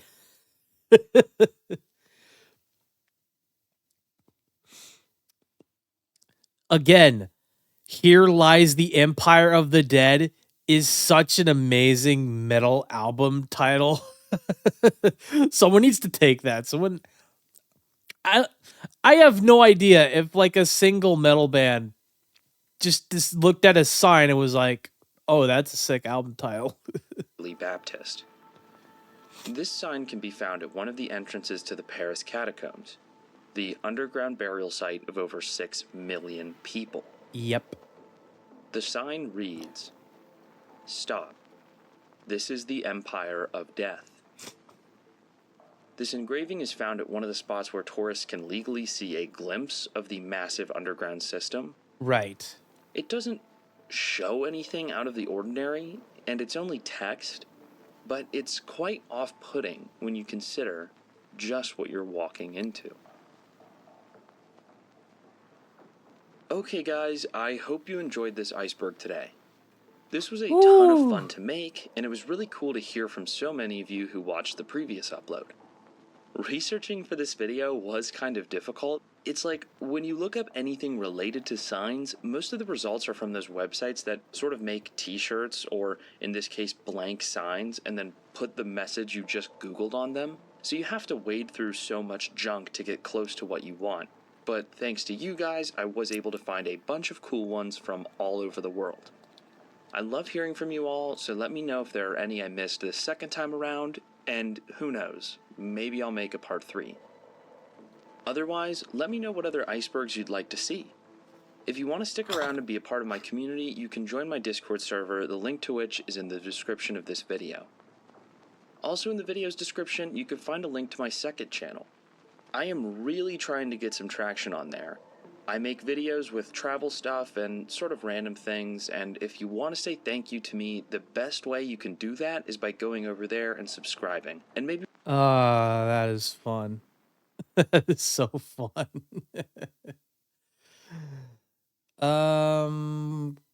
Gosh, what else could we possibly watch?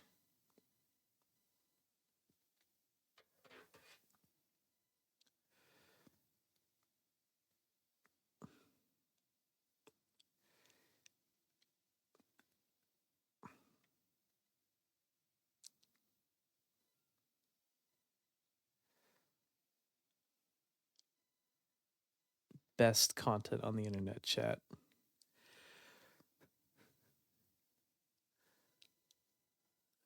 Let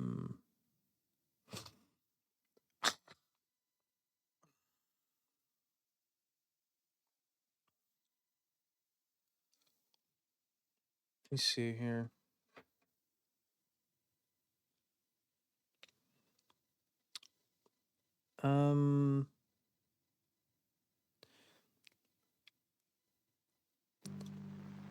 Okay, this could be good. The "Where did this image come from" iceberg. Hell yeah. Let's go for it. Hey And guys, it's blaming on here, George. and this is the "Where did these images come from" iceberg. It was created by SourceBrew, and his video will be linked in the description below. But I thought it was such a cool idea, and many of these topics are nostalgic for me, so I got the okay from SourceBrew to cover it on my channel. Yay! Some other creators are here to narrate a few entries. Anyways, on with the video. Okay, first tier. Jeff the Killer one, I think that one is still technically a mystery. We don't know where the original source image is exactly. Everything else, kind of figured out already. Jeff the Killer. Yeah. Jeff the Killer is a horror character, created in the early 2010s as a creepypasta, a staple genre of internet folklore. The story involves a young boy named Jeff, who undergoes a traumatic event, leading to his transformation into a psychotic killer. Yep. The accompanying image depicts a pale, emotionless face with a wide, disturbing smile and black eyes. The character in other media is often portrayed with a disheveled appearance and a menacing expression. For several years, it was believed that the Jeff the Killer image originated from a 2008 4chan post about Katie Robinson, a young girl who committed It didn't originate from her. after being cyberbullied.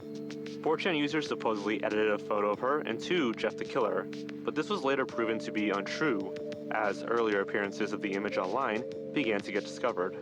Searchers eventually found that the image could be traced back to Japan, and are currently investigating several persons of interest.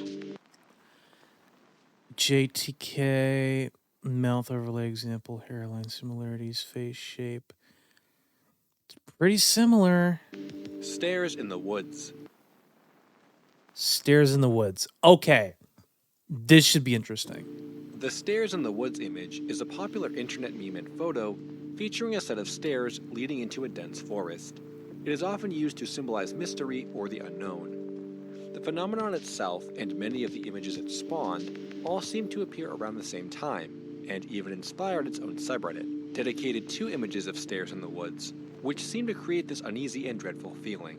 So, how did the picture come to be in the first place? And like, where is it? You know what I mean? Just where is that particular set of stairs? It would turn out that the image is completely real, and that the stairs are there thanks to an art project by the name of Observatory. Oh, okay. So this was an art project. Okay, that makes sense.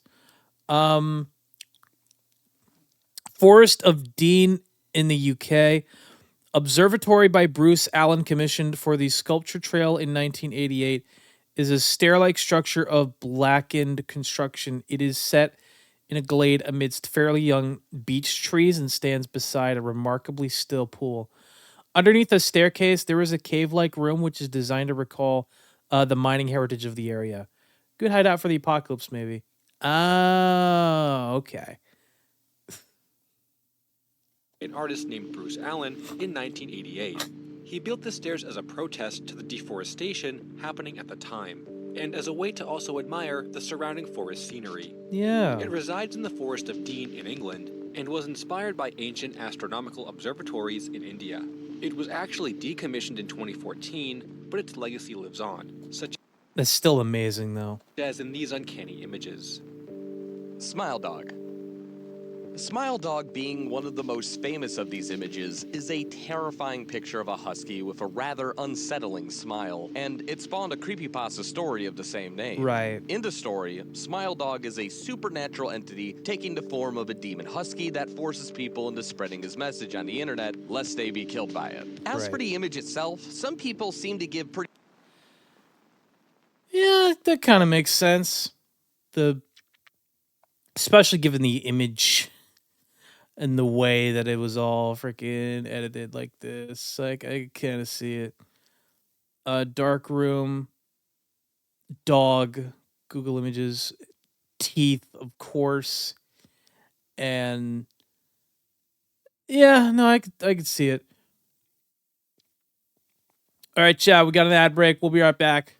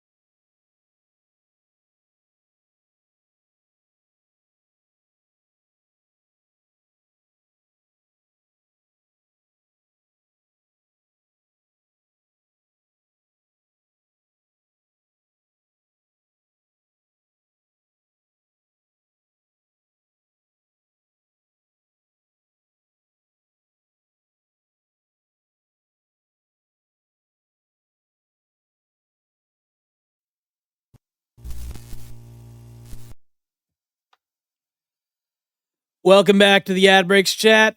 Well, welcome back from the Ad Breaks chat. Sorry. My tongue slipped. Anyway.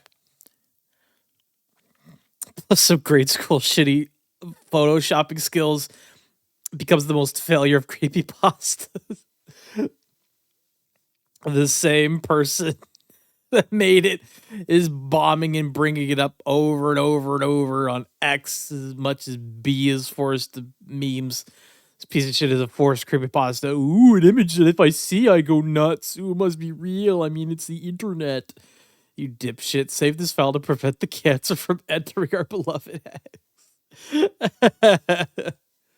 That is pretty funny, though. Damning proof that Smile Dog was 3 images stitched together in Photoshop of a dark room, a dog, and some teeth. And it seems that one Reddit user located the image used for the dog itself in one Reddit post showcasing a pretty similar looking head, but with a few key differences, likely as a part of the Photoshop. However, there is a second photo with Smile Dog that no one has been able to figure out yet, which remains unsolved. Yeah. The back rooms. Between 2011 and 2018, a photograph of a large, carpeted room with fluorescent lights and dividing walls circulated the internet. And on May of 2019, an anonymous user made a thread on 4chan's paranormal board asking users to, quote, post disquieting images that feel just off. Yeah. Post disquieting images that just feel off. And that image is the Accompanying first. thread with the photograph. Of course. Later, a user replied to the post, giving the image its name and the first description. Oh, God. Oh.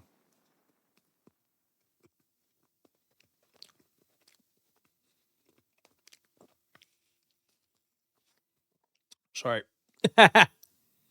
If you're not careful and you clip out of reality in the wrong areas, you'll end up in the back rooms where it's nothing but the stink of old moist carpet, the madness of mono yellow, the endless background noise of fluorescent lights at maximum hum buzz, and approximately 600 million square miles of randomly segmented empty rooms to be trapped in.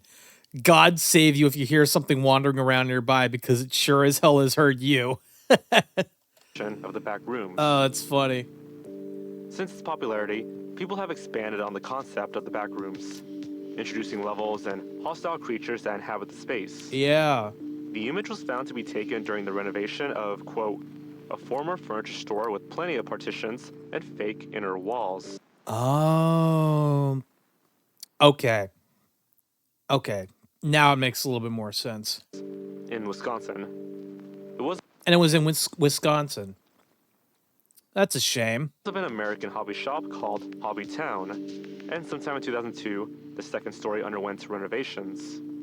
On June 12, 2002, the progress was photographed with a Sony CyberShot camera, and on March 2, 2003, the various interior views were documented on the renovation's weblog. One photo depicts a carpeted open room with yellow wallpaper and fluorescent lighting on a Dutch angle. This was the image that would go on to inspire the concept of the back rooms, and that is where the image came from. Teletubbies hospital image. This is perhaps one of the most known cursed images. A kid sits in a hospital bed.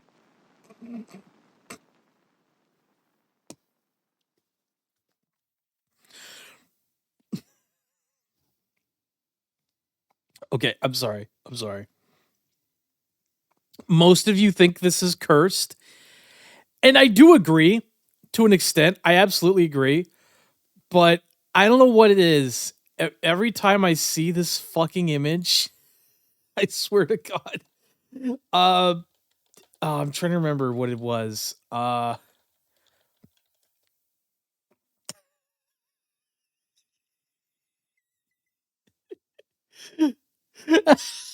Wait, okay. Okay, so the image I'm thinking of, it was okay. It didn't come from this image specifically, but oh my fucking God. It reminds me of fucking Teletubby Todd Howard holding a shotgun.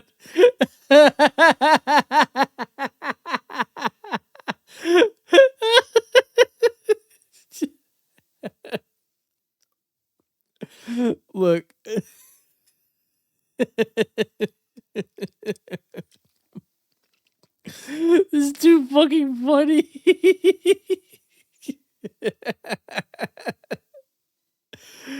Oh my god. Surrounded by what appears to be bootleg Teletubbies, but what really makes Very bootleg Teletubbies, obviously. it seem unnerving and uncanny is their lack of eyes, making them appear almost soulless. Actually, they're missing multiple features, and it looks like they don't have mouths. The photo was posted to Reddit multiple times, and one commenter pointed out that he recognized the calendar in the background of the photo. I see the Dennis Bergkamp Arsenal calendar, and I feel like it must be Christmas in a UK hospital with Teletubbies visiting children giving gifts. That makes sense. Photo, saying it must have been Christmas in a UK hospital with Teletubbies visiting children and giving gifts. I suspect this was taken in Great Ormond Street Hospital, a famous children's hospital in the neighboring borough of Camden. Teletubbies was first broadcast in March 1997. And it was nationally popular not long afterwards, so my guess is probably around 1998. Yeah, that sounds about right. The calendar is a Dennis Bergkamp Arsenal calendar, and another commenter would add that since Arsenal is based in Islington, a borough in London, the photo must have been taken in the Great Ormond Street Hospital. It's a famous children's hospital in the neighboring borough of Camden. Teletubbies was first broadcast in March 1997 and was nationally popular not long afterwards, so the photo was probably from around 1998. The proof isn't definitive and mostly speculative, so it's hard to say if it's really a photo from a UK hospital. Squidward College. An image of a building with... What the fuck? Squidward Community College. I don't know what it is. This does not look like a community college to me. This is big enough to be a house, maybe. Squidward's face plastered on it has become a viral sensation, often referred to online as Squidward Community College. This bizarre meme has circulated widely since its initial appearance in December of 2019, when it was first shared on Twitter. Over time, it inspired countless reposts, memes, and jokes. Now, despite its popularity, the origins of the building remain unclear. The earliest known instance of the image can be traced back to a now unavailable article on airforcebase.net. Some have speculated about its location, with one Reddit user in 2024 claiming it was near Riverside, Chicago.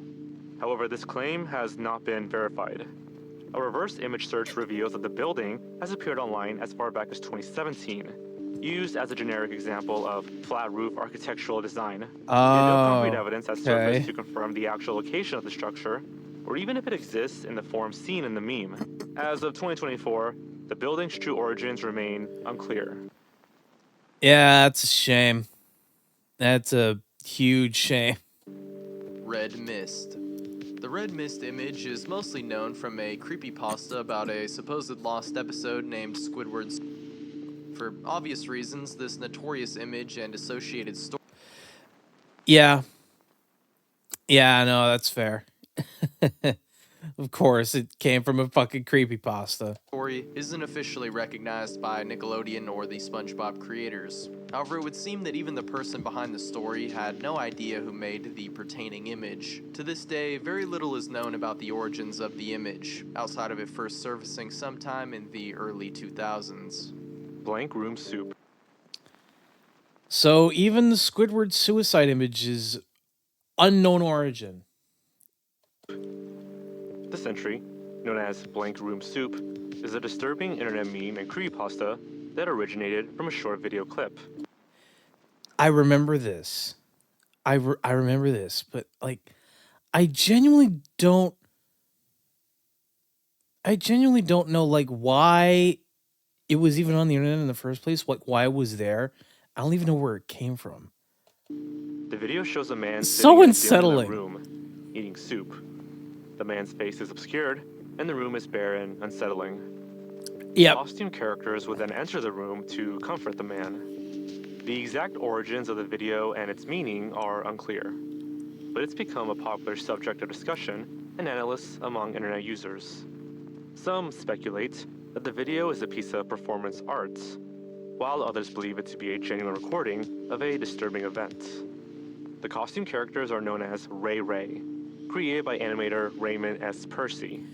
Prior to Blank Room Soup, Percy apparently had some of his props stolen from their RV, including 2 Ray Ray costumes. It's been theorized that whoever stole the costumes created Blank Room Soup. Okay, that makes a little bit more sense. So 2 costumes were stolen from an RV, which were Ray Ray costumes, and whoever stole them went on to make Blank Room Soup. Okay, that kind of checks out. But others believe that Percy himself was in on the gag as a viral marketing stunt. That could also be possible. Liminal space. Oh, come on. We don't even know the origin. Damn it. The concept of a liminal space has become popular in recent years, especially on social media platforms. That fucking sucks. And sites like Reddit. People share images and videos of these liminal spaces, often accompanied by eerie or nostalgic music, and sometimes with a strange or creepy story attached. These images invoke an eerie feeling of loneliness, and are usually pictures of enclosed, empty, and large spaces. Probably the most eerie thing about these photos is that most liminal spaces are not fake, but rather real-life images which you can trace back to their actual locations, such as the Holiday Inn in Heathrow Airport. Oh, shit. Holiday Inn at Heathrow Airport. Oh, my God. What? Okay, hang on. I gotta look this up for myself.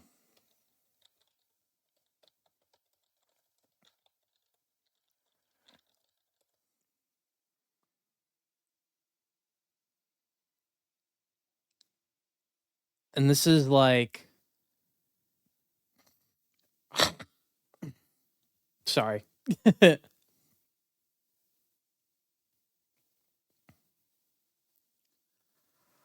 Wait a minute. Wait a minute. You know what? No, not exactly, but it's interesting the way that this particular photo was taken. However, there exists liminal space artwork too, such as the pool room. I mean, that's pretty cool. Made by Jared Pike. Slenderman. Slenderman is a fictional supernatural character that originated as a creepypasta internet meme. He is depicted as a thin, unnaturally tall humanoid with a featureless white head and face, wearing a black suit. He is said to stalk, abduct, or scare people, especially children. Those who see him may experience paranoia, insomnia, and other mental health issues. Yep. Eric Knudsen, under the pseudonym Victor Surge, created the Slenderman as part of a Photoshop contest on the Something Awful website in 2009. The challenge was to create paranormal images, and Knudsen submitted 2 black and white images featuring a tall, thin figure with a blank face, lurking in the background of photos of children. Knudsen's creation quickly gained popularity, and the Slenderman's backstory and lore were further developed by other internet users.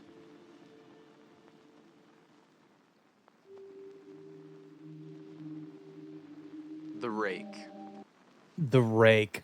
Okay. Oh, this is probably going to be another image that's very unknown. Oh boy. The Rake is a disturbing creature with an uncanny appearance and unsettling behavior. It's a tall, hairless humanoid with long, spindly limbs and a pale, gaunt face. It's said to appear in people's dreams and sometimes in their waking lives, clearly inspired by phenomena such as sleep paralysis. Supposedly, the Rake is a malevolent entity that feeds on fear and can cause psychological distress. It's described as stalking its victims, observing them from the shadows, and sometimes causing physical harm. So where does the Rake come from? One user on Reddit says, okay, serious. What is the origin of the Rake photo, not the story? Is it a deep fake or something, or a drawing? Photoshop? It just looks so real. I just want to know what the photo actually is. I mean, there's like a little bit of Photoshop in there. quote, "It's a promotional image." Oh! Oh, shit! It's a promotional image for the video game Resistance 3. It apparently supposed to be a Grim, an enemy from the game. It's quite unlikely a drawing, so I think it's safe to assume that it's Photoshop. Holy shit, that photo was taken on my birthday. Yeah! Okay. Okay. Promotional image from Resistance 3. Fuck. Come on.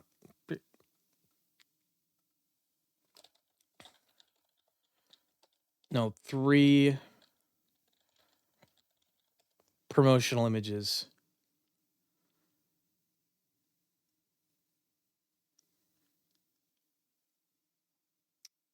What the fuck? Is it PS3? Yeah, PS3. What was I thinking? Yeah. Fuck. I had no idea. That's so cool. For the video game Resistance 3. It apparently is supposed to be a Grim, which is an enemy from the game. It is quite unlikely that it's a drawing, so I think it's safe to say that it's photoshopped. Yeah, Photoshop. The promotional art thing for Resistance 3.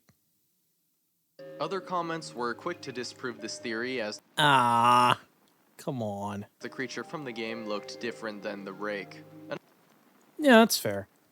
Another commenter says that the image originates from an unnamed person's trail camera, and that the rake is 100% So we have no idea. real. He goes on to say that the original poster of the And I just tried to look it up. Yeah, it's not real. Fuck. image had sold his property and blocked off acres of land on which the photo was taken. This story seems a bit far-fetched and unlikely, and the origins of the rake remain unclear. Eyeless God damn it. Jack. Eyeless Jack is a tall, slender figure with a pale complexion and, as the name suggests, no eyes. In most depictions, his empty eye sockets ooze a black substance. He is known for being a cannibalistic creature that is drawn to the scent of kidneys. He stalks his victims, typically young people, and then game-ends them in a brutal manner, removing their organs. The first time this image appeared on the internet was June 7th in 2010, posted on 4chan by a user named Arnon. One Twitter user, @PirateCashew, has claimed to be the creator of the original. Okay, I have been getting more and more messages regarding Eyeless Jack, and I just want to clarify. I only created the image that was used for Eyeless Jack. I am not the writer of the story or the creator of the character. I have, in fact, never read the creepypasta. I only made the image. Okay, that makes a little bit more sense. Image. And his proof for that is that he posted an unblurred image of Eyeless Jack on his Twitter, an image that nobody else has. So it would seem that he most certainly would be the original creator. Damn. Wario apparition. Okay, well, at least the Eyeless Jack thing is problem solved. Someone else made it. The Wario apparition is a glitch or anomaly that supposedly appears in certain copies of Super Mario 64, depicting a distorted, monstrous version of Wario. It's not monstrous, bro. It's fucking silly. It's straight up stupid. Plus, it doesn't even look like Mario 64 because of the graphics. Like, look at this shit. Like, okay, the textures look right here, sure, but Mario doesn't look right here either. Even the UI doesn't look right. Like, come on, man. The legend suggests that this apparition can be triggered by specific actions or glitches within the game. Apparently, this figure can cause glitches, crashes, or even damage to the game cartridge. It's an uncommon anomaly. Okay, this one makes a little bit more sense. I'm not sure about the cutscene though. Iffy. Anomaly in the game, and perhaps one of the most. Yeah, no, this doesn't look right at all because like the rendering of Wario's head, there's like a lot more pixels. Not pixels, sorry. The model of the Wario head is a lot. There's like more dimension, and I'm not gonna say triangles. It doesn't look right. You know what I mean? The straight up just doesn't look right. Mario here looks right, but the Wario head doesn't look right. Come on, man. Seriously. If you're gonna make a Wario apparition, at least do it right, you know? popular Super Mario 64 related legends. The explanation for its appearance is that it's allegedly determined by something known as the personalization AI, but what causes it to summon the apparition is unknown. In reality, oh come on, related legends. Like this one doesn't look right. The explanation for its appearance. This one looks better.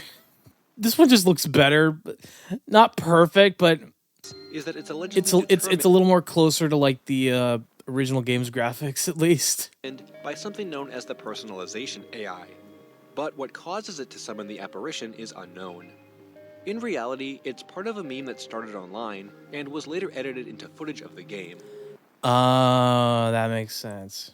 Making it seem real when it is in fact fake. Yep. Russian sleep experiments. Okay, I know this one. This fucking image here of the patient on the bed. I think it's one of those Halloween props. Not like costume, but like one of those props that you stand on or like sit on a bench or something. I don't remember exactly, but yeah, the person here is fake. Really creepy story, though. Really creepy story. Not real, but creepy. The Russian sleep experiments is a popular creepypasta that tells the tale of a Soviet-era experiment involving a sleep-inhabiting gas on 5 prisoners.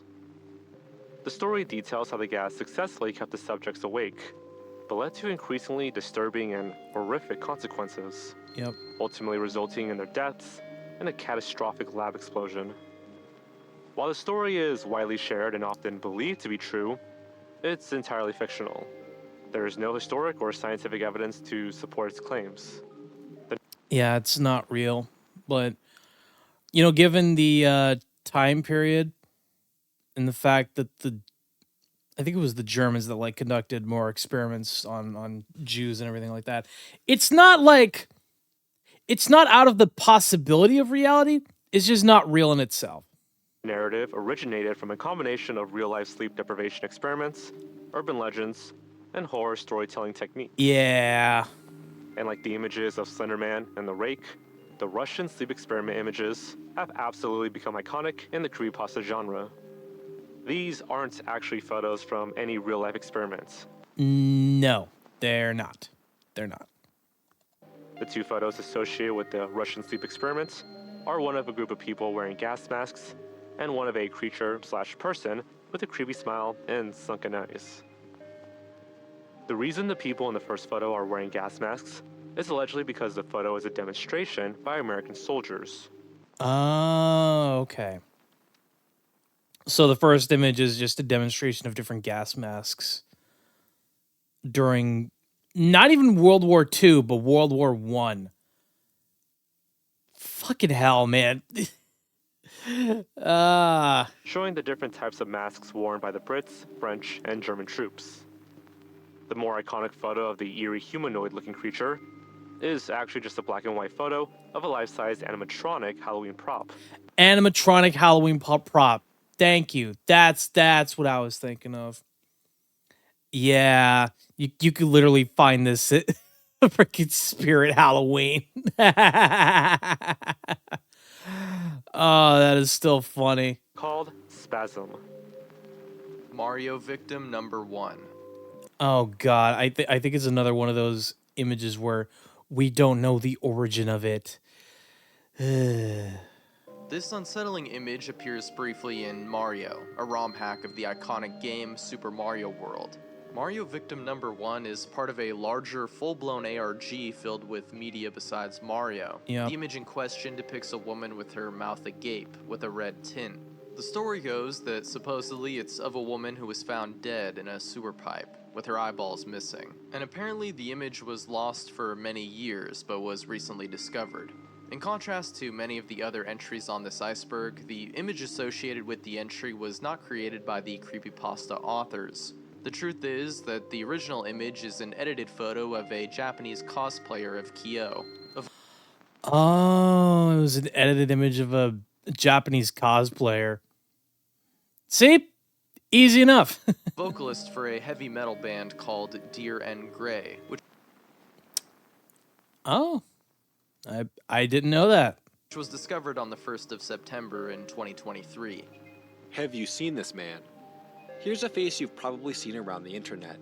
This man is a fascinating and somewhat eerie internet phenomenon created by Italian sociologist and marketer Andrea Nutella. In 2008, Nutella launched a website called Ever Dream This Man, featuring a composite image of a man's face and claiming that numerous people around the world had reported dreaming about this mysterious figure since 2006. The website garnered significant attention and sparked widespread discussion and speculation. Many people shared their own experiences of dreaming about the man, while others questioned the authenticity of the claims. In 2010, Nutella revealed that the site was a hoax as part of a guerrilla marketing campaign. Yeah, it was a hoax. It was a fucking hoax. Oh well. According to him, the image was actually just an illustration of his father, leaving the question. Oh, it was an illustration of his father. I mean, it's effective. You got to give him credit. It's an effective image for sure. Of how or why all these other people saw this in their dreams. Dick the birthday boy. I'm sure.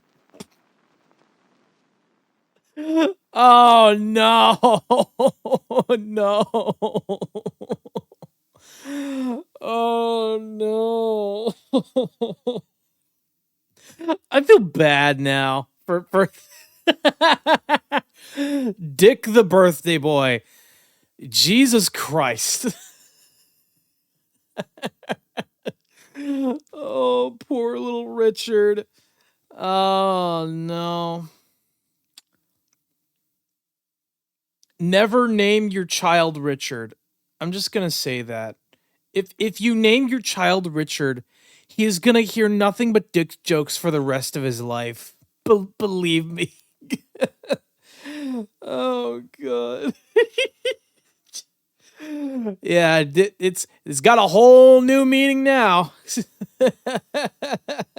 Most of you are familiar with or have heard of Five Nights at Freddy's and know what the animatronics are. Yeah. But how about in real life? The animatronic in this photo is legitimately frightening to look at. Yeah. But the origin of this photo is actually pretty funny and wholesome, unlike some other entries we have on here. Aww. The blurry photo was originally shared by popular YouTube channel Red Letter Media. The image is actually of Rich Evans of that channel, who is pictured as a child wearing a shirt saying Dick the birthday boy on it, as he stands alongside Billy Bob Bear, a mascot for a now defunct restaurant, Showbiz Pizza Place. Oh yeah, Showbiz Pizza Place. I almost forgot about that. It was supposed to be like a competitor to Chuck E. Cheese. Yeah, that sounds about right. It was later revealed that this was a set of family photos, so this is just one of those more wholesome entries on this list. Yeah. Momo. There's an old urban legend about a WhatsApp phone number that will message you disturbing photographs if you attempt to contact it, linked to a game referred to as the Momo Challenge. No. Ever seen this image? It's very likely you have if you spent any time online. Momo is a meme turned creepypasta character. The nickname was given to a sculpture of a young woman. I'm sorry. Oh my god. What the Okay. Chat, let me clarify this for a second, okay? From here, kind of creepy. Okay, a little uneasy. I don't like looking at her eyes, but then fucking talons. And now you're just like, well, all the horror is just gone now at that point. With long black hair, large bulging eyes, a white smile, and bird legs. Originally, Momo was created by a Japanese man named Kisuke Aisawa. In 2018, people started stealing images of the sculpture, and stories of the sculpture started to spread around. Mariana Mortegard Glesgorv. I think I might have seen this once. I don't remember exactly. You may have heard of a video on YouTube named Mariana Mortegard Glesgorv. Yeah. If you search this, you will find a video of a man staring intently at you. and then grinning for the last 2 seconds of the video. The story goes that this short bit is part of a bigger video that YouTube removed after 153 people viewed it and gouged out their eyes, mailing them to YouTube's main office in I think that part was just a fucking creepypasta. I'm fairly certain. Yeah. San Bruno. Periodically, YouTube will let the first few seconds of the video be uploaded to quell the curiosities of the internet, so that people won't go looking for the real thing. That's how the original story went, but in a hilarious twist, people identified the footage to be of an edited video of a guy named Byron Cortez. His image was pulled from a 2004 online survey about marketing professionals.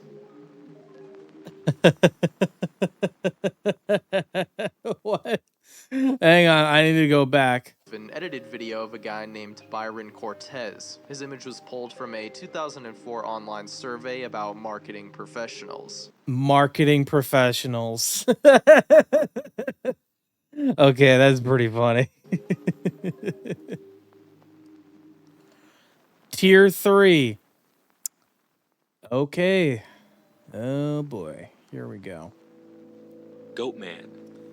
Goatmen are creatures from American folklore that have been prevalent since the 1970s. The exact origins of the Goatman legend itself are difficult to pinpoint, as folklore often evolves over time. Right. When you think of the Goatman, I'd say this photo stands out. It's probably photoshopped or edited in some Yeah, it definitely looks photoshopped. It's really good Photoshop, but way, but we don't actually know where the photo emerged from. Some sources say that the photo is of a goat hunter who wanted to test his imitation suit, and that's how the photo came to be. And some say that it was a VFX artist who made it. While the Goatman is a popular urban legend, there is no scientific evidence to support its existence, Right. and not enough documentation to fight the claim either. Ori Chef. Ori Chef is an internet figure who gained attention for her unsettling social media presence, especially on Facebook. Oh god. People noticed that Ori's profiles only featured a small set of photos, slightly edited each time. Even stranger, her friends and linked accounts were just more profiles of Ori Chef.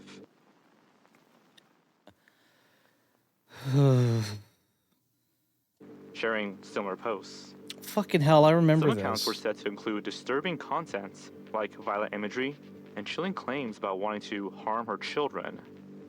One red filter photo was tied to a story about a woman whose botched plastic surgery led to tragic consequences. Many theories emerged about Ori's identity. Some thought it was one person with a dark sense of humor. Others suspected her group or even a bot. The real story, however, is much simpler. The woman behind these accounts admitted she made them for Facebook games, and later embraced the creepy persona when people started spreading rumors.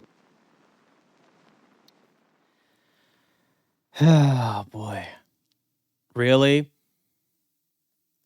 Really? You made the woman behind this account made all of these fucking Facebook accounts for Facebook games and then just decided, you know what? Let's take this, let's turn the creepy factor up a notch. Once attention spread. Fucking hell, man. The infamous photo wasn't connected to Ori at all. It's of a Sydney woman who survived a car accident, leaving her with minor facial injuries. Unfortunately, she became a target of harassment due to the legend. Damn. Black Ghost Woman. Here's a much more obscure entry. It's a picture of two Japanese girls looking out a window. One smiling and one kinda looking sad. Behind a sad girl is a mysterious and eerie black silhouette. Doing a bit of digging, this is likely a visualization of a Japanese urban legend known as the Shadow Lady, or Kageyana. The legend is about a ghostly figure that appears as a shadow on windows and doors. The shadowy figure is often depicted as a young woman or an old crone. To explain the image in question for people who are wondering, according to YouTuber Sakura Stardust, it's from a 2005 Japanese film titled Only the Two of Us. Oh, it's from a Japanese film. Got it. Liars, Jimmy. Delving into much lesser known territory, here's a blurred image of a person with a seemingly disfigured face in a snowy setting. Enter Jimmy. One day, an angry classmate named Brett finally had enough of Jimmy's wise guy attitude after he made a crude joke about him. He and a group of kids who hated Jimmy cornered him after school, dragged him into the science lab, and poured acid on his face, causing burns that scarred him horribly. The principal questioned them, and he told them that Jimmy did it to himself, and that they were only there to help him, which he believed. Jimmy was horrified that they got away with what they had done, and he planned his revenge on each of them while in the hospital. Months later, Brett receives a videotape in the mail, and upon watching the tape realizes that his friends who had a hand in disfiguring Jimmy were tortured and killed. Brett, fearing for his life, tries to run away only to be tripped by Jimmy. The story ends with Jimmy saying the phrase, "liars," before pouring acid all over Brett, killing him. The mysterious image attached to the story is actually from a music video for a song called "We Fenced Other Gardens with the Bones of Our Own" by... Oh, it's from a music video. Okay, that makes sense. an experimental rock band named Liars. In the music video, it shows a group of 3 friends with animal makeup attacking each other. Skinwalker. Another classic. This is an image of what's supposed to be a skinwalker. Skinwalkers are technically a cryptid from the Navajo mythology who possesses the ability to shapeshift into animals, most commonly being in the form of a wolf, coyote, or bird. In Navajo culture, skinwalkers are considered to be malevolent beings who use their power to harm others. They're said to prey on the living, causing sickness, misfortune, and even death. The fear of skinwalkers is deeply ingrained in Navajo culture, and many people believe that they still exist today. The image in question of what is allegedly a skinwalker is from a now deleted 2014 Facebook post that says the image is a picture captured by a geologist of this entity. But in reality, the image is just a screenshot from a 1983 horror film called Zatro.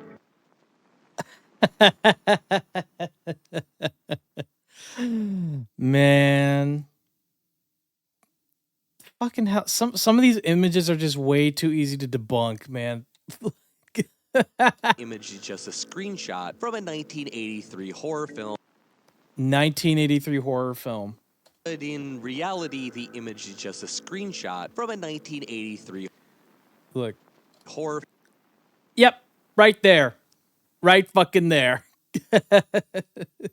Film called Zatro. Zatro. Got Creepy it. Barney. So there's a trend on the internet of taking the beloved children's character Barney the dinosaur and making him appear creepy through various image manipulations and memes. Or in this case, just what happens to be an incredibly scuffed Barney costume. Unlike most of our entries on the list, Jesus Christ. it's actually quite hard to find anything about this picture outside of a Reddit thread. Creepy photo of my friend when he was young. What the fuck? By a now deleted user who uploaded the photo, claiming it to be of his friend when he was a kid. It was uploaded to the r/creepy subreddit over 9 years ago, and the user even commented on his post, saying that he would often ask his friend from the photo.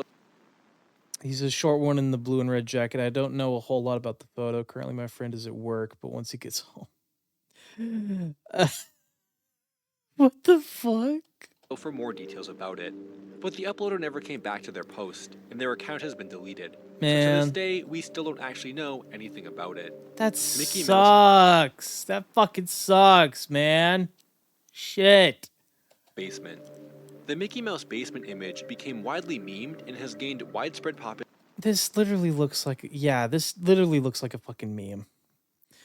Someone probably like found the costumes or some shit and decided to take a creepy photo.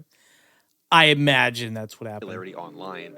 There's a person standing in the photo wearing various Mickey Mouse cosplay items like gloves and boots, and most notably, an eerily broken Mickey Mouse mask/head. Yep. A Reddit user was actually able to find a second image too, and yet we still don't know. Does anyone know the origin of this image? I dedicate many hours to find the origin of this famous pic. Couldn't find anything, only the second photo. If anyone could give me more information, I would appreciate it. Anything, as neither did the uploader who found the second image. Most theories surrounding the photos all share the sentiment that it's just another random cursed photo for creepypastas and memes about some dudes who are probably messing around and decided to put on a dirty Mickey suit to pose in a basement for a scary photo. One of Yeah. the only leads we have is of an X/Twitter user at @NicoDellaFabs, who posted that their friend dated the guy posing as Mickey in the photo, but they would never elaborate or comment further on their... Oh, come on, man. Seriously? Is of an X/Twitter user at @NicoDellaFabs, who posted that their friend dated the guy posing... Their friend dated the guy posing in that. Fucking hell. Posing as Mickey in the photo, but they would never elaborate or comment further on their thread. Ghost Mirror Girl. As with some of the older entries on this list, this entry is actually a video. It's one of the first known fake ghost videos on YouTube and is a classic screamer video uploaded in 2008 by ncook1234. As of 2024, the original has accumulated more than 111 million views, and it was also the first screamer of 2008. The video starts by showing a young girl who is putting on her earrings. After she puts them on, she briefly looks away and waves to the camera. Then the camera zooms in on the mirror, and the young girl's reflection turns demonic, as her eyes and mouth widen, screaming at the camera while the real girl still waves at the camera. Right. This classic video has a sequel too, titled Possessed Girl Beheads Herself in Her Bedroom, that was uploaded in 2009. It features a woman going up to what is possibly her daughter hiding under a blanket and pulls it off of her, revealing her possessed state. Gates' face. Here's a relatively recent image. Gates' face appears to be a deformed person in front of a black background, and it's usually seen with a caption saying that it was found on a singular copy of the Microsoft trivia tape. What? Whatever that is, it's never really explained. A commenter on a Reddit thread researching the... Let me see. It Oh my god. Let's see. It originated from AI, scary, not gonna lie, with the prompt Jeff the Killer. It was later modified with some filters and posted as a creepypasta. As for the exact origin, aka who posted it first, it's unclear, not worth the time. Yeah, I kind of expected as much, you know what I mean? This image would go on to write that it originated from AI with the prompt Jeff the Killer, later modified with some filters and posted as a creepypasta. They say that it's unclear who posted it first. They wrote that their proof was from a TikTok account making many creepy AI images. Yeah. This seems to be the most likely origin of it. And the unedited version really does look like Jeff the Killer a bit. Dolphin muzzle. Dolphin muzzle? Oh no. This is the entity known as the Dolphin Man. Originally, this video was posted on YouTube in 2007, and it was titled Dolphin Muzzle and was posted by the YouTube channel called North Fur. The 40-second video shows a man in a dolphin mask, and its uncanny look likely creeped people out. What the costume and the makeup were a realistic depiction of a dolphin's appearance if it were mixed with a human. That is some insane effect. Oh my god. Water.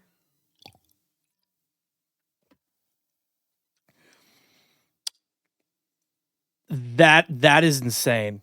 That is actually fucking insane.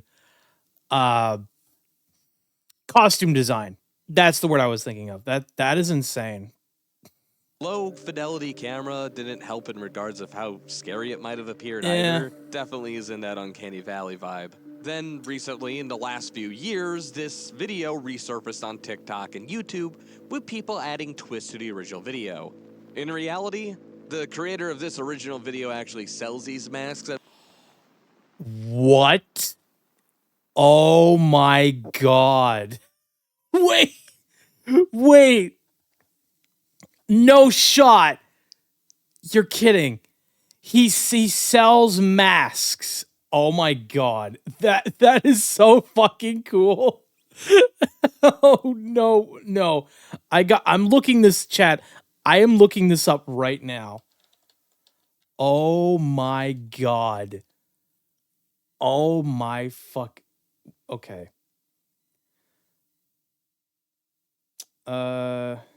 Yeah, configure. Nah. Fair. There. Oh, sorry. Oh my god. Okay, he makes them in spandex too. That's holy shit. Oh my god.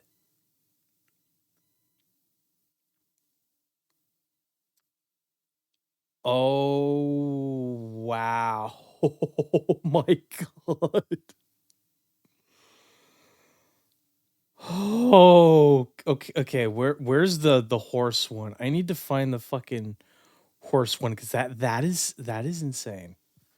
Like, I'm not doing latex, but that is fucking impressive.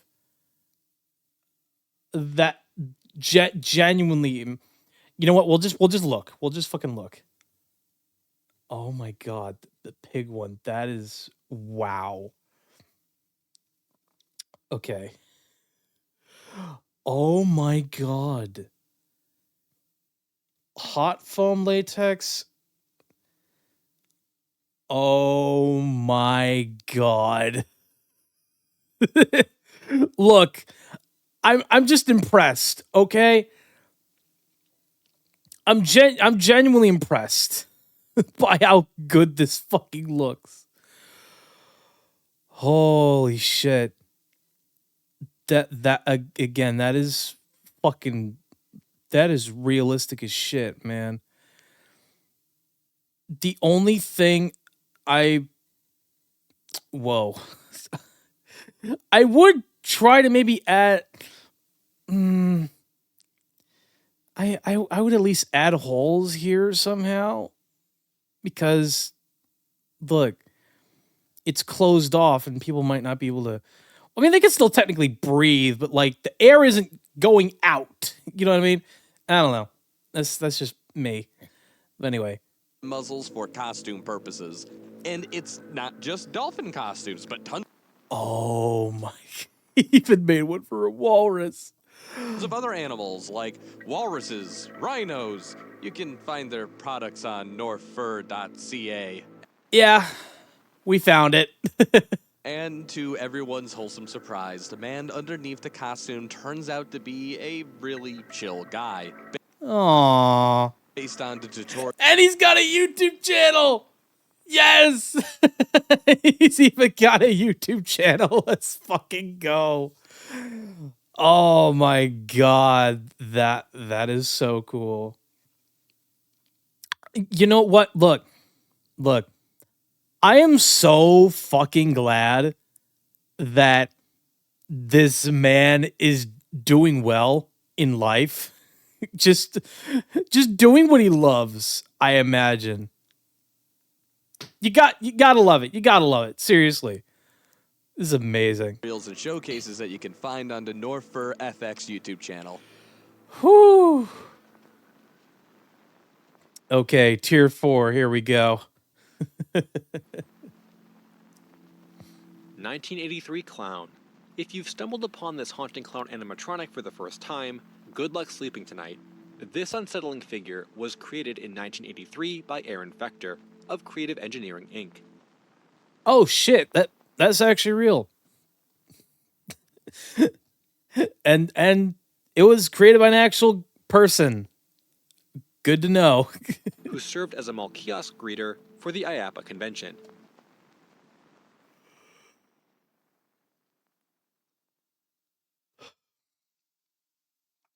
Is that the whole story? I don't know. Its original purpose was to welcome visitors, but its eerie appearance has since earned it a place in internet horror lore.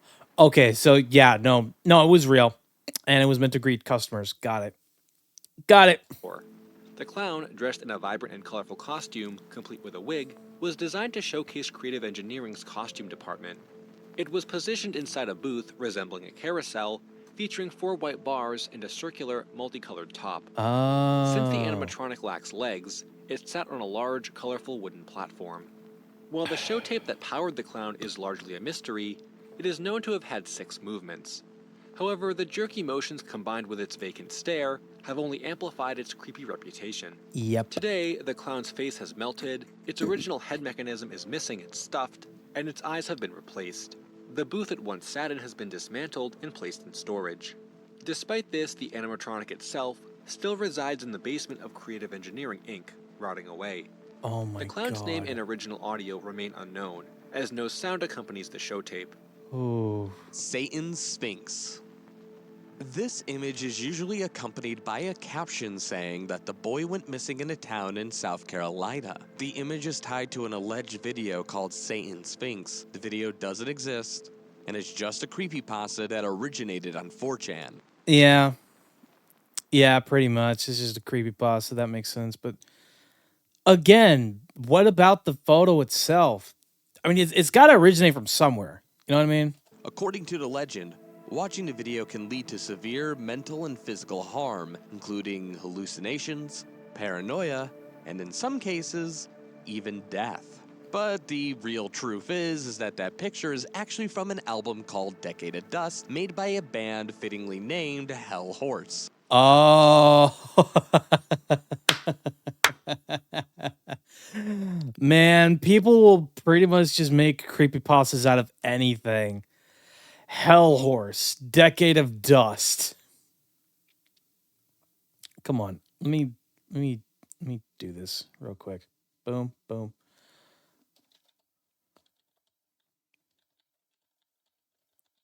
Decade of Dust.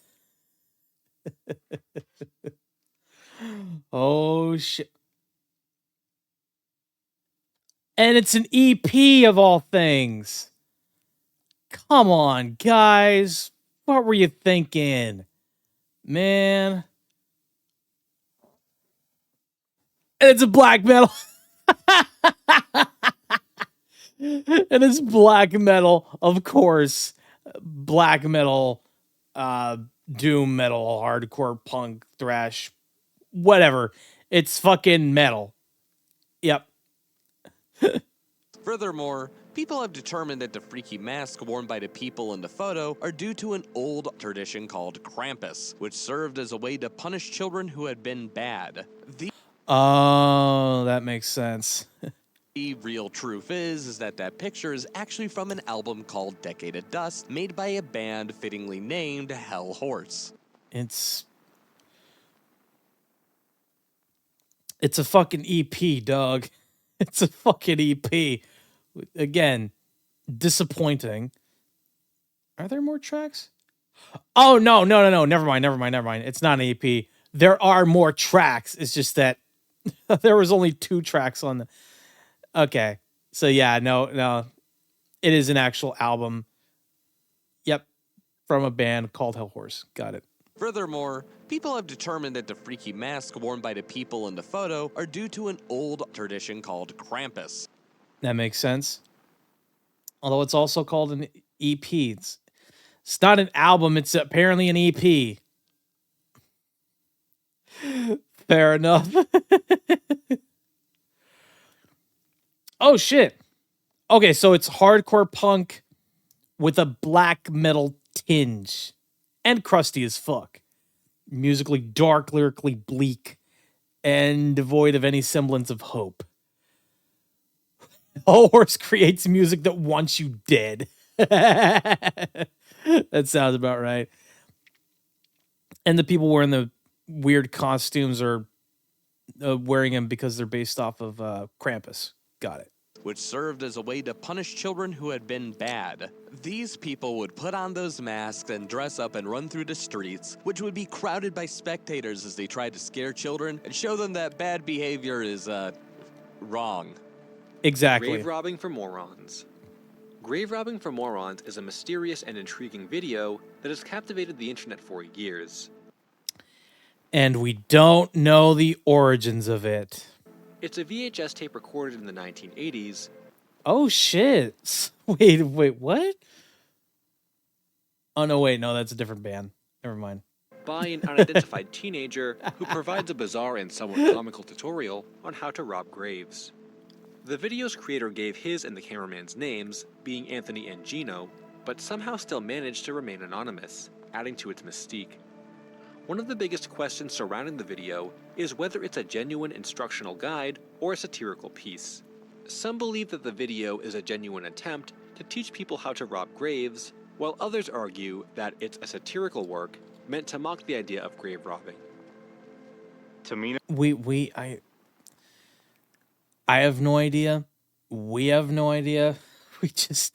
We don't fucking know at this point. We just don't know at all. Knows hell. This entry stands out because it's centered around a poem rather than just a creepy image. Tomino's Hell is a Japanese poem by Saijo Yaso, Okay. published in 1919 as part of his 27th poetry collection. Over time, an eerie legend has formed around it, claiming that the poem should only be read silently. According to the rumor, reciting it out loud brings misfortune or tragedy, though the origins of this superstition are unclear. Yeah, of course. The story became widely discussed on the Japanese forum 2channel, where users would read the poem and share their experiences. While many claim nothing unusual happened, others posted chilling accounts before disappearing from the conversation entirely. The image often linked to Tomino's Hell is actually a cropped painting by Japanese artist Yuko Tatsushima titled, "I Can No Longer Be a Bride." The painting was reportedly inspired by the artist's personal trauma following. In Japanese culture, such events were often associated with stigma, making it difficult for women to marry or maintain their reputation. Hence the painting and its title. Got it. Desiree Snake Hands. This is one of the freakiest entries on the iceberg, both because of the person it pertains to and because we know so little about it. The sole details and resources available for this mysterious and creepy image is a single Reddit post on r/creepy. What are the origins of this? Posted by a user named SpaceC. The only lead we have is from a commenter whose profile is now deleted, who wrote this. Quote, Desiree Snake... Ooh, okay. Desiree Snake Hands, a street performer from 1930s Manila, was born and raised in the city where she did most of her busking for other poor urchins. Was noted for being arrested on 5 separate occasions regarding the sudden disappearances of other children. Never once was enough evidence produced to convict her, but her behavior in the ramshackle wooden courts of law included eye-crossing, vivid, and violent mimicry, screaming at intervals. Bouts of juggling was enough to frighten the jury.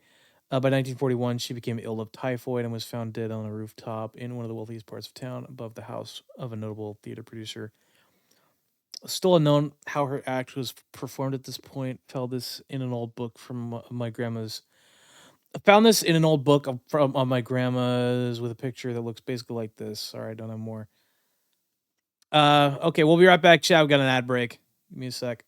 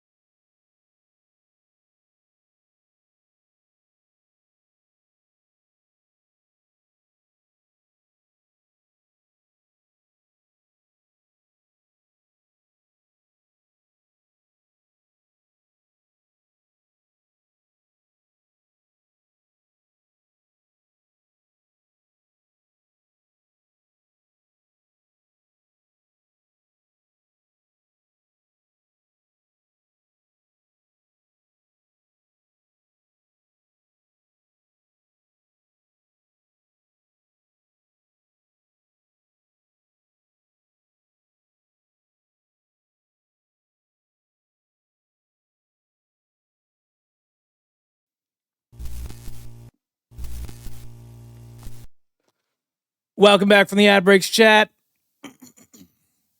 Hands, a street Continue. performer from 1930s Manila, was born and raised in the city where she did most of her busking for other poor urchins, and was noted for being arrested on 5 separate occasions. Oh shit, there's Kibo. Fan Duels, Dominoes, Rug Grips, Good RX, Red Bull, Quit Vaping, Meow Mix, Backstreet Boys style. I haven't heard from you in a bit, man. Come on. Occasions regarding the sudden disappearances of other children. Never once was enough evidence produced to convict her, but her behavior in the ramshackle wooden courts of law included eye-crossing, vivid and violent mimicry, screaming at intervals, and bouts of juggling was enough to frighten the jury. By 1941, she became ill of typhoid and was found dead on a rooftop in one of the wealthiest parts of town. I had to help my mom fast. Fair enough. Fair enough. Above the house of a notable theater producer. Huh. It was still unknown how her act was performed at this point. Some evidence suggests that this is a hoax and a piece of performance art done by an artist named Zhu Ming in 1981. Zhu Ming. Huh. But the evidence is not entirely concrete, even though it's all we have. Yeah. Falling body.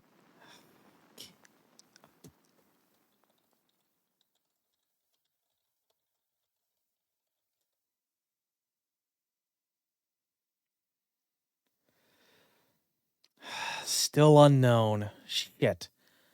Falling body. This is the falling body image, also known as the Cooper family photo. I think this one might be a hoax as well. Probably Photoshop. Maybe. I don't know. It's a photo of what appears to be 2 female family members with 2 kids on their laps sitting at a table with an upside down, unidentified body hanging out in front. So many of these are unknown. Exactly. Of them. Exactly. Well known too. It was taken in the 1950s, and there was a book written about it called Urban Legend: The True Story of the Cooper Family. Ooh, the true story of the Cooper family photo. Okay. Family photo by Richard Ramsdell. Allegedly, the first day the family moved in, they took a picture of their new home. When the picture was developed, the image of the body falling from the ceiling was clearly visible. Many of the current theories are that it's either a ghost, a hoax, or what I believe to be most likely a simple camera malfunction. A camera malfunction? What do you mean by that? Mannequin head under stall. Approaching some of our scariest entries on the list, we have this incredibly off-putting image of a mannequin head peeking under a toilet stall. It's really just a cursed image / screenshot from a 2016 YouTube video. Oh, come on. Of course, it's from one of those goddamn 2016 prank channels. Yeah. No, that sounds about right. Taken from a prank video where they prank people using bathroom stalls by putting a mannequin head under and over the stalls. It's since then been used in various creepypastas and hoaxes, most notably one known as the McGrady tape, which is a creepypasta story about a supposed videotape dropped off at a Blockbuster in McGrady, North Carolina, containing a recording of a person's face looking under a bathroom stall for 40 minutes straight. Black Figures Ritual. In this picture, 10 hooded figures. Is this from a old car commercial? You got games on your phone. Figures can be seen surrounding a car and performing some sort of ritual. Outside of the appearance of the car itself, the picture being black and white would indicate that it was taken a long time ago. I couldn't find any background information on it, let alone its origins. All I found were 1 or 2 memes using this picture.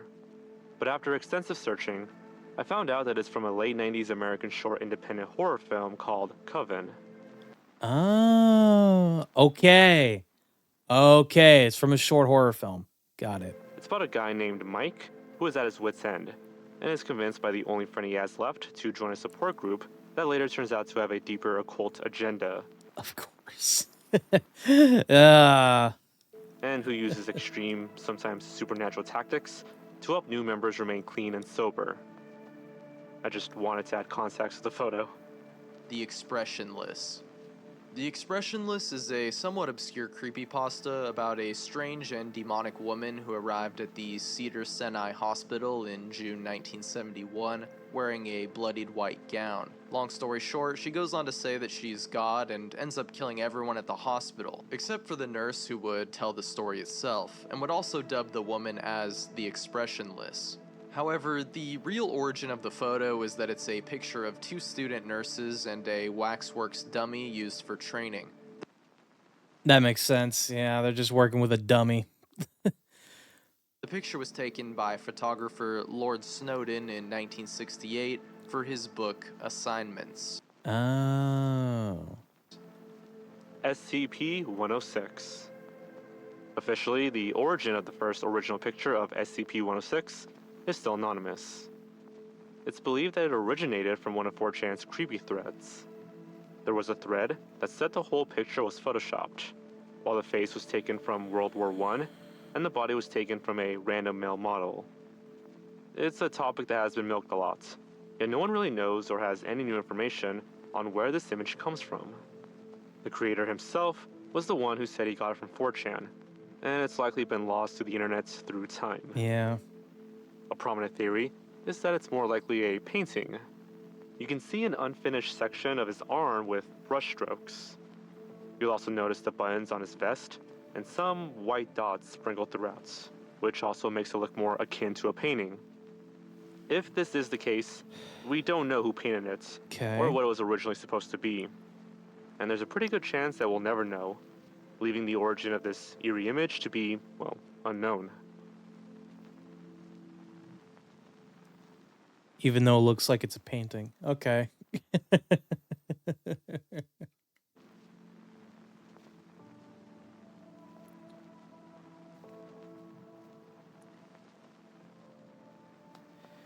You missed a lot, Kibo. I'm just gonna say that. You missed a whole lot. All right. Next video. I paid dressmakers $5,000 to recreate AI dresses. Oh boy. Raise your hand if you've been scrolling around on Pinterest and accidentally stumbled upon an AI image. I mean, I haven't. So that's Goman. Yep. I was looking around on Pinterest at beautiful gowns, and I just kept noticing this AI huge some of the dresses. They just looked unrealistic. Like, no fabric could ever look like that in real life. No design could ever happen like that. No waist could be 10 inches. Even Violet Chachki cannot do that. And so brought on the question, could these AI design dresses exist in real life? That is what we're gonna figure out today. Okay. Hey everyone, so today we are doing a very exciting video. In this video, I paid real-life seamstresses to make dresses based off of AI-generated dresses. So if you're wondering how this video concept came to be, I was scrolling around on Pinterest looking at gowns, and I kept noticing every couple dresses had that AI tinge to it. You know, that glow, or when the fabric just looks too soft to be real, the design's so intricate. Like, AI can be really tricky, and sometimes you can't tell when something's AI, but sometimes you can tell. And I felt like while I was on Pinterest, I was noticing a lot of AI looking dresses. They're just so grand and crazy and unrealistic. They're almost giving Hunger Games Capital, but times 1,000. And I was like, why is my entire feed AI dresses right now? Like, I don't understand. What the fuck? And then when I thought that, I was thinking, I wonder what these dresses designed by AI, super unrealistic, would look like in real life. And now we're here. If you do not know what AI is, maybe your name is Patrick, maybe you live under a rock, and maybe you live in Bikini Bottom, but I'll explain it to you anyway. I mean, I know what AI is, and literally the best thing I've been able to do is stay away from it, so yeah. For the most part, I've done the best that I can. AI is artificial intelligence. When I Google what is AI, I get the AI overview, and it says artificial intelligence is creating computer systems and machines that can perform tasks requiring human intelligence, such as learning, solving problems, recognizing patterns, making decisions. So in the instance of this video, these AI designed dresses were on Pinterest even when I wasn't seeking out AI designed dresses. They were just showing up on my main feed. And I mean, these AI designed dresses, they are gorgeous. There's no denying that. They often often defy the odds of gravity, and the colors and glow is just like so not real life. Yep. I am so excited to see what these dress designers made based on these AI photos, because again, they're super unrealistic. They aren't real life, so what are they gonna look like in real life? Let's do it. Oh boy. There are literally so many AI dresses on Pinterest, so I just went through and basically favorited some of them, and I'm gonna pick out 3. The first dress, we're gonna call this one the whimsical mermaid dress, because I feel like it's giving mermaid and it feels whimsical. We could also call it Very mermaid-esque, for sure.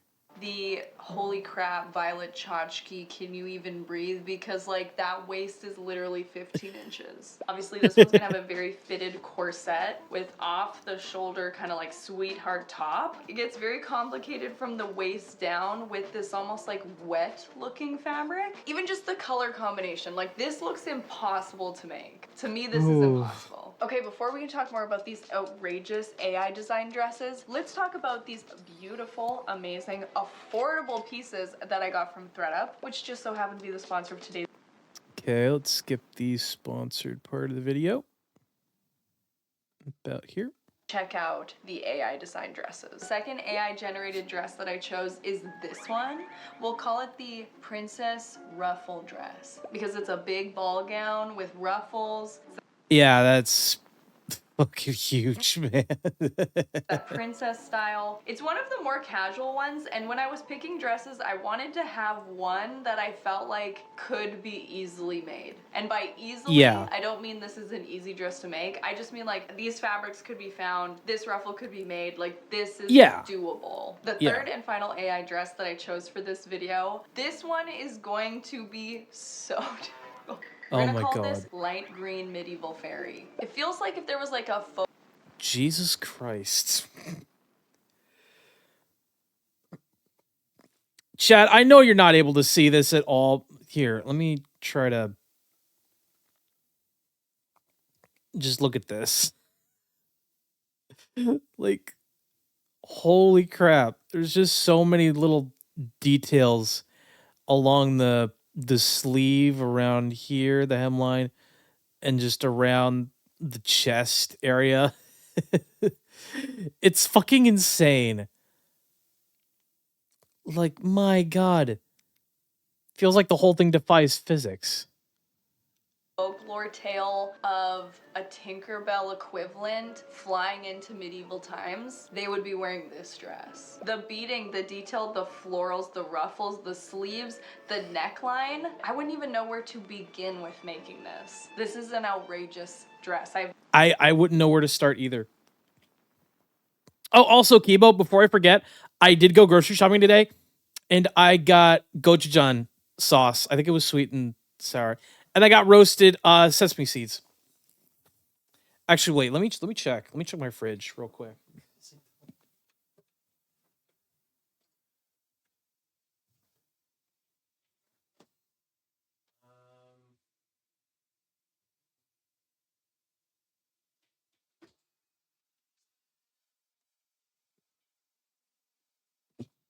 Yeah, I got gochujang hot and sweet sauce from BB Go. So, I finally have the sauce. I've also got fish sauce as well. I did not skimp out when it came to finding Asian sauces and shit. Gochujang is the Korean red pepper paste used in many spicy Korean dishes. And I got it. So there you go. It turns out that my grocery store has some, Asian sauces, and this is one of them. So there we go.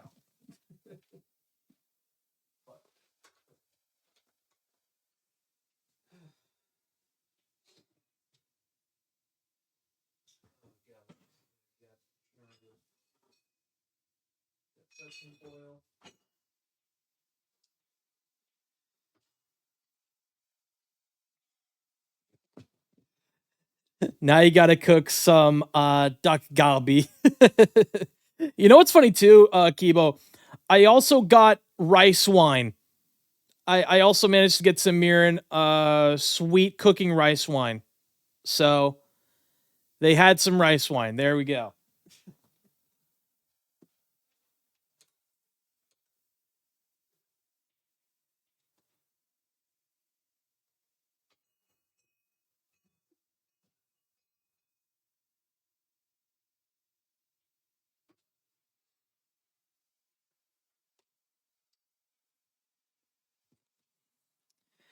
And as I said before, yeah, fish sauce made with sea salt.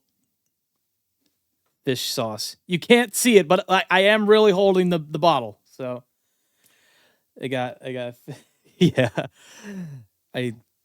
I hope I did you proud. I hope you're proud of me.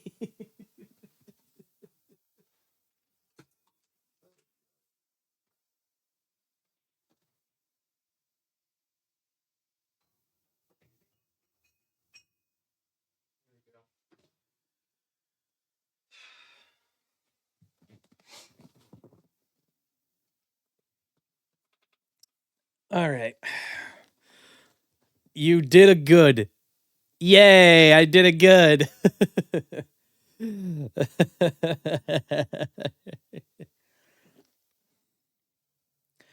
And for that, good boy. Damn it. God damn it.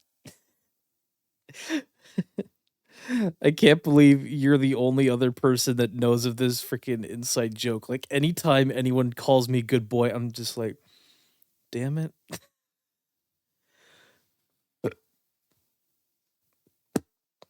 Excuse me. Anyway, let's continue. No idea what this is gonna charge. This is gonna be a pretty penny. Okay, so now that we have our 3 projects, let's zero in on ordering the first one. So I was sending out a lot of emails to different dressmakers to see who could do a project like this, and a brand came to mind that we reviewed on the channel quite a few years ago. I think almost like 5 or 6 years ago. I don't know. It makes you pink.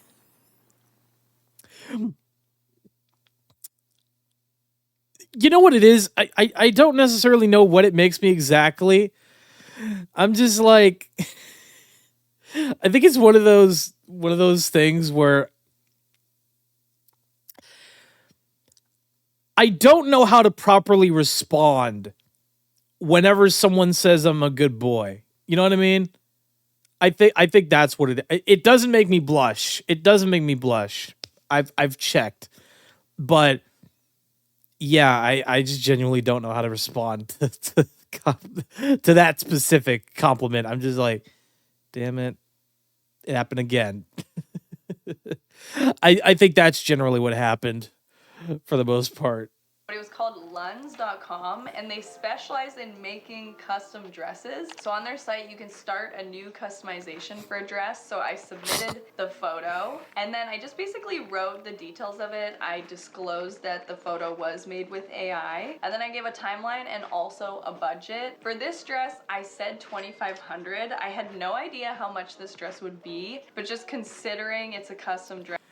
Hello, Raven. Welcome to stream. Hope you're doing well.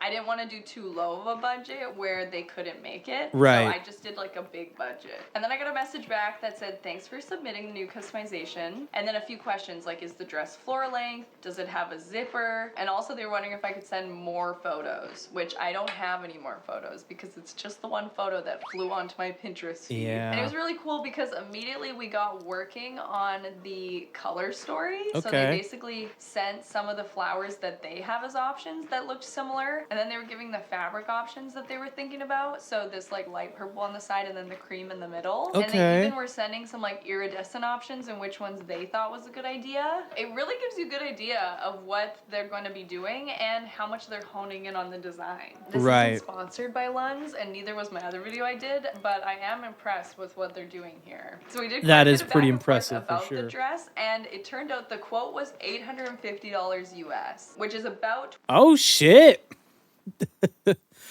$850? That's pretty impressive. I gotta admit, that's a pretty impressive price. 1,200 Canadian, so that's well in the budget. So I ordered this dress on April 23rd, and on August 28th, it was shipped out. They actually do send photos of the dress for you to approve, but I was like, approve, because I didn't want to see it before unboxing in the video. Right, because I want to be right. surprised along with you. So I do have the dress here. Let us see how they did designing this dress based off of this AI image. Ah! Oh my goodness. Okay, let's open this. Sometimes with nice dresses, they'll ship them inside out. So is my hands... What the heck is under my nail? Okay, I gotta flip it. Oh my goodness. This Oh my literally is God. the most perfect fabric. Oh my boy. Oh my boy. Oh my boy. Oh my gosh, they killed Whoa. this. I feel like AI photos always have that like glowy hue to them. And I feel like this in real life dress really shows that huey glow look with the fabric they chose. Like this iridescent. Jesus Christ. I don't know what it is, but this iridescent fabric, you know what it reminds me of? It reminds me of that. Oh God, I can't remember what the fabric is exactly, but it's like when you're in a living room, you see the couch and it's wrapped up in like bubbly plastic. I don't remember what it is exactly.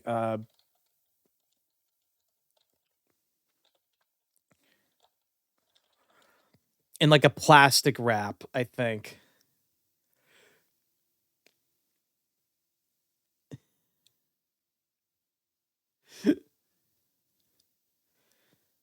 Straight up plastic wrap vibes. Yeah. Yeah. You see that? You see that little reflective surface right there? That's plastic wrap, people. That is plastic wrap. Yeah, vinyl, yeah. A plastic vinyl-y kind of texture. Yeah, that's the same kind of deal. Oh my God. Base fabric, even down to the fact that there is one orange flower, one purple, and then the blue down the side. They even mimicked the placement of the flowers. Wow. And the way they finished this dress on the bottom is so pretty. Look at that. Yeah. If I was like hyper analyzing this, the only thing I would say is that these blue flowers are a couple shades deeper than the product photo. I mean, you're splitting hairs at that point. Like, they Yeah. did an amazing job with this. This is like a very intricate, difficult to make dress. Like, I can't believe how good this turned out. I'm gonna put my back into this and I'm gonna steam this before I try it on. That's how serious I am about this video. I'm gonna bring out the steamer. We're Also, bringing I out missed the a cast on steamer. back. I'm wearing sweatpants shorts. I wanted to try putting it on the Sweatpants mannequin first shorts. just so I could really like look it up and down without it being on me. Other than the blue flowers, the only other thing is this gold is a little bit darker than the bodice. Whereas little I think bit, in yeah. the photo, it's the exact same tone. For old time's sake, let's jump into it. Ready? Okay. Whew. Oh, this is a new installation. We've swapped clothes. Nice. That's so funny. It was a lot of work to dress this mannequin. It feels like kind of costumey, but like in the best way possible. Yeah? Like this is very much giving fresh out of water. I have it clipped Wow. slightly on the back, but honestly, I don't even really think I need it. Like it's fitting really well. It might be like a teeny bit big in the waist, but nothing serious. And I will say on Lunds, you can get the dress like custom made to your exact measurements, but I just went with a generic size 2 because I know that's close to my sizing. And I didn't want it to be custom because I felt like I was probably gonna be giving these dresses to you. We'll talk about that later in this video. Right. You guys, I am going to be brave and I am going to be strong. And I'm going to give away 2 of the 3 dresses from this video. So make sure to Nice. stay till the end. It's of course free to enter. You just have to subscribe and enter on the Google form. And on the back it's just a zipper, so it's like super easy to get into. And I like the way that this just rolls over. I actually, when I put it Yeah. on, I was trying to unroll this. I was like, what the heck, it's like permanently tangled. But it's just to create that rolling design. It's actually really pretty. And I feel like any sort Oh. of movement with this iridescent fabric makes the light like bounce off of it. It feels like Oh no. Oh my gosh, wait a second. Oh no. I just what is Oh no. back here? A piece is coming off, look. Oh I just no. like, pulled that and a hem is coming loose. See? It's like supposed to be attached.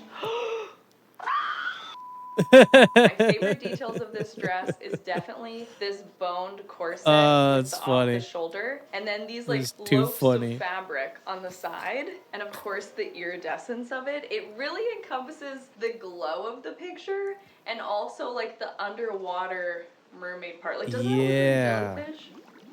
I think they did an amazing job turning this AI generated dress into a real life creation. All right, come here. That's nice. That's really pretty. It's so different. It's based off the AI photo. Okay. So this is all they had to work off of. They killed it, hey? Holy. Ready? Like, you know when people do those photo shoots where they have to like move the fabric? Yep. Yeah.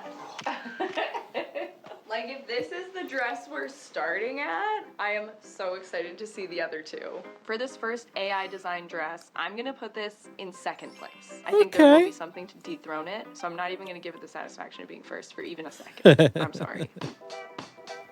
All right. Next one. I also want to mention to you guys that one of the dresses that I attempted to purchase, they couldn't make because it was like way too outlandish. It was this like mermaid siren look. It's clearly AI. It almost looks animated. There was a lot of going back and forth about this dress. And they said, thank you for your trust. We are unable to customize this dress for you and we apologize. So they like put their foot down on this one. It was like too crazy. So basically... You know what? I respect the fact that they were just like, look, unfortunately, I don't think we'll be able to make this dress for you. So that's fine. That's fine. All that to say, they won't just say yes to any dress. They have to actually feel like they're able to make it. Right, Okay, then the right. ordering process of the number 2 dress. This is the one I wasn't really worried That one about. was a no-go. Like, Exactly, if they're Raven. making like wedding dresses, I feel like this dress is doable. Exactly. Same process, starting a new customization, putting the photo in. Hi there, I would like a long sleeve puffy dress, like the picture above, with different tiered layers to the skirt. This dress photo was created using AI, so I know it won't be exact, but whatever you could make as close as possible to this dress would be amazing. And it was really cool because they came back immediately with some color swatches for me to look at. And lining it up with the fabric and the tulle. So this one here, that one there. And the quote was $885 US. So Ooh, $885. That's not bad. about $1,200, which is again in budget. I ordered this dress on April 14th. They were done at July 4th, but I didn't get the package in my hands until August 24th. Curiosity for learning has skyrocketed. Oh God. Hang on a sec. Don't I mix it up open. Thank you for the lurk. Thank you for the lurk, Kibo. Much appreciated. Because the postal service went wild. Of I am course. no stranger to ordering things online. It's not bad at all on a fully custom dress. Well, I mean,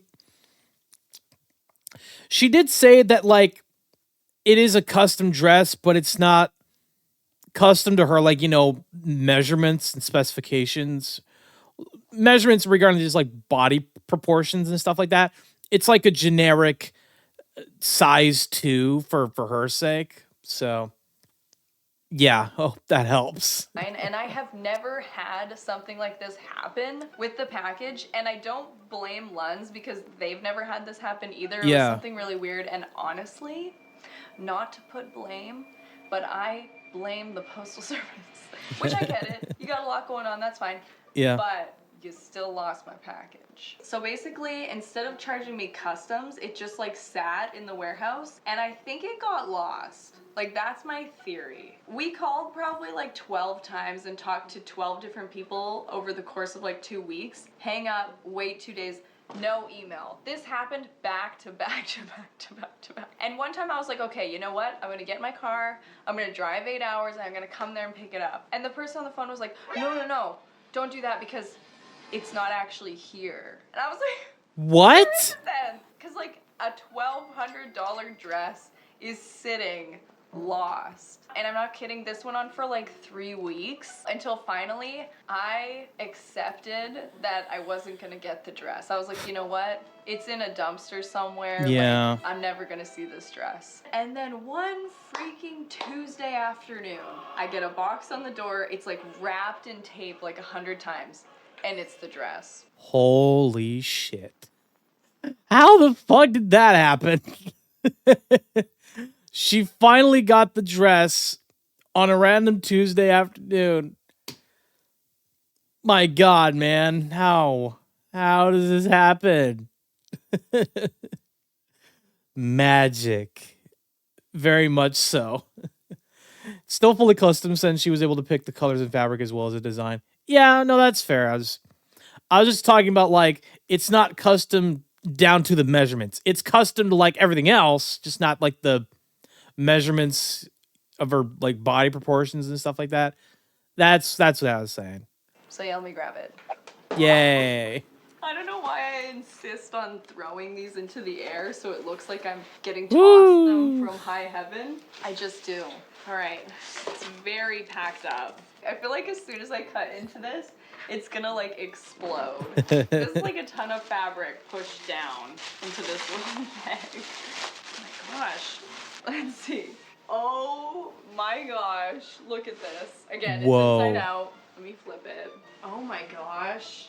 Look at that skirt. Ooh. The way that moves. I literally don't even know how to utilize this upper angle because this dress is so huge. We have the burgundy red ruffle into the mauve, into the white tulle, which this is really cool because underneath the white tulle, there's like a purpley tulle, which I never even really noticed, but that is true in the photo. This is stunning. A little bit more subdued of the AI dresses that I saw, but this one is just like, it has wow factor. You know what this is reminding me of? Do you guys remember when we tried the Ariana Grande dress, like gray one? It's reminding me of that. Reveal. I didn't actually put on the mannequin. I was too lazy. I'll hop into it. This time I'm thinking High School Musical jump. Oh my gosh. Yay, there we go. Let me move this, but spoiler, I think the seamstress might have ate this one. Look at this. Look at the way this dress moves. I just like love how the top is just So like a simple flowy. turtleneck with the puffy sleeve, and then it cuts into this crazy, big, bodacious ball gown. When I look at this next to the AI generated photo, I don't see much difference. Like, they really picked the perfect colors. It is totally giving that Ariana Grande dress where it's like, I have nowhere to wear this dress, but I want to keep it. But I want I to do have my keep hoop it. skirt on standby. Let's put it on just to see. Oh my gosh, I think I've got it. Oh my gosh. Look at all this dress. Like, are you kidding me? That's a lot of this dress. This is like a Met Gala dress. Okay, when I'm looking at the AI generated photo, I would say everything in the photo is slightly more muted. The burgundy on the bottom, the mauve, it's just slightly more muted, but I dare to say the colors in this, I like more. Oh my gosh, it's so cute. I don't think it needs the circle skirt though. Let me try to get it off, hold on. It's not every day where my background is too small for a dress. Usually a big dress can fit here. Ooh. You came in right when I was saying. Hi, that's nice. Oh, wow. And that was the inspiration. Oh, yeah, you look like a birthday cake. Like, you're like the Barbie that you stick the legs into the... If that is a birthday cake, that is probably the most cursed image of Barbie I've ever seen. Oh my God. Oh no. Cake? Yeah. Dress? Totally. This dress has puffy sleeves, long sleeves, and a turtleneck and ruffles. So yeah, this is going first place. I don't think this will be dethroned, but we'll see. Woo.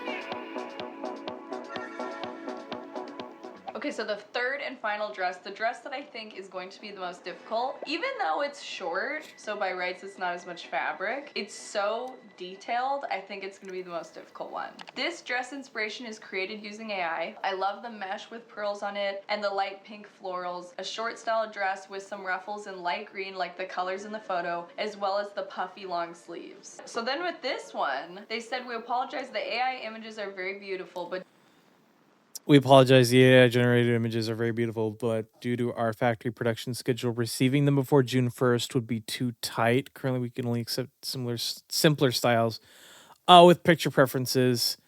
Thank you for your understanding. Damn. due to our factory's production schedule, they couldn't accept it. And I kind of just put in a date to put in a date. I wasn't like super picky. I knew I wanted this video to go out in November, but like I didn't need it June. So I told them that, and they were like, it'll take 1 to 2 months to produce, and it would be $1,050 US. That's the most expensive dress, $1,450. So my theory on this one being the most difficult based on the price is true. Yep. $1,050 alone is too much. It's too much for one dress, but it is what it is, I guess. And shockingly enough with this dress, they didn't send any like color swatches or types of material for me to choose between like in the other dresses. I kind of didn't see anything until the very end when they sent the picture to approve, which I covered to the best of my ability. Right. I will say on this one, it kind of jump scared me. Like I clicked on it, I didn't realize it would be Whoa! In the millisecond that I saw it, it looked gorgeous. So I can't wait to see it. Okay. Pulls my back when I catch it. Whoa! Oh, I think there might be some hand beading on here. Are you seeing that? Is that hand beaded? Oh. Oh Also, my for God. anybody, because I know there's going to be a few of you who are like, well, they probably put a little extra into it because they thought maybe it'd be in a video. I ordered these dresses from a not Mia Maples email and with Right. an alias name, so there's no way they would have known it was me or that it could end up in a video. Oh my gosh, it's heavy. So much beading. What? Wow. Just wow. This neck piece with What the fuck? Wait.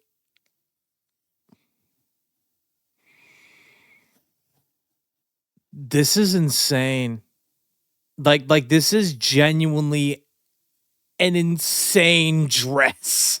Oh my God. these pearls with this lace piece and these flowers up here. You've got these bows stitched on the arms, down the bodice with the flowers, and then this like beads. I think this is hand stitched on, and this sleeve is gorgeous. It's like a bell sleeve with this pearl tulle. This skirt is so full with the flowers dripping down and then into this really thick ruffle. This ruffle is literally 3 pieces of fabric, not to mention then another piece.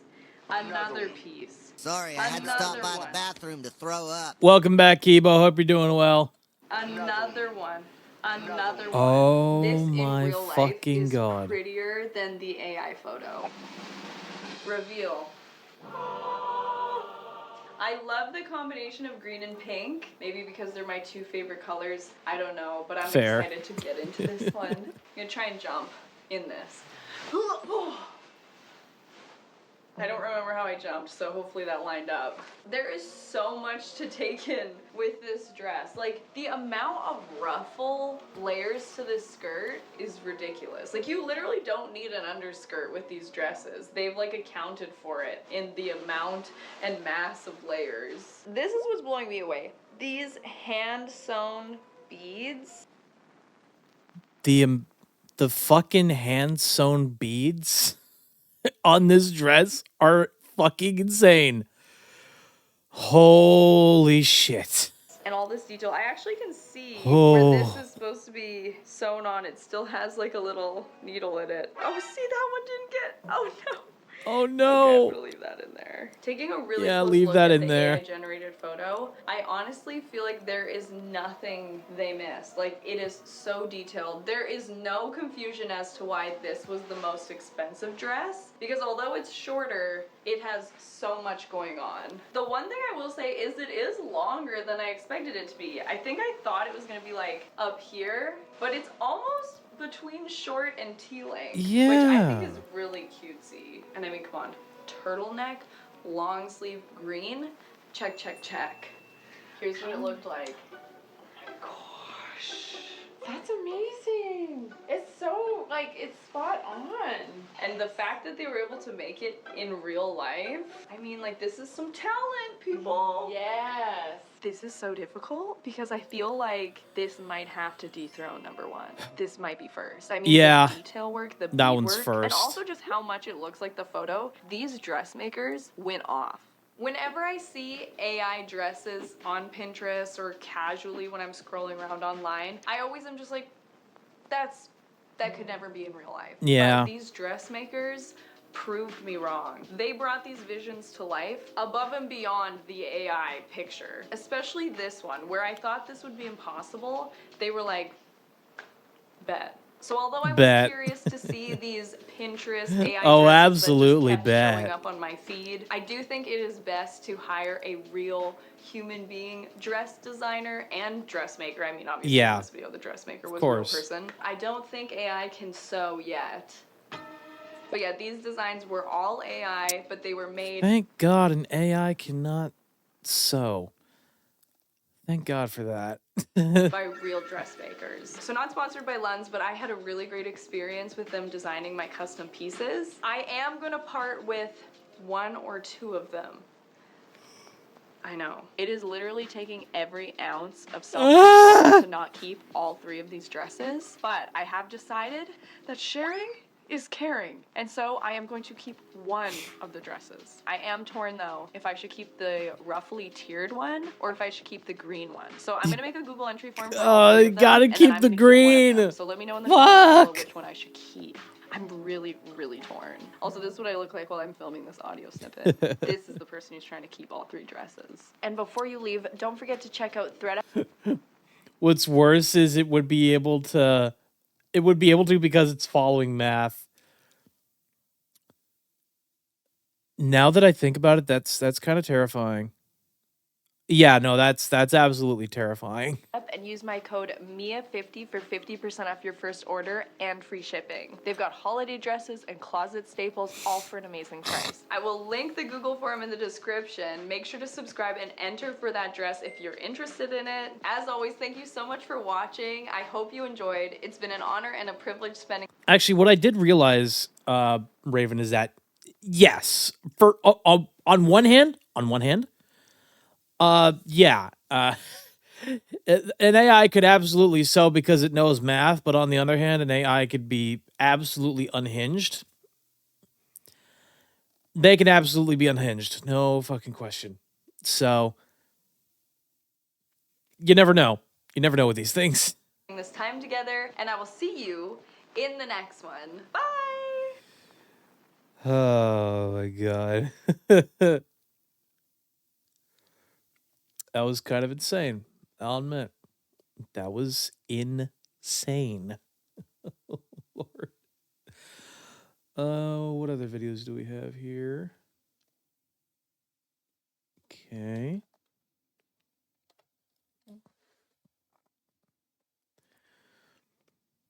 I bought outrageous viral dresses. Are they worth the money? Also, I'd run the pedal to the metal. Exactly, Kibo. Not accounting for careful stitches. There you go. That's exactly what I was thinking. Again, AI would absolutely be going off of math, but also be very unhinged. It's full on pedal to the metal. And I don't know. Oh God. Yeah. Yeah. Balls to the wall. In this video, we are going to be trying some insane dresses. This dress was $1,100. Is that an 18-inch waist? $600 of customs. It broke so easily. Oh my God. Hey everyone, so So today we are doing a very exciting video. In this video, we are going to be getting in touch with our roots. That and it would not know chiffon or organza. Yeah, I don't think it would know that either. And trying some It insane really dresses. wouldn't. If you're wondering why I said get in touch with our roots, is because we used to review so many dresses. Like, I can't even count how many on my channel, and we haven't done one in so long. I would consider all of these viral in some way, either from Pinterest, from TikTok, from Instagram. They have some serious popularity, and the biggest question is, do they actually look that good in real life? I feel like we could all just raise our hands if we've been personally victimized by product photos that look nothing like the product. It has happened multiple times in my life. So today my fingers are crossed that these dresses are as beautiful as they are in the pictures as in real life. Although I will say there's going to be a series of events in this video because one of these dresses racked up $600 of customs, but we won't talk about that yet. We'll get into it. $600 for a fucking dress? Honestly, at this point, compared to the last video, that's chump change. That's just straight up chump change at this point. A little bit later, but trust me, you're gonna hear about it. It's not your fault. I feel like I said it like it was your fault. It's not your fault. I just need to tell you so you don't get it. It's not my fault. And that was one little tidbit of rambling, and now we're gonna get into the video. Jesus Christ. So this person basically said, when you realize in the club that the blue dress you bought is reflective, and check that out. Oh, shit. I mean, I want a reflective dress. Basically just Googled a blue reflective dress and it came up. I got it from a website called Farfetch. Now this is the far-fetched part, pun intended. Pun absolutely intended. This dress was $1,100. Oh my God. No. No. Fuck no. God, no. Who would buy this dress for $1,000? I mean, I did, but it. I mean, I did. Who else? Who else in their right mind would buy this? I hear you there. It was for the video. In real life, though, I would not have bought this. No way, no how. Oh my goodness. Oh, it's so heavy. Oh, right. The short one wasn't available, so I had to buy the long dress. I mean, hey, if it's available, it's available. You got to work with what you have. Which was more expensive. Yay! Based on first glance, looking at the fabric, I probably would have suspected something was up with it, just because it looks metallic. Oh, Do you see that? Yes, interesting. Ooh. Oh yeah, look at that. I gotta take a photo of it. Oh, I took a video. Ooh! Ooh. Wow, it's so speckly and metallic. Mom, from off camera, can you guess how much this dress was? Ooh, I would guess like 150. 1,100. What?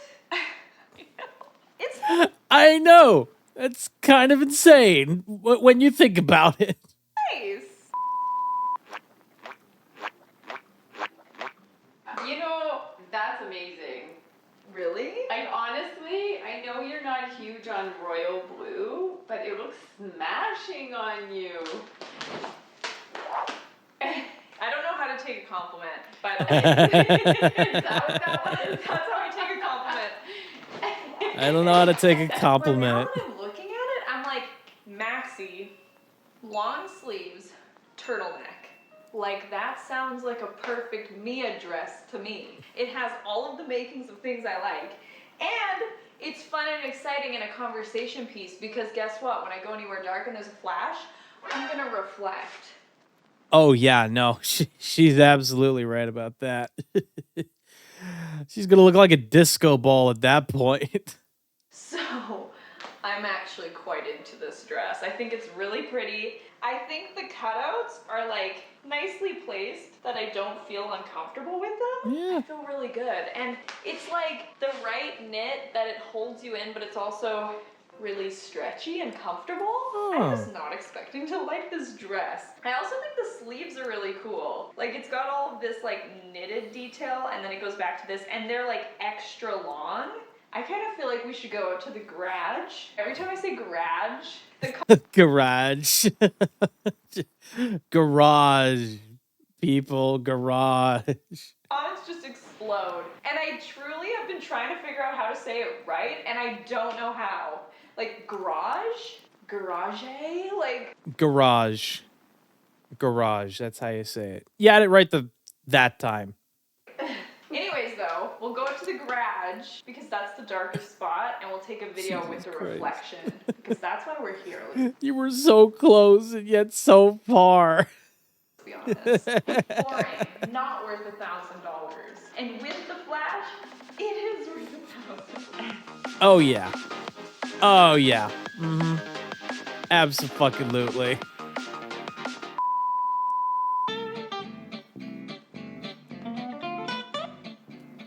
I felt like it would just be wrong if we didn't include at least one Selkie dress into a viral dress video because, oh my gosh, Selkie took the world by storm. This might be a little bit of old news. I know I did a video about Selkie dresses before, but I just feel like they're prevailing. I mean, the dresses are beautiful. They're so whimsical. They're so cute. I really do like this style where it poofs out like right here. Mm-hmm. What is that called? I want to say something Renaissance? Renaissance? I don't know. But yeah, they're so popping on TikTok. Yeah. Like, look at those. I will say Oh, okay. So this is what she means by like a little bit of a pop right there.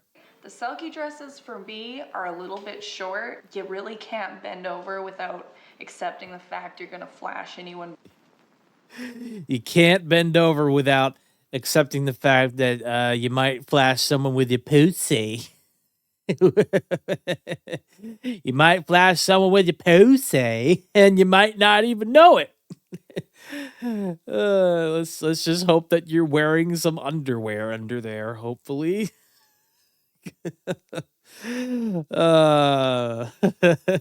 Behind you. So for that reason, I got this other dress. I got this one. This is the La Belle Etoile Cotton French Puff dress. Now these dresses are $425? What the hell? No. Genuinely no. I could never in my life afford a single one of these dresses at all. are not cheap. I think my bank account would be screaming for help and my wallet would be dead. My wallet would be absolutely dead. $425. And here's what it looks like. It's the classic tried and true Selkie shape. The only difference is it's a little bit longer. And one thing too is it looks like it's more of a cotton fabric, which I like because the organza sometimes I find itchy. So I got this one. I'm gonna open this chaotically. Fair. Ugh. This looks like a grandma's curtain in the best way possible. Oh, I like this. It's so pretty. Where are these dresses made, by the way? I've never checked. Made in China. Okay. For some reason, I thought they might be small batch, made in like Los Angeles. I don't know why I thought that. This is so cute, and I feel like it's gonna really go with my hair. Nice. You know what I've learned for being on this earth for 24 years? There's nothing in the world that you can depend on except for my skin to react to anything itchy. That I can depend on. Yay. Look how much skirt is on this dress. It's so full. Also, from the other Selkie dresses I tried, this one is not itchy at all. Well, I mean, I'm glad it's not itchy, at least. That's thank goodness for that. Thank goodness it's not itchy by any means. This cotton, so nice and soft. I also really like this little like band of almost like an eyelet at the top. A little bit, it's yeah. Just so cute. We gotta do a spin in. Hell yeah. Whee! Ooh, look Whee. at that. And actually, it'd be a really cute maternity dress too. This was $425. It's pricey. I mean, the craftsmanship. I mean, all of the dresses in every single one of her videos so far, granted, we've watched 2 of them, but every single one of them have been pricey, okay? One of them was as expensive as a car, a used car for that matter. Oh god. They're all pricey, Mia. They're all pricey. It's really well made. There's so much fabric here. It's an investment. You have to really love it, but I think it's really pretty. And I think it's worth the hype, and the expectation versus reality is a success. Hell yeah. Okay, the next brand of dresses we're gonna try is 2 dresses from Mina. Mina's super popular on Instagram, almost 1 million followers on Instagram, and also appears a lot on Pinterest. You're probably recognizing these dresses because of look at how small that waist is. Is that an 18-inch waist? Violet Chachki who? These mannequins are so outrageous. Violet Chachki who? Are you kidding me? And I don't even know if people realize on first glance what's going on, but like it's the I genuinely don't know what's going on with this dress. waist. It's just so The waist, man. That's too small of a waist. outrageous. The other reason they're so popular is look how beautiful this is. I mean, this is like an art piece. It's very artistic and very creative. Every dress looks different and every dress is super enticing. These dresses are very pretty to look at. I will say that. It is very pretty to look at for sure, but my god, looking at some of the prices, you're just like, what the fuck? why is it that much? So I actually assumed that you couldn't purchase these dresses, but sure enough, you can. They're for sale over on their website. I literally thought they were just art pieces, Oh my like God. not real dresses. Now I want to be completely transparent with you guys. This video is not sponsored by Mina, and every single dress that I bought with my own money. But Mina did actually approach me a few months ago. Really? Huh. I had no idea, but I mean, I'm glad the video is not sponsored, so I don't need to skip anything. I'll take that as a win. To do a video about their dresses. And so we went back and forth a little bit because I really didn't want it to be like sponsored by Mina. Right. If they wanted to gift a dress for it, but I had to be able to have my own opinion on the dress. As in like if they want to give me the dress, I'll take it and not spend $600. But I need to be able to disclose that to you guys and also have my own honest opinion. So we eventually got to the point where they were gonna gift me one dress to be in the video and I was allowed to have my own opinion. But then I was kind of just like, why? Because then I have to like update them when the video goes up, and there was only certain dresses that were available. I was like, you know what? No, I'll just I mean, I'm glad she came to that point where she was just like, why am I doing this? Because at some point I would need to update them to let them know that the video is out. And then eventually she's just like, you know what? Nah, it's not worth it. spend the money, get the dresses. I won't have to answer to anybody. That's the way I like to do it. I And that's fair. You know, that's totally fair. don't even know if that was worth mentioning. I just felt like it was important to be transparent that I have spoken with Mina, but this is in no way sponsored and they're not paying me and they didn't gift these. But anyways, let me show you the dresses that I purchased. So I picked up 2 different dresses. This beautiful peach ruche dress with sparkly little squares underneath. It was $610, which in my opinion is shockingly low for the design here. I know $600 is expensive for a dress, but like this is very glam Yeah, but again, it is very expensive for a dress. and beautiful. And then of course this one, I'm a little nervous that my boob might be out on this. Just wear a bra. Just wear a bra when you're wearing that dress. Oh, we got an ad break, chat. Hang on. We'll be right back.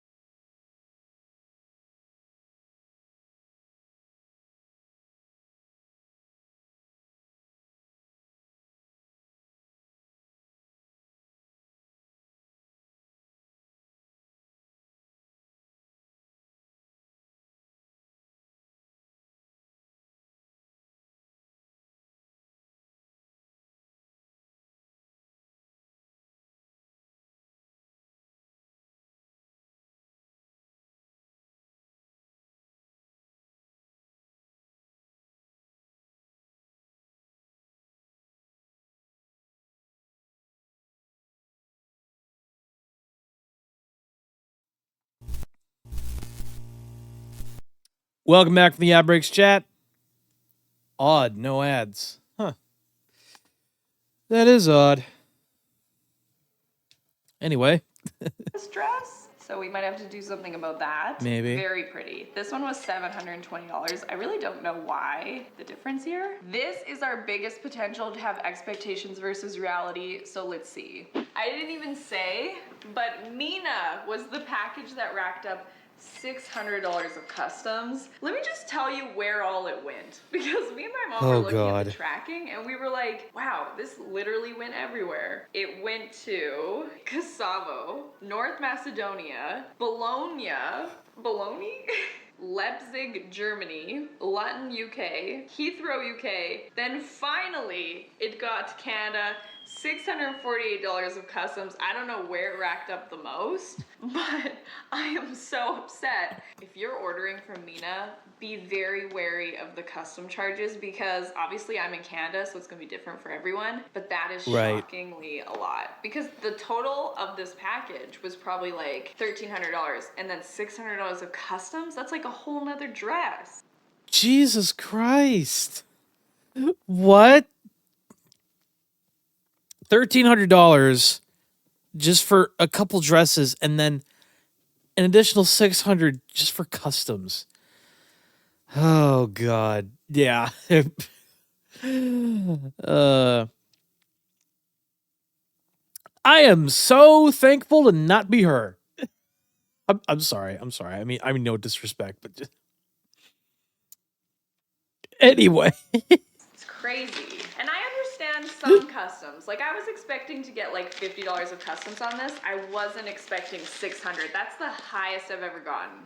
Yep. Wow. Ooh. The fabrics look similar to the photo. Are we gonna have a expectation versus reality success? Whoa. I will say some of the gems have fallen off. Yeah. Floating in here. I'm excited. I was not expecting them to be this nice. I thought for sure this was going to be expectation versus reality, but I think it's gonna be good. I mean, spoiler alert, I don't have an 18-inch waist like the mannequin, so it's gonna look a little bit different on me, but I'm actually pleasantly surprised with how it looks. I have a few pointers that I don't like I don't like the way this mesh is finished on the corner, or I guess not finished, like it has some loose seams, whereas in the back here, it looks better. I can hardly look down at the dress because the turtleneck part is so tight, which has unlocked a new insecurity, like, am I Mrs. Thick Neck? Okay, as far as the fabric goes, this sleeve and this ruching is so nice and soft. I don't think it's real velvet. The cutout flying through here and then taking this like ruche all the way up past and through. It's so creative and fun. And all of these jewels are hanging on very well, even if I shake around. You know what it looks like it could be, honestly? Ice dance. It's funny you say that because when I was in the bathroom, I was like, this is figure skating. Yeah. It looks like a really pretty figure skating look. This one fits me a lot better. It's not choking me. It's accounting for my thicker neck. The only thing that I did notice that was a little bit weird is it kind of feels like I'm in one of those bullet bras. Like, you know those pointy bras? That goddamn picture again. The bullet bra. God damn it, man. I swear, every time bullet bras are mentioned, I always see this same photo again and again and again. Curse you. Curse you and your bullet bra.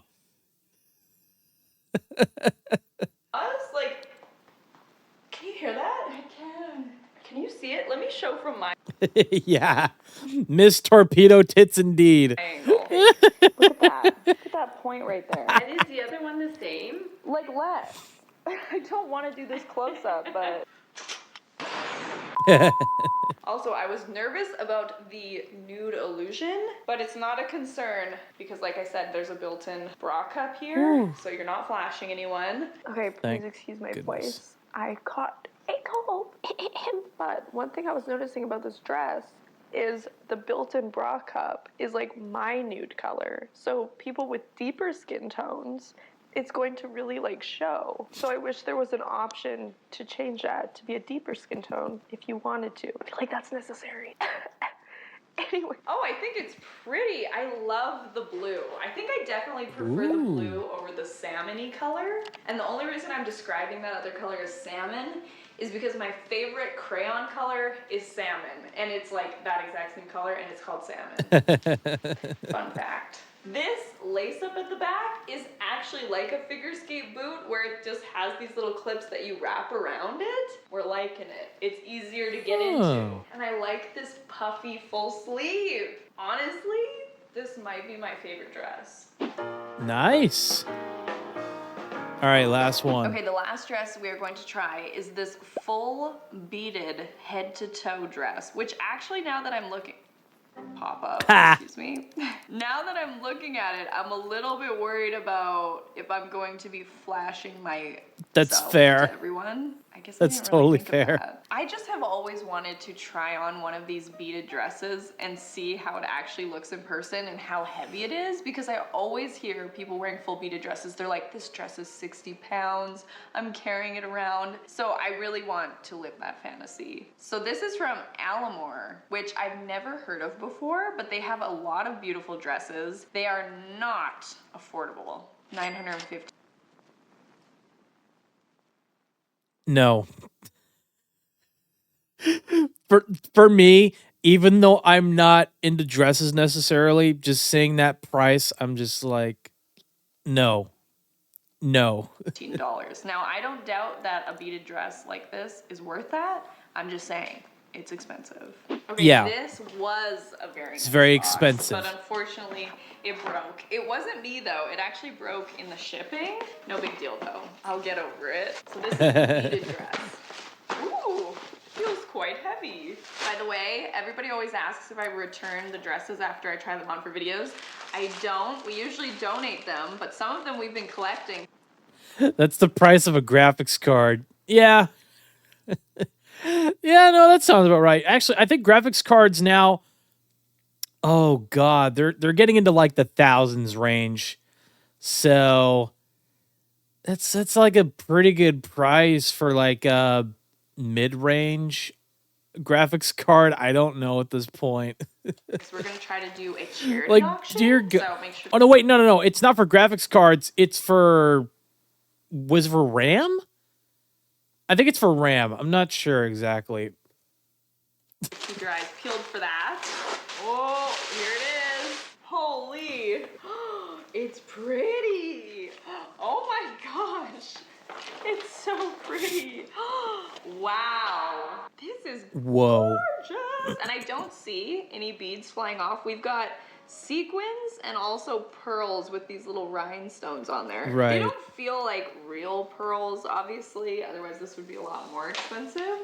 But they look really pretty. We have a built-in bra up here, so we don't flash anyone. Let's try. Yay. Okay, a small, brief interruption for me to break a piece of the dress. Actually, not me, my mom. The strap off! I didn't do it on purpose. Oh no. I was trying to lay them all in sequence here, and it broke so easily. And now I have beads in my hand. So this is what broke. It's just on like a string, and then normally it would wrap around to here. Well, I'm not gonna fix it. No, I'm not going to.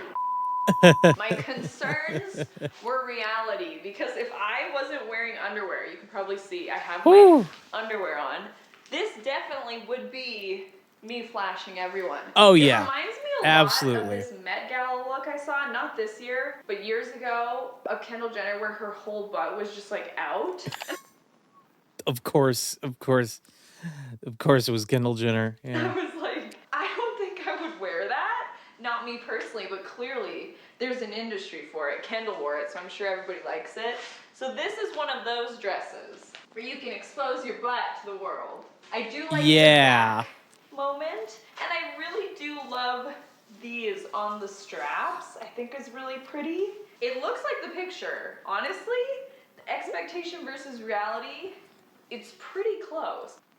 Checks out, honestly. I'm not mad at it. And you know what? It wasn't a scam. It showed up and it looks good.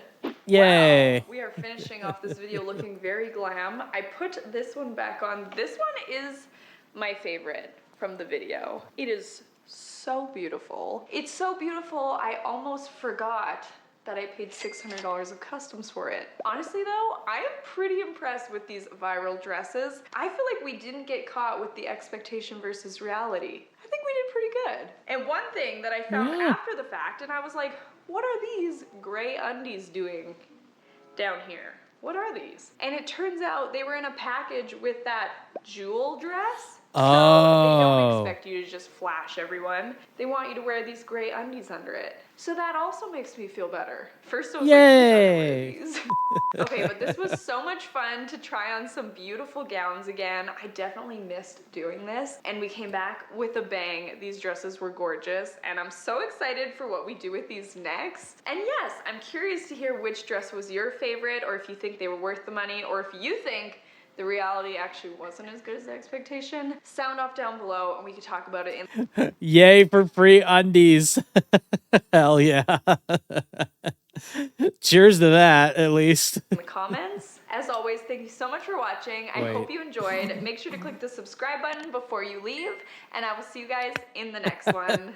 Bye! That didn't sound right, yeah. That did not sound right at all.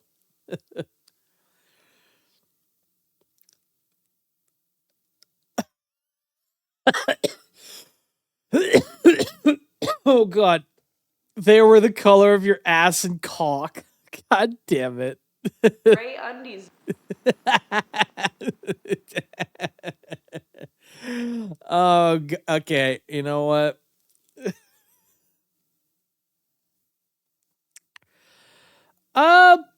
Hang on. Hang on. No. Hang on. Hang on.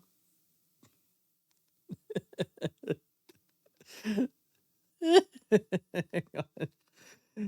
You know what? Let me take a screenshot here. Boom.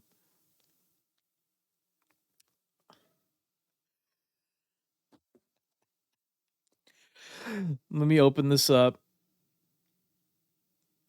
in GIMP. No, wait. Here. No, screenshots. Thank God. Boom. Let me get the hex code. The most modest part of it. Okay. B4BDCF. Okay. And you know what? Just for the sake of simplicity, let me get the other one from my character here. And C1, C2, C1.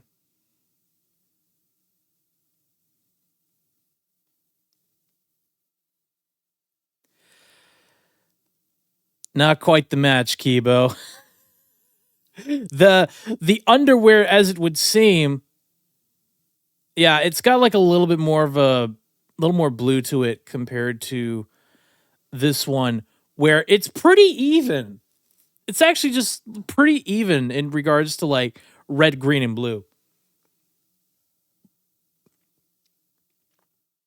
'Twas a joke. I know it was. I know it was a joke. That's just saying. I was just saying, bro. It's close. It's pretty damn close. I'll give you that one. Also, remember lighting can change colors. Yeah, that's true. I think we still got like less than an hour. Yeah, but like less than an hour left.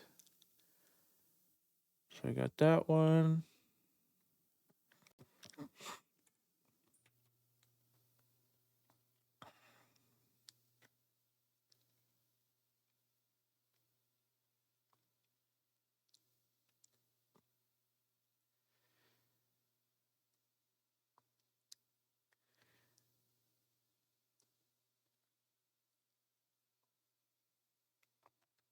You know what? Let me just go ahead and do this. Because I'm bored. I'm just bored. Mortal Martian is requesting you to put on the best content on the internet, homosexual content.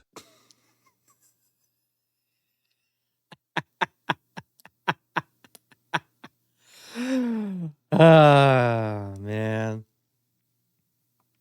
I am never going to get tired of that redeem. At all. I do feel like I need to add a sound effect after that happens, but I'll do that later. Or not just like a sound effect, but like a sound effect for that and every other redeem.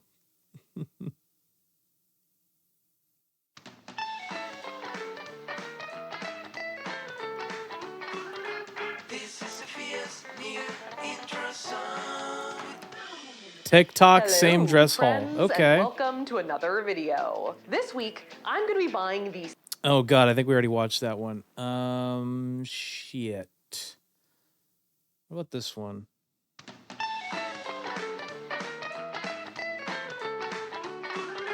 This is Sophia's new intro song. Hello, friends, and welcome to another video. Okay, this is new. This is not new, but like new to me. All right. This week, I'm going to be buying the first 5 things I see from TikTok Lives. TikTok's not there yet, but I think we better move fast. Now, if you flipped around TikTok recently, one thing is for sure. Live shopping is back in, baby. QVC's legacy has risen from the depths of Lisa Rinna's feathery bob and is now haunting all of our For You pages. Now, this isn't completely out of the blue. Social media platforms as a whole have been pushing live streaming for a while, from Facebook to Instagram to YouTube to good old TikTok. Touting it to users as a way to get boosted in the algorithm, tech companies love live streams because they keep viewers' eyeballs on the platform for longer durations. And I will say, this wave of live streaming content on TikTok has inspired a lot of interesting expression, like hamsters raving on their little wheels, shrimps raving in their tanks, the ASMR wizard frog, and this gold-masked guy counting what I can only assume are wads of cash on camera for hours at a time. But there's also been a huge influx of shopping live streams. New order, guys. Thank you so much for placing an order. Because what's better for TikTok than having users who spend a lot of time on their platform? Well, users who also spend money while they're doing it, of course. And I've been seeing endless live streams on my For You page of people selling mini treadmills, unique wigs, really cool 3D phone cases. Hey, wait, that mini washing machine looks kind of familiar. Oh, hey, look, it's Robert Irvine's protein bar. Oh my god. Don't you just love it, Chad? Don't you just love it when all these social media platforms keep pushing live streaming onto their users? And then all of this live stream shopping shit happens and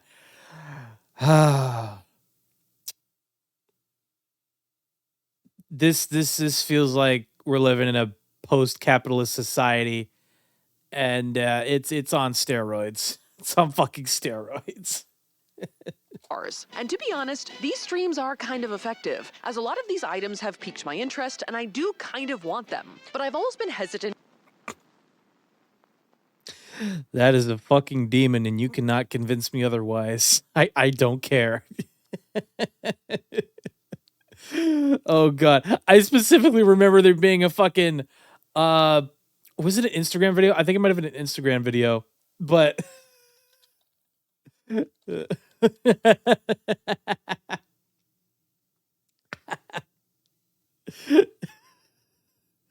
yeah. You know. Let me bring that video up because this is so good.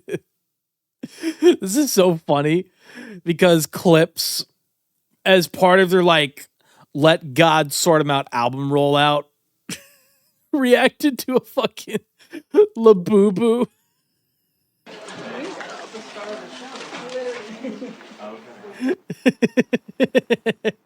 Push T's is like, are you serious?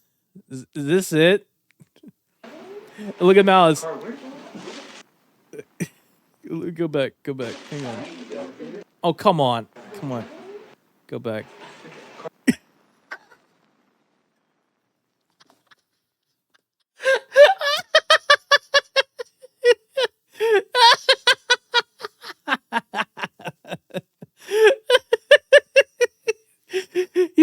standing there like, oh Lord, please protect me.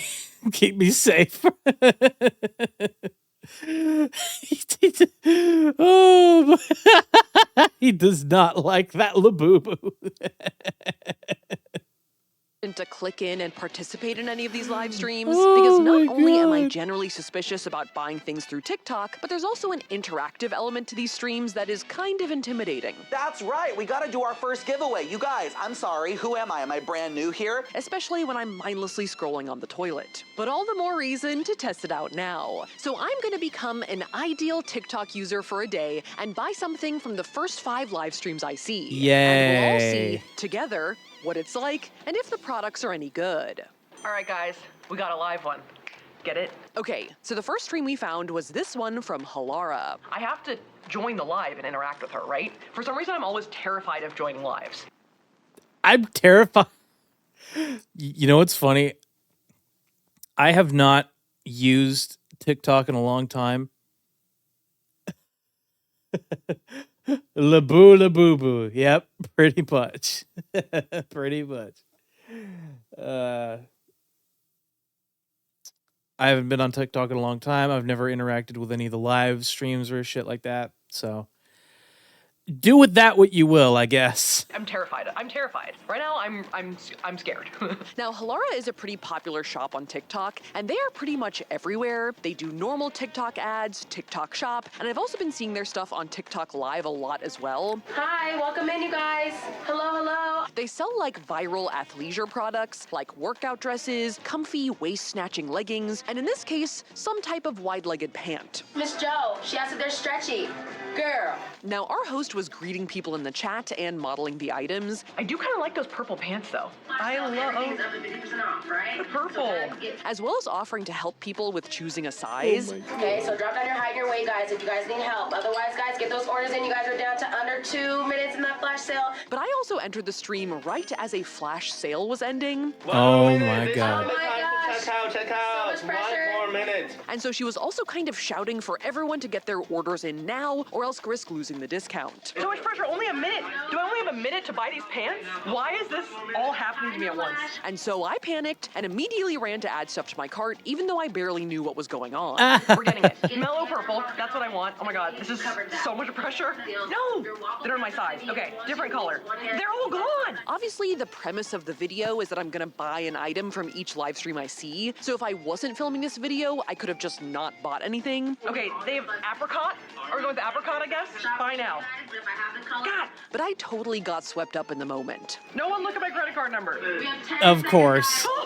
What the Shit! 6, 5, 4, 3. I don't think I got it. But alas, as I was trying to enter my payment info, the flash sale ended, and I missed it. Okay, here, let's just mute her for a second, because it's been like, I feel like Jesus this is like psychological Christ. warfare. It's like endless, like, you missed it!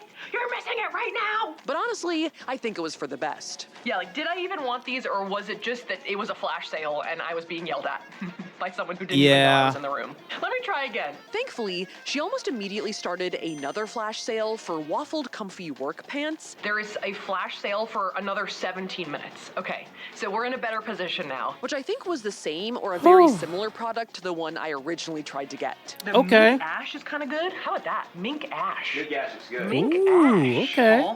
Oh, no! Mink ash we don't have. Damn it. I could get a regular. large. I'm gonna look like an idiot, aren't I? So I got the gray in a regular length and a light blue Mountain Spring in a tall. So after some trials and tribulations, here are my first items. The Halara high-waisted, plicated, side pocket, wide leg waffle casual pants for $19.94. And I bought 2, so the 50% off thing just cancels out. Yay. Perfect. Unfortunately, right after buying, the host did show a darker blue pair, which I actually liked better, but I had already checked out. The dark blue did look good. I'm not gonna buy a third one. That's too much. Okay. That's too much. We're gonna move on. So the second live we stumbled upon was from a company called Windsor. Oh, shit. Yeah. We're about to have to buy a prom dress, aren't we? I hadn't heard of them before, but they are verified, and they seem to be a clothing boutique of some kind. In this case, selling prom/formal dresses. Oh, God. Yours is on a rooftop? That is so my vibe. So you're gonna be like this? Our stream had 2 hosts who were helping people by recommending dresses and then also trying them on. And trying to get into the mix, I asked if there were any dresses with a dark aesthetic. Wait, really quick. Sophia, do you want short or long? Oh yeah. They're talking to me. Yeah, let us know if you want short or long. Maybe long. Long. And honestly, it was kind of exciting when they acknowledged my my God. chat. Like, oh hey, this is a personalized shopping experience. I think maybe long if you have any. So dark aesthetic long. This is fun. Shit. This is Sophia. Oh no, oh no. She be popping. Oh no, oh no, oh no. Now, I kind of thought I would be able to fly under the radar and hide amongst the chat. What's up, girl? Should I tell them it's a video? But I did get found out here. Hopefully that doesn't affect our experiment too much, but it was too late now. I guess Yeah. we're not doing this on a burner account. We could have been doing it on a burner account. Oh well.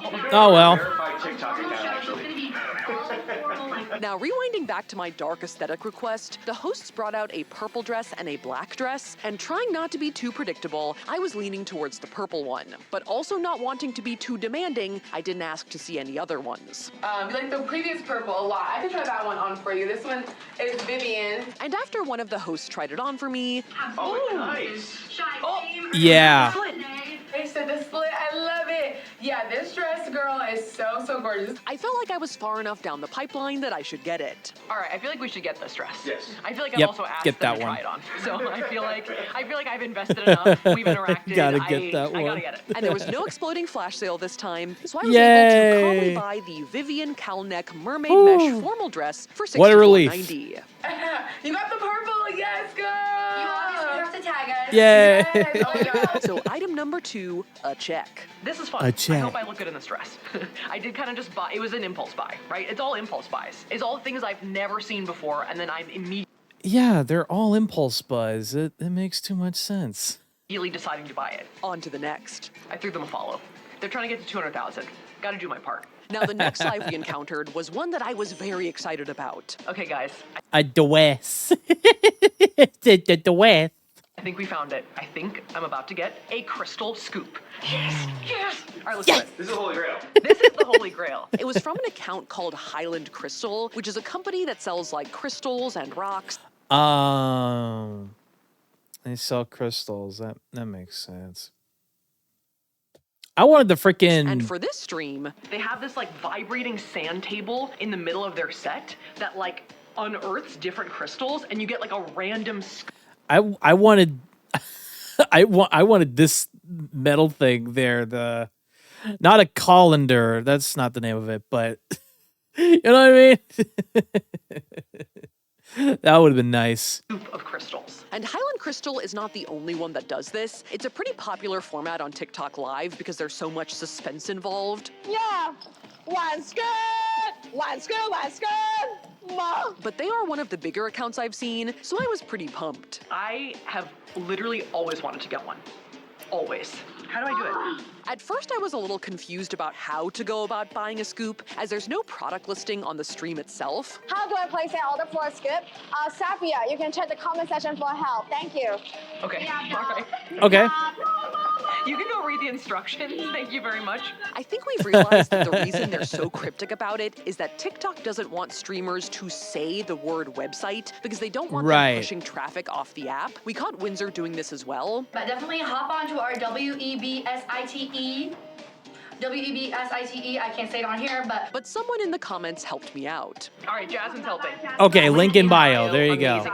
Now, on their site, you can buy any number of scoops. I just bought one polishing crystal amazing scoop for $56, but if you buy more, Damn. I think the idea is you get more and better free gifts. For example, if you buy 10 scoops, you can get this giant pillar. Ooh! Ooh, chat. That's a big pillar. Whatever you do, chat, don't shove it up your ass. Don't shove that up your ass. You will regret it. You will absolutely regret it. And I get it. I get it. It's an enticing pillar. It's a huge ass pillar of crystal. But it does not belong in your asshole. This is not supposed to go in your ass.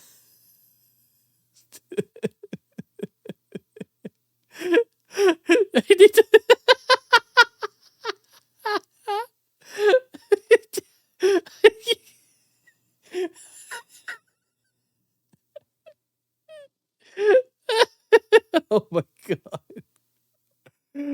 Oh, hang on. Hang on a sec, chat. I need to get I need to set Oh my god. The fucking screenshot is killing me.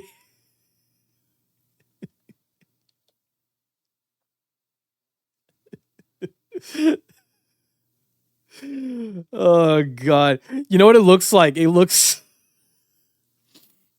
Oh god.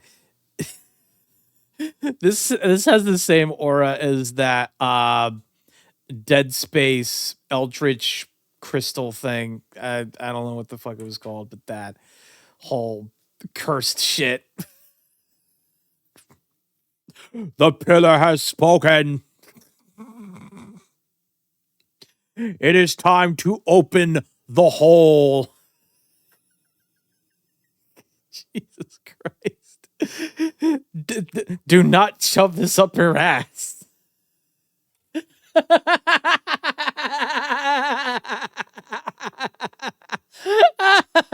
Oh my god. She looks like she did shove. It does. It does. Like, that's a huge crystal. Someone said boyfriend size. Boyfriend size! And with that purchase made, it was time to wait for the host to get to our scoop, which did take a second, because she's not just endlessly scooping, she's also kind of doing a show in between scoops to get people to stick around. Oh like my god. restocking the sand pit, showing off free gifts, and discussing various topics with the chat. I'm just faking it every time. I love faking it. Just like when I'm on the bed, I'm also faking it in front of my boyfriend's face. I fake it. Ranging from what type of pet is best. Rhino. Can Rhino be a pet? Harry, be serious. Oh my gosh. Perry, pull it together, Perry. To is this giant crystal a viable sex toy? You will die for that mosaic tower. You will definitely die for it. You will die by using it, okay? And what are we talking about right now? What are we After about talking 30 about minutes here? of hanging out, Sheesh. it was finally time for my scoop. All right, we're back from the bathroom. I think we're next. Let's order. Children! Sophia, Angel number 666. That's us. Now, we did get a few bonus towers at the beginning of our scoop, I think because we were new and also because it was crazy hour. But Yay! One scoop, 6 boys. Those are huge. Those are it was over in huge. pretty much the blink of an eye. Like what you just saw was pretty much it. Wow. 2, 1, thank you. Is that it? But despite its brevity and the amount of time I had to wait for it, I still had fun. All right, there you go. We got an There you go. amazing crystal scoop, baby. I wonder what the rocks will be like when they get here. So I guess that's item number 3, a check. So for our next live, I stumbled upon this one from Colorful Sheep. This is what Okay. looks like crocheted anime characters. Crocheted animated characters, at least. Huh. I'll admit the crochet, it looks kind of cute. I'll give you that one.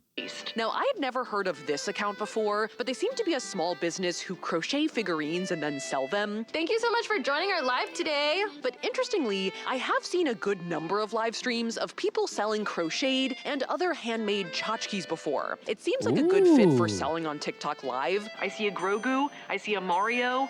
I see, is that a Farquaad? No. I'm going to No. get roasted for not knowing who that is. Like items That's you not a might not know to Farquaad. search for, but things you might like and want if you stumbled upon them. Now, I was interested in some of the Nintendo-related characters they had. We like Nintendo and Pokemon. Say less. We have Mario and Luigi right here, Nice. Sophia. We could get Mario and Luigi.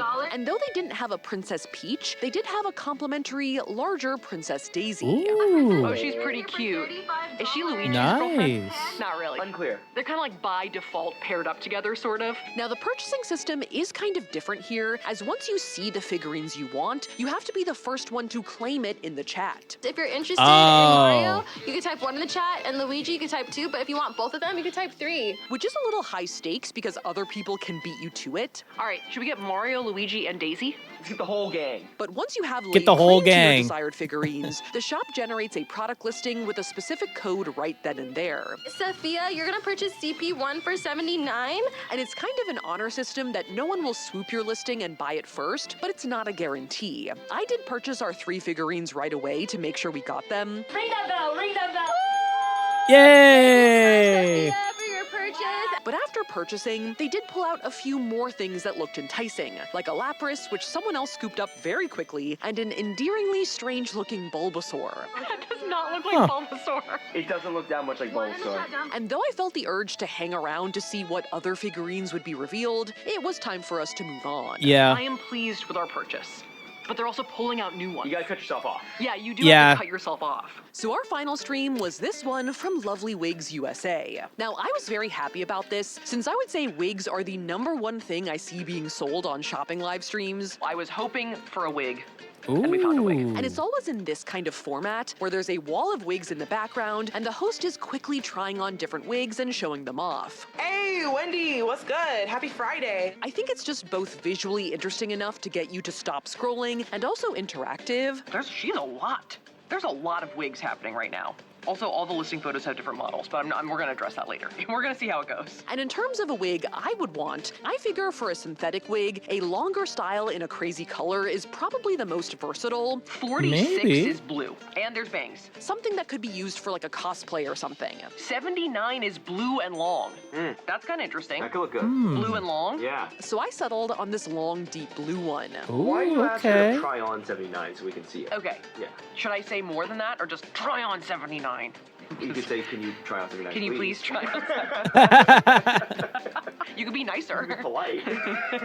Beyond trying on wigs at lightning speed, our host was also kind of monologuing. I want to play like basketball in this. Which was pretty impressive. Like, she had to come up with things to continuously chat about by herself while endlessly trying on wigs. My Stevie Nicks wig, my little flowy princess red, my wine red with the darker roots. This one's number 7, she's the little sugar plum fairy wig. And though it was interesting to see the wigs that other people requested, once she tried on mine. Yes, this is us. If y'all gonna go see that Coraline remake, you gotta get this one. Coraline? Ooh. That's a vibe. That's what you're Okay. It just it's a vibe. confirmed it was the choice for me. It's like dark but really vibrant. This color eats. Yeah. I think it's brighter than I thought it would be, but I think that's good, because then it'll be even more different. I agree. I think we should get it. So we went with the blue long wavy hair 28-inch synthetic lace front wig for $59.95. Yes. All right, order is confirmed. We have a wig, people. Scott 79, let's go. I'm not that great with wigs, but I'll recruit someone to help us check it out. So with that, we have our 5 orders on their way. Yay. The Halara pants, the Windsor dress, the mystery crystal scoop, the crocheted figurines, and our blue Coraline wig. And the next time you see me, I'll have my haul. And I might be getting free priority shipping, so it could Hopefully. be soon.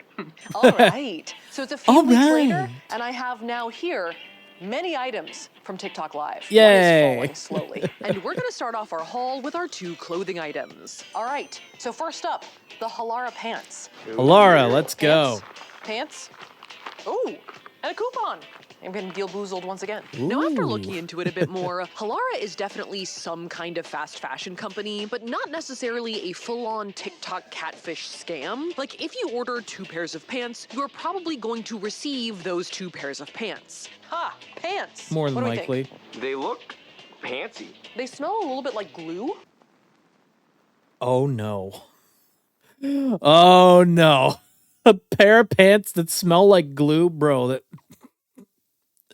That's not a good sign. But the overall quality is dubious, and the price point is close to suspiciously low. Kind of like other TikTok viral companies like Cider. They're not that thin. Well, no, they are kind of thin. They're kind of thin, but they Kinda feel thin. comfortable, right? These were billed as comfy work pants, and they do sort of feel like you're wearing pajamas. These are pretty comfortable, I'm not gonna lie. This pair is the regular length, and they're a little short. The platform Crocs are not helping, but I refuse to take them off. So. And the longer length isn't that much longer. I just feel like long could be long, you know? Yeah. This is like just long enough. I think these colors are okay, but I do wish I'd gotten the darker blue pair that was pulled out right after I'd purchased. Damn. It's fine. It's fine. It's okay. Wait for the next flash sale. It's fine. I'm sure there's one going on right now. I don't think I'm actually going to go back and get it because I think the pants are just okay, but I do have a little bit of live buyer's remorse. Yes. From like just pulling the trigger and then seeing that the other color was better. They call that the QVC Queasy. The QVC Queasy. That. You know what? That's not too far off, actually. Now on to our Windsor dress. Now, I didn't know much about Windsor before purchasing, but they're actually more than just an online boutique, as they actually have over 350 brick and mortar stores. And the price point is generally affordable, though not quite suspiciously low like Wish or AliExpress. All right, I see some velvet, some crushed velvet. Okay. Oh, silica packet. Don't eat that. So don't eat that or don't need that? Don't eat that, obviously, but you don't need that. Both. And Both. overall, I would say this dress is cute, but a little thin in the material. Oh, it's actually long. For some reason, it seemed more Ooh. like tea length. Right. But it's nice and long. And though I do like aspects of it, I don't think it's the most flattering. It's a little bit unforgiving, so I put on some shapewear, but the shapewear is peeking out in various areas. Yeah. So please ignore.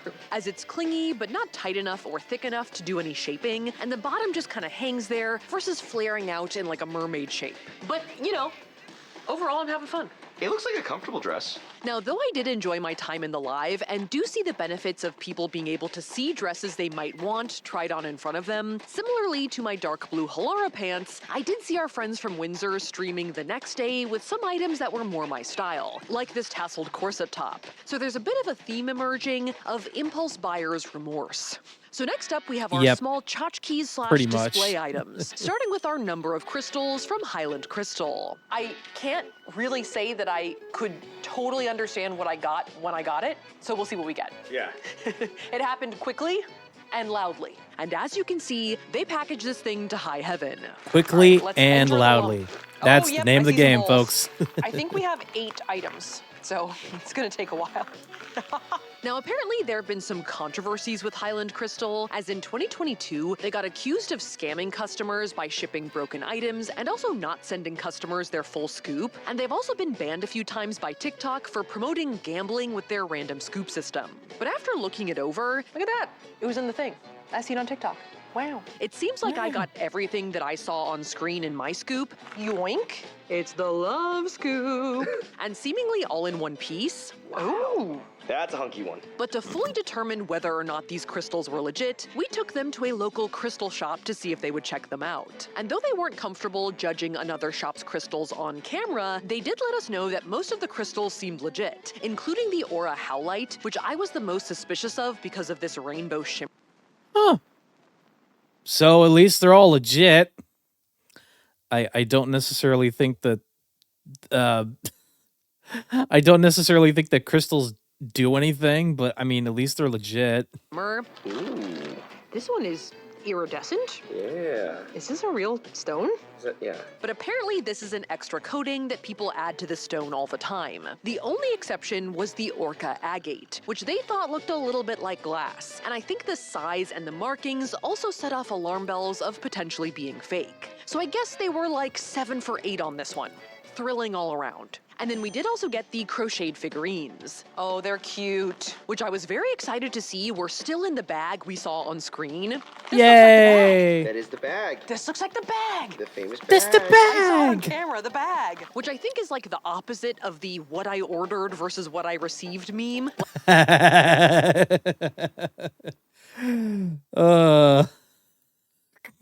I love those memes with the what I ordered and what I got memes. They're so funny. Like I got exactly what I saw. Yep, indeed she did.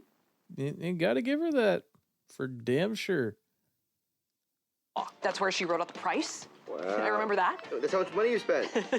79 bucks. Now, Colorful Sheep seems to be an actual small business with very little footprint outside of TikTok, though on TikTok they are a star shop with 5 stars on over 2,000 reviews. Oh, I kind of wow. like that Daisy is so much larger than the boys. Yeah. She's like a Than the Lady boys. Dimitrescu. And I feel like they represent the best use case of TikTok live shopping, like getting to buy from a small business you probably wouldn't have heard of otherwise. There she is, the lady of the hour. Now, I like the characters we got, especially once we put them on these little stands. Kind of mid-jump. Yeah. Oh, that's even better. Mid-jump vibe. Ooh. But I do think if I had thought for a second, I could have asked to see other items that now I see they have. I feel like in the moment I was like, what do I like? You know, like that like man on the street thing where it's like, name a woman. And you're like, I don't know.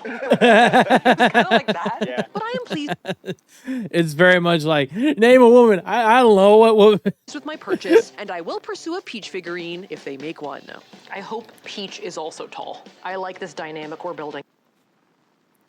Peach needs to be tall. She tall.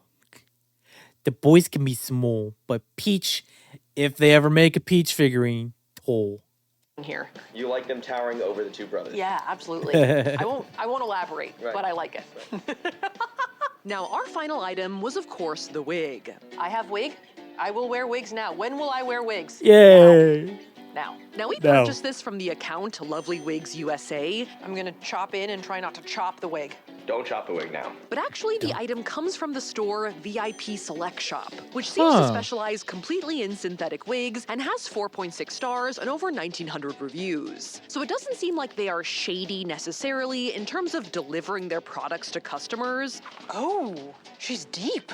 This is like an ink blot, an indigo ink. But trying to track down the origin or parent company of this shop led us to starryfashions.com, which is a dead end, and VIP Teacher, which is like a job portal for teachers based out of Dallas, Texas. And to top it all off, the bag our wig came in says Smilko.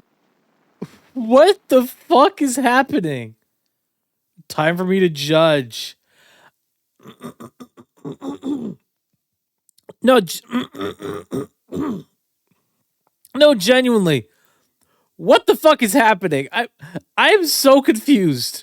Which is another separate wig shop on TikTok. So at best, VIP Select Shop is a mysterious website. Let's mount her. So buyer beware. Oh, hello. Now, in terms of the quality of the wig we bought, I recruited my friend and hair YouTuber Kaylee Melissa to help us evaluate it. Yay. All right, I have acquired a Kaylee. Hello. It's a rabbit hole. Yeah. Absolute rabbit hole here for sure. Just to get an expert opinion. She's very soft. I agree. I'm trying to decide if the shine is too artificial. Now, this is a synthetic wig, so some shine is probably inevitable, but it was definitely more shiny in person than it looked on camera. But one thing we didn't anticipate was how small it would be. Oh, yeah. Oh, this one's small. Okay. All right, enjoy this.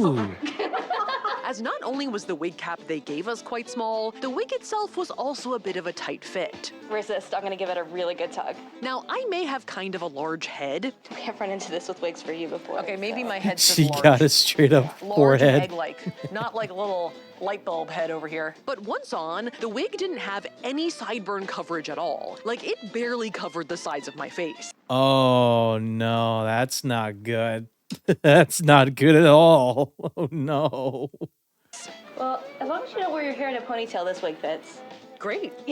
But besides that, it didn't look so bad. It's giving a multitude of vibes. Coraline, we've talked about. Sailor Obviously Mercury. Coraline. What was the other person we said? Katy Perry. And Yeah, a bit of Katy Perry vibes. hot Marge Simpson. Oh my god. Yeah, absolutely hot Marge Simpson for sure. Dream sequence Marge Simpson. Okay. Okay, let me look here. But to start, it's a lace front. Well, it looks nice. The color isn't too bad, and they cut the lace too far back at first. You cut the lace once it's on your head. Oh, okay.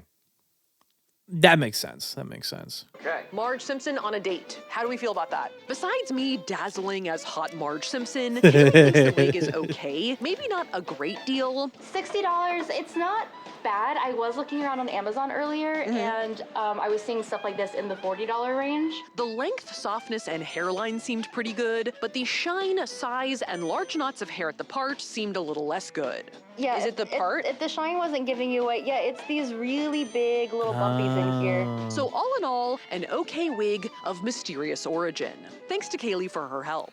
Now, TikTok is not alone in trying to become the next QVC. A lot of other platforms are also trying to make live shopping a thing. Like, Amazon is trying it with a ton of Real Housewives characters. eBay is doing it seemingly pretty successfully with collectibles and, like, trading cards. YouTube was gonna do it and then kind of backed off. See me at Beauty Fest in 2022. I think at least partially because they're trying to replicate some of the energy that live shopping has generated overseas. Partly fueled by the pandemic, live stream shopping apps in China have absolutely exploded in popularity, as live stream hosts can sell crazy high-ticket items like apartments, trucks, and rocket launches.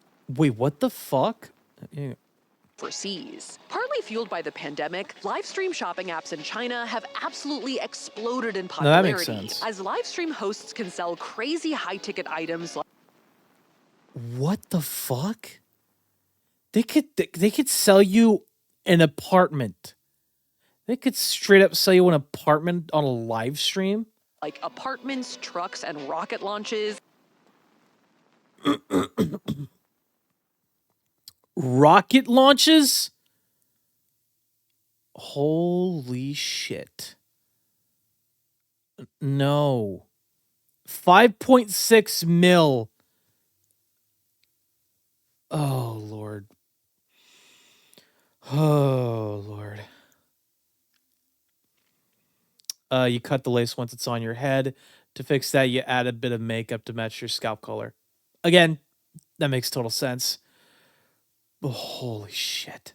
And can sell out items by holding them up on screen for a fraction of a second. A phenomenon that Western celebrities have tapped into by traveling to China and partnering with top live streamers. Like last year when James Harden sold 10,000 bottles of his wine in 5 seconds, and then proceeded to bust out this cartwheel attempt. And TikTok is going all in here, not only as a way to make money for themselves, but I think they are also directing users to start selling via TikTok Shop and shopping live streams as a substitute for actually having a real rev share model with their creators. I guess it's a preferable alternative to like doing live battles and asking for roses. I mean, yeah, that is probably a better alternative, but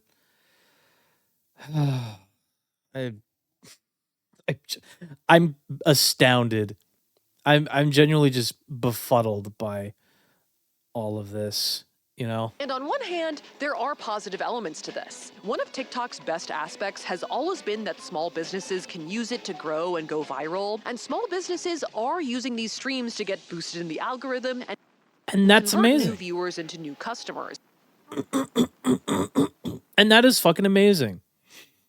The fact that this is giving smaller businesses the opportunity to advertise their services for sure through these live streams. But then on the other hand, you're also opening up the door for there's like the potential for other shops to potentially host these live streams and try to scam people in front of their face. You know what I mean? And sell their products. But there are also pros for viewers as well. As in the best use cases, you can get to know new businesses and interact with and see the actual product you're buying. Like someone will pull out and try on the dress you want, or someone will pack your order live, which can potentially combat the what I ordered versus what I got phenomenon. And because of the live chat, you can actually initiate these interactions. Let us know in the comments anything else you'd like to see. You can ask questions to the host, request to see certain items. Let's show you the eye. So that one's one of my favorites. And converse with other people in the chat about their experiences and opinions. So in a lot of ways, it actually recreates aspects of shopping at a brick and mortar store more so than other online shopping experiences. It's almost, in its own way, old school. Yes. You know? Now that said, I think TikTok has gotten oversaturated with TikTok Shop and live shopping posts, which is making it harder for small businesses to break through and potentially wearing down users' goodwill. That's what I was also getting at as well. The oversaturation aspect to the point where more scammers are getting recommended in the algorithm compared to smaller businesses. So, yeah. Where there are more posts on your feed where people are trying to sell you something than not. And I've also noticed shopping live streams that raise some red flags. The banana's getting a little tossed around here. Like stream selling notoriously drop-shipped products and acting like they're a great deal, unauthorized sellers reselling products that may or may not be fake, streams using pre-recorded AI voices. You can always tell because of the lack of inflection at the end of the sentence. Please let me know if you have any questions. Let's keep it real for a sec. And this weird phenomenon where people are selling products on a live stream that they don't even physically have one of to show you. But this is what they look like, guys. They are a soft velvet, absolutely adorable dinosaur chicken nugget pillow, guys. I'm guessing these must also be drop shipped, but it's kind of ridiculous to try and sell a product by just showing us a picture of it on your phone. And even some of the streams we bought from, which seemed pretty popular and high effort, ended up being mysterious or have had shady pasts. So as always on the internet, but TikTok especially, buyer beware. I personally am interested to see how live shopping grows. I can see some pros to it, but my advice would be learn from my mistakes and take your time before buying. Don't get bamboozled by a flash sale, and potentially Google the seller in a separate tab before committing. So, do as I say, not as I do. XOXO, an impulse buyer. Thank you guys so much Yep. for watching. If you liked that Pretty video, make much. sure to smash that like button. And if you want to see more videos like this, make sure to smash that She even subscribe got the button. eye Here handbag, are our hell short yeah. form / social media handles, and here's our merch website. And with that, I will see you guys next time. Yay, that was fun. Oh, we got an ad break. We'll be right back.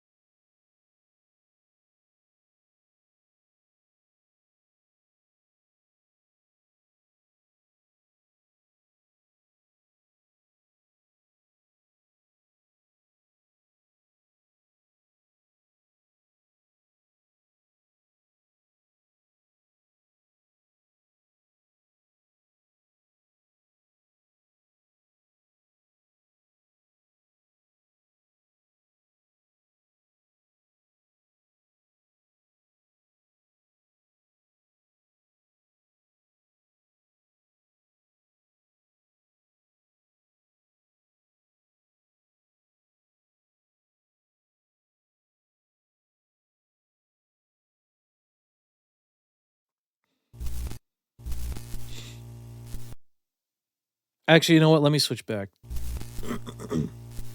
Welcome back from the ad breaks chat. This was fun. This was a fun stream. I'm gonna go ahead and look to see if there's anyone we could raid out to. Chat, if you would like to suggest anyone for us to raid out to, feel free to let me know in the chat. Just feel free.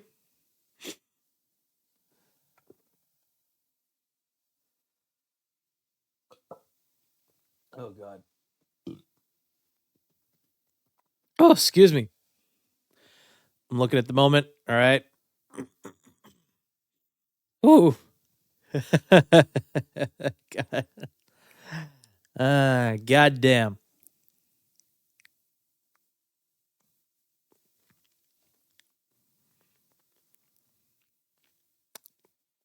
I'm straight up going through it.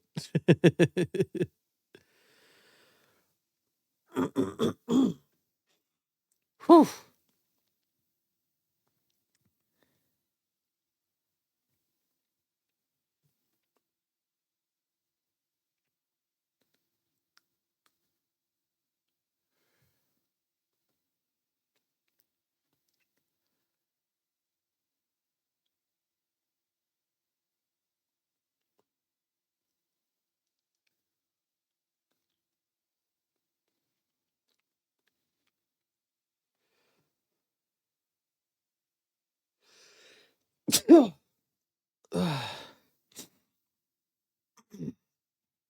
Zombie Dean or Kiwi Wolf?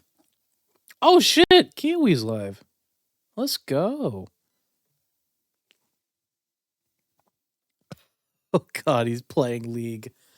Yeah, but there's only like maybe one viewer.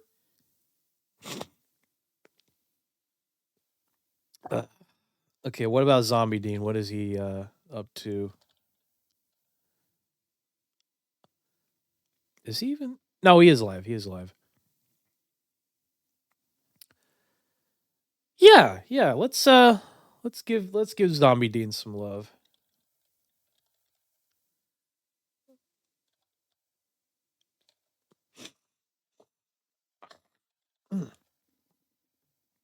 There you go, chat. There's your raid message.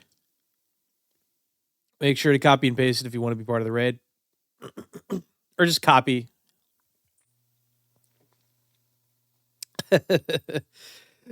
Oh my god, this is fun. Thanks for the stream. No problem at all, Kibo. Much appreciated. I'm just happy that people are here watching. Even if they just casually pass by. You know, I don't mind that at all. I don't mind that at all in the least.